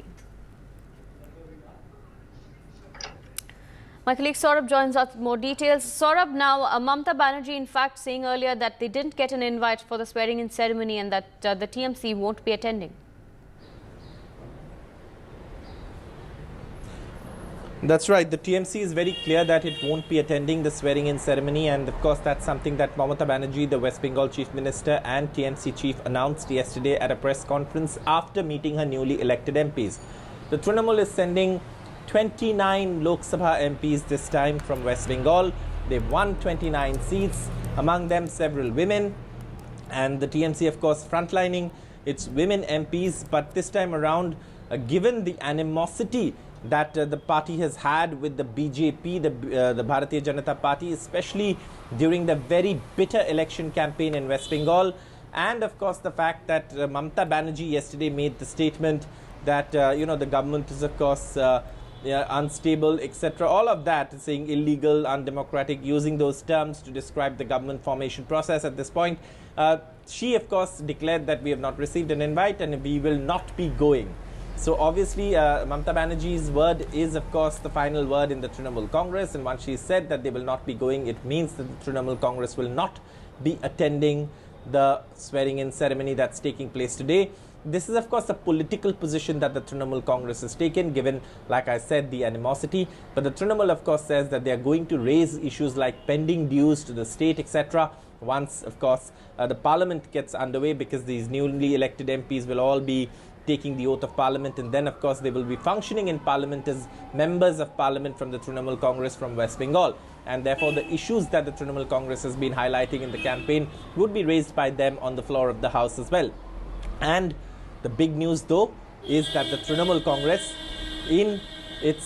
has taken the position that it will not be attending the swearing-in ceremony in New Delhi today. Right, Saurabh, thank you for that update from West Bengal. I'm also being joined by my colleague Sunil. Sunil, we're learning that sources telling us that Congress Chief Kharge will be attending the swearing-in ceremony. Earlier, of course, we had heard Sonia Gandhi say that they didn't receive an invite yet. That's right. As the India bloc has decided that Mr. Kharge, who's the leader of opposition in the Rajya Sabha and represents the opposition, it's a constitutional position, and it's in that backdrop that they will be attending the swearing-in. For time immemorial, as I pointed out, the leader of the opposition have always participated in the swearing-in ceremony, even though they believe this mandate is against Prime Minister Narendra Modi. They are going to be participating in this entire event with Mr. Kharge, who is clearly the leader of opposition representing them. So that's the decision that has been taken at this present juncture. Right. Thank you, Sunil, for joining us and bringing us those details.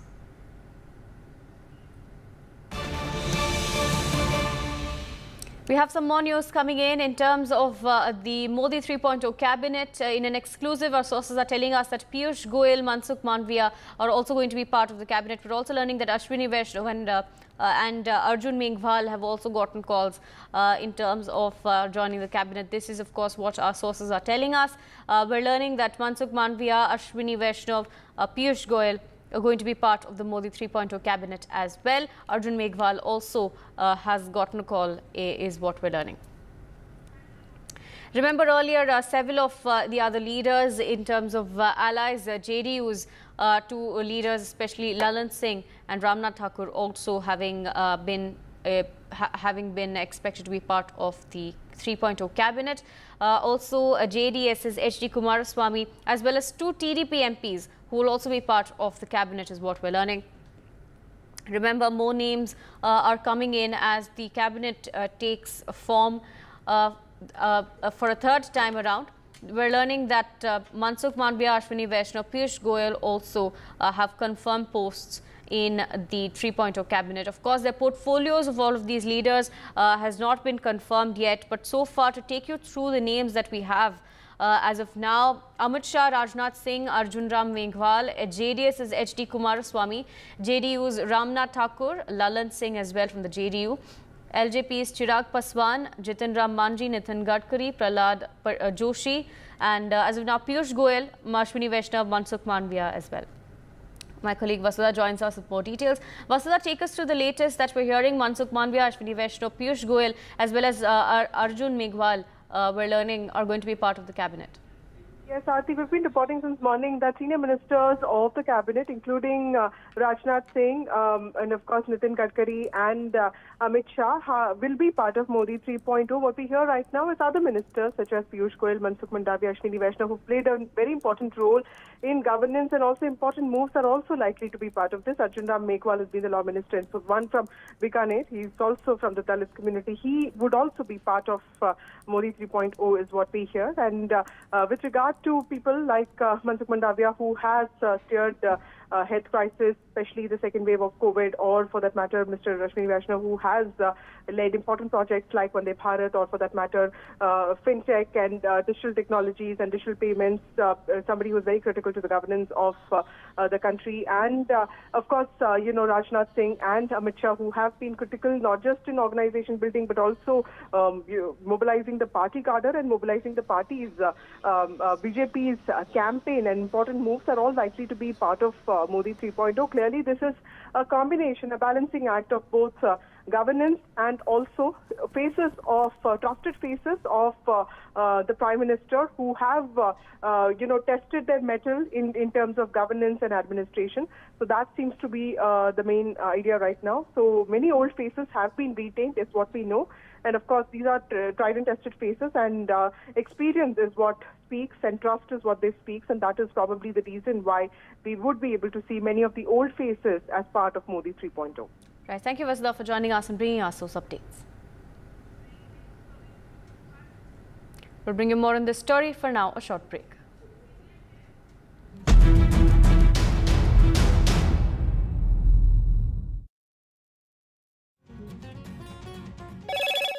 Hello, Moto. Motorola, India's best 5G smartphone brand.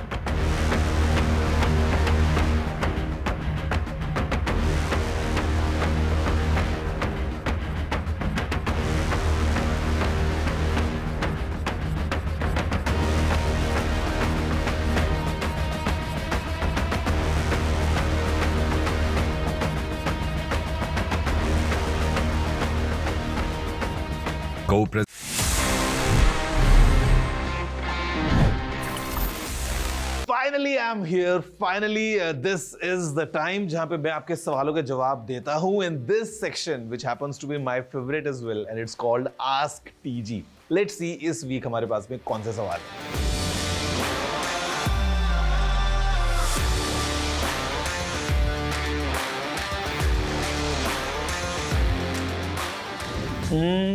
To be honest, in Android TV, we don't have any such features जहाँ पे आपको live जो सामने speech आ रहा है उसके captions screen पे दिखाई दे जाएं. We are expecting this feature to come कभी भी जब Google इसको unveil करता है, but as of now we don't have it. Samsung, however, in their latest AI TVs जो Samsung ने launch किए थे, उसमें demonstrated that how using AI they were able to put some captions for the text. जो भी dialogues या जो भी speech television में उस time पे है वो सामने captions के form में visible है.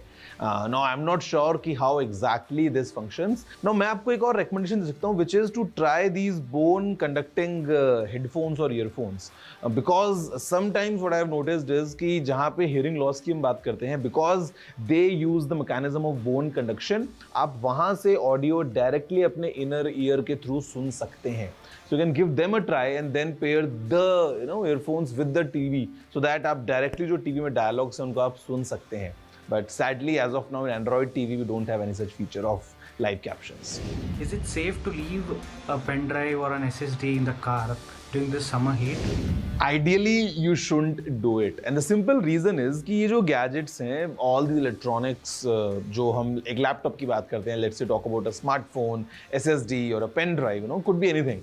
यहाँ पे extreme heat might damage the internal components. तो अगर आप अपनी कार में Stay informed and entertained with the Stay informed. Telugu Desam Party National President Chandrababu Naidu will take oath as the Chief Minister of Andhra Pradesh on the 12th of June at around 11:27 a.m. Now, a place close to an IT park at Karsalpalli near Gannavaram Airport has been zeroed in as a venue for the oath-taking ceremony. The NDA's Prime Ministerial candidate Narendra Modi and a few other senior NDA leaders as well as chief ministers from other states will also attend the ceremony. My colleague Aishwarya joins us with more details. Aishwarya, take us through the oath-taking ceremony of Chandrababu Naidu that's been slated for June 12th. Modi is expected to attend the swearing-in ceremony of Chandrababu Naidu as the Chief Minister of Andhra Pradesh on June 12th. It is, remember, Prime Minister Narendra Modi who has to take oath, and it would be Chandrababu Naidu who will be also in attendance at the Rashtrapati Bhavan.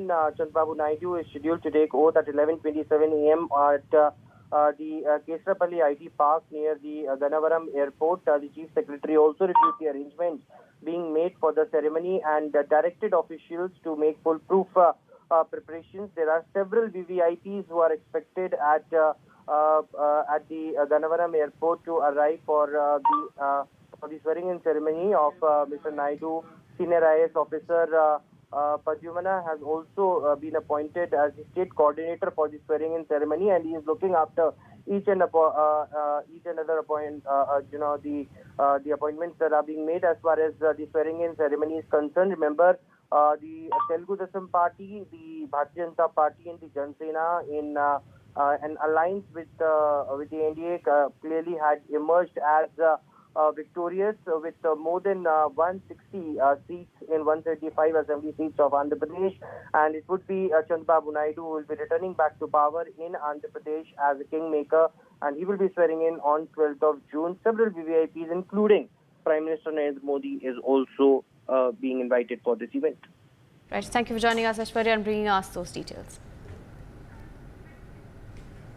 Now, in fact, Andhra's Amravati dream is perhaps going to be a reality soon, as the TDP has brought back the Amravati Capital City project. This project is a key part of the TDP manifesto as well. This is a new chapter that's being written in the Andhra Pradesh's heart, that is Amravati.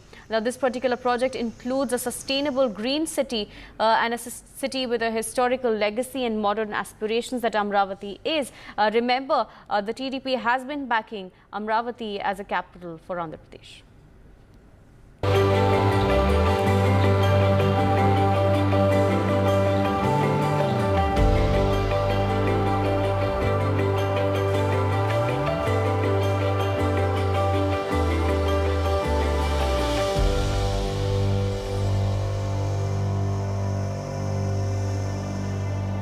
Envisioned as an environmentally sustainable greenfield, Amravati is located between two cities, that is Vijayawada and Guntur, spanning for 29 villages. Chandrababu Naidu acquired 33,000 acres of land successfully.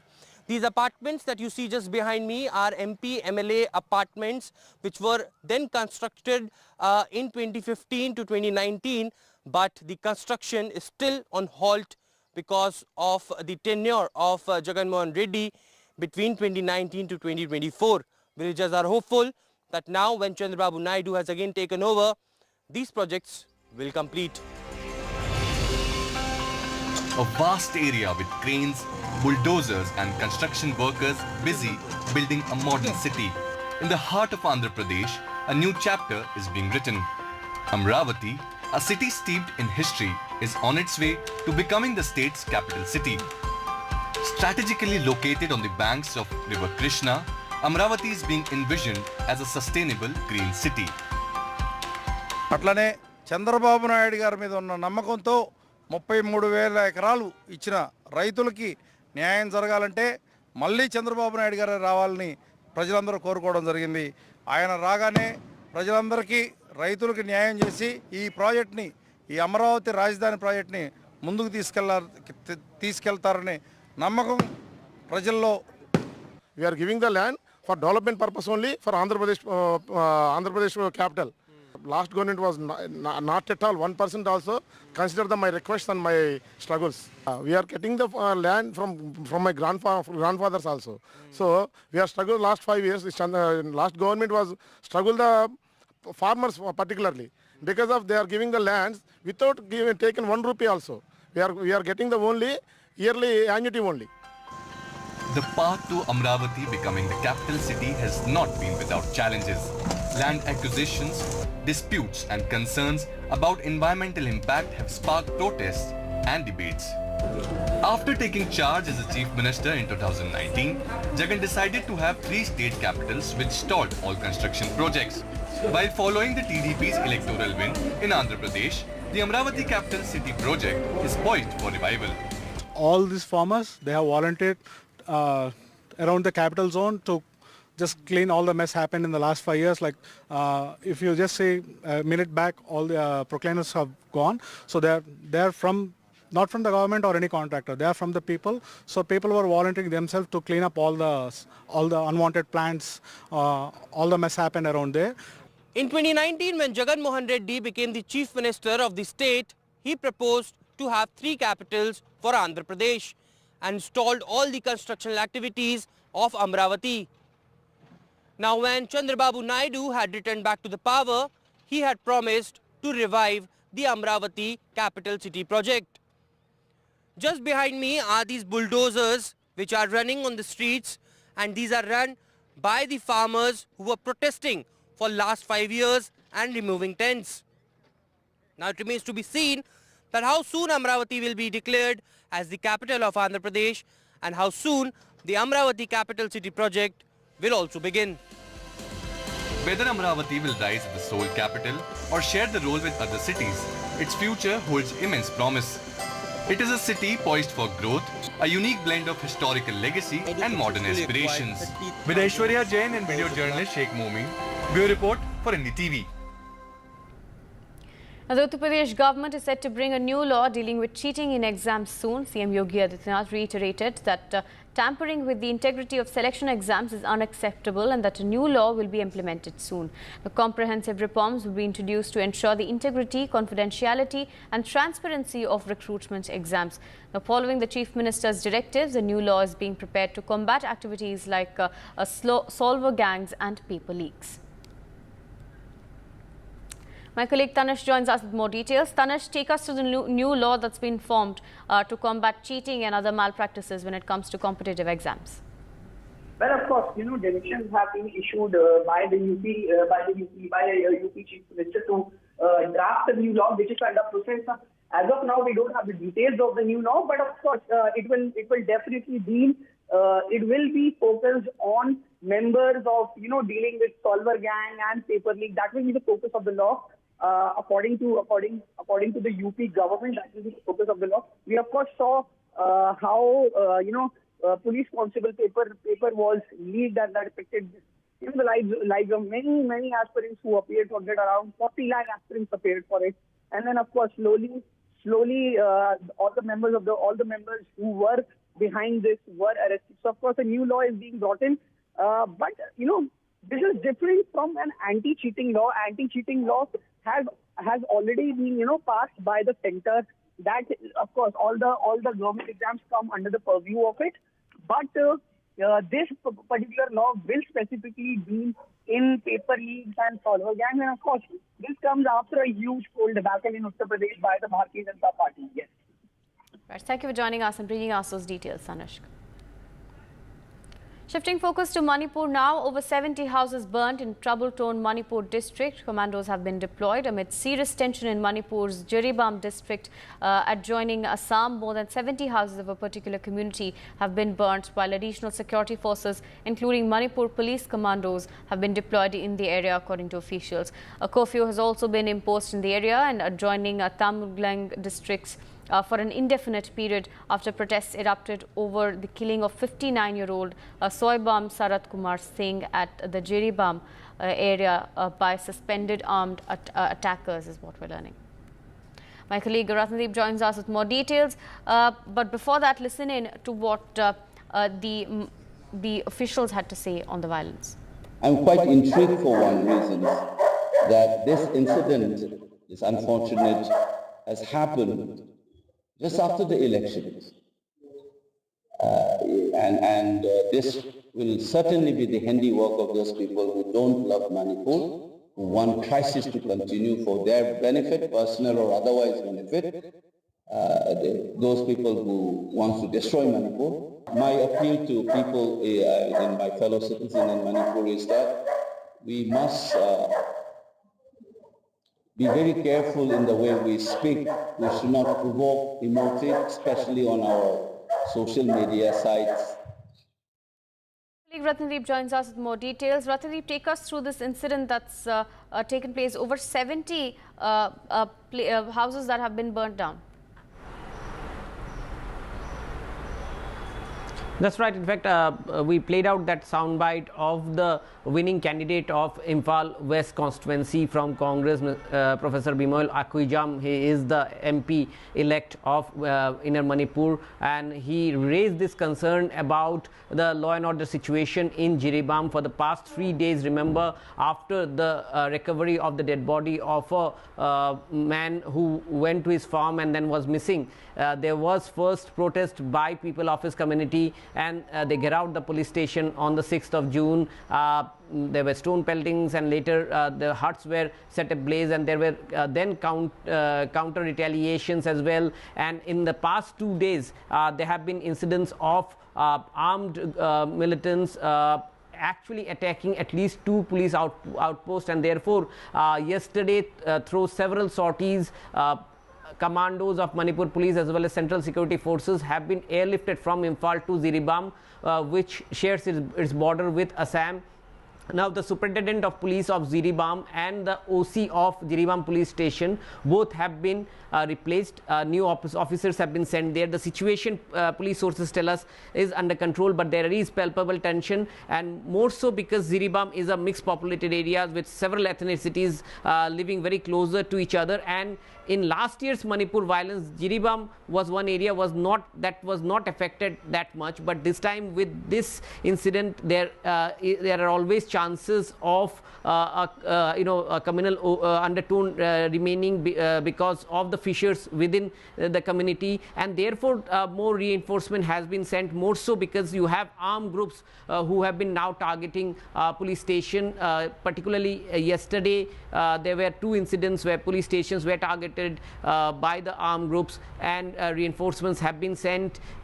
What is important to note here is that the neighboring districts of Jiribam, in Manipur, Tamenglong, and on the Assam side, even in the Barak Valley region, Assam police has also increased its vigil given the fact that there is a situation which has built up in Jiribam. At this moment, it remains under control, but palpable tension remains there.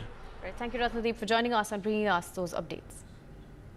Shifting focus to Tamil Nadu, the DMK parliamentary party that met last night has urged the centre to exempt Tamil Nadu from NEET and asked the NDA candidates Chandrababu Naidu and Nitish Kumar to help in this. The meeting, of course, called the DMK's clean sweep, a clear response by the people to what they called stepmotherly treatment by the centre. The Chief Minister and DMK Chief MK Stalin also asked the MPs to make use of the strong India bloc opposition for constructive criticism in the parliament. NDTV's Sam Daniel reports. The ruling DMK's parliamentary party, which met at the DMK headquarters yesterday in Chennai, has demanded the centre to exempt Tamil Nadu from the mandatory NEET for medical admission. In fact, the ruling DMK has demanded NDA leaders Chandrababu Naidu and Nitish Kumar to help the state being exempted from this mandatory test.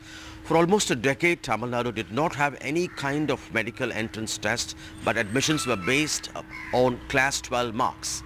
And it argues that NEET favors the affluent students who can afford private coaching and is working against the interest of meritorious, poor and rural students who cannot afford private coaching. And this demand comes amid allegations of scam in the recent NEET results, which the National Testing Agency has denied. It has also formed a high-powered committee to investigate into these allegations. We'll bring you more of these stories. For now, a short break.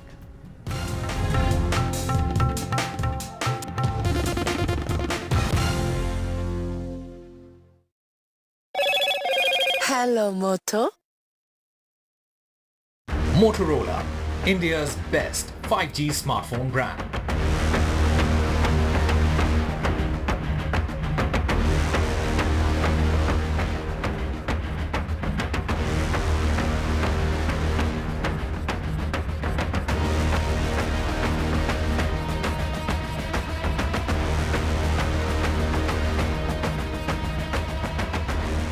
co-president.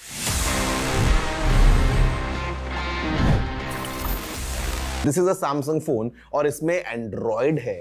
You know what happened? सबसे पहले अगर हम जाएं थोड़ा सा पीछे अगर हम rewind करें about the history of Android. Well guys, the creators of Android जब उन्होंने बना लिया ये operating system, they went to Samsung because they wanted कि Samsung उस Android को खरीद ले. So they all went to Seoul in South Korea. They met with the Samsung people, but Samsung was not that impressed. And Samsung said no. और उसके बाद क्या हुआ? Just weeks later, Google in fact bought Android for $50 million. Imagine करो अगर Samsung ने उस time पे Android खरीद लिया होता, would have been the case that Android would have been Samsung's own exclusive operating system. Like today we see how Samsung is the king of Android. They basically rule the Android market. But वो एक ना आज कैसे mobile history को पूरा बदल चुकी है. It's all for you. Did you know this? If yes, then amazing. If no, then please let me know by writing all your emails to tg@ndtv.com.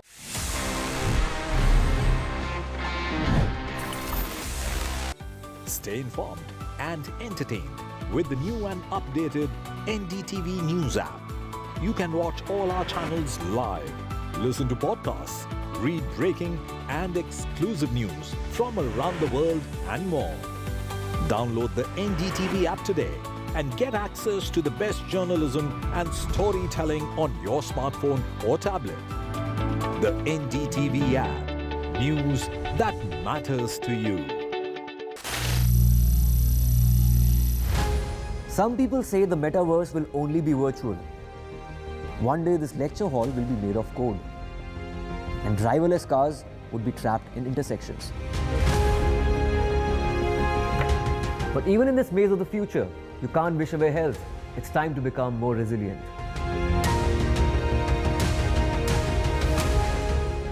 "10 years of Banega Swasth India, we have grown and achieved so many milestones.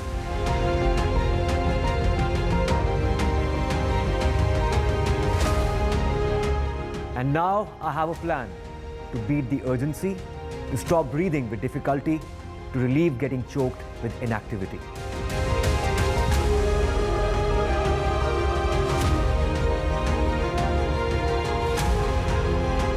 Energize our government, our environment, our society, and ourselves. Everyone, everywhere, every day.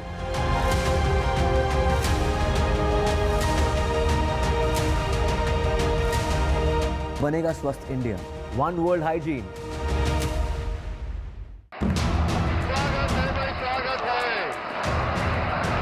The historic swearing in. Prime Minister Modi takes oath for the third time. The new NDA government takes charge for the third straight term.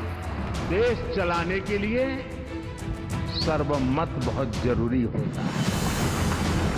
The Modi cabinet. Who will get what? All the news and top newsmakers. Mega ceremony, mega coverage. All day on NDTV.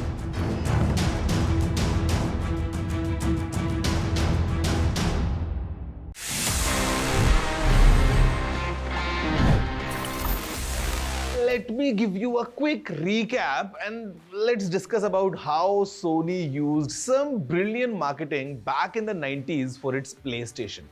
See, आज PlayStation बहुत ज़्यादा popular है, ये हम सभी जानते हैं. Almost globally it's very popular.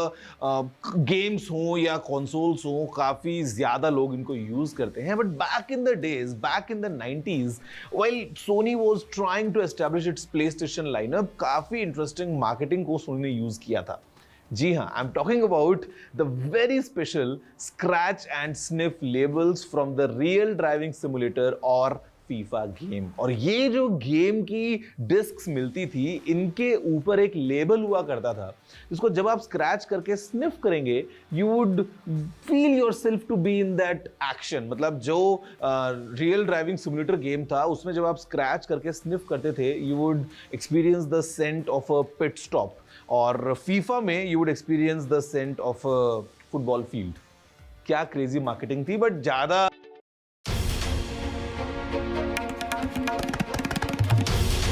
This is NDTV. And you're watching NDTV 24/7. Hello, Moto.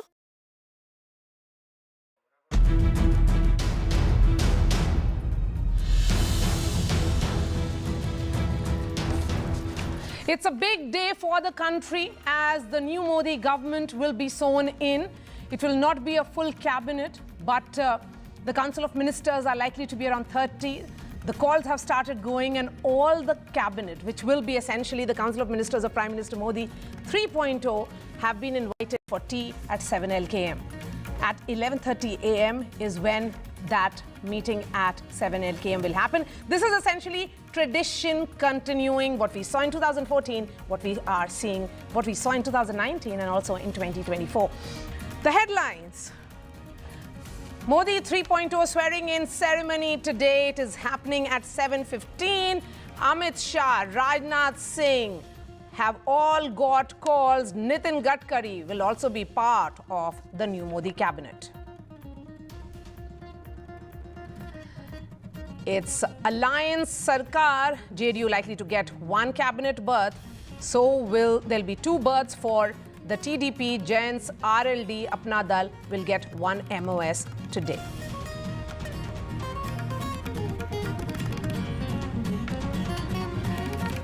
Guntur MP's role confirmed in Modi 3.0. TDP's Pemasani to get MOS post. All this announcement made by Jaideep Gala.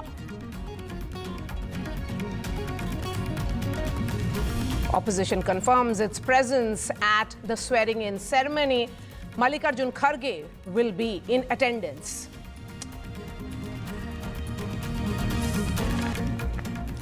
That is our top focus this hour, and I'm going to go straight to Vedant, who's joining us live. It's history that we are seeing unfold.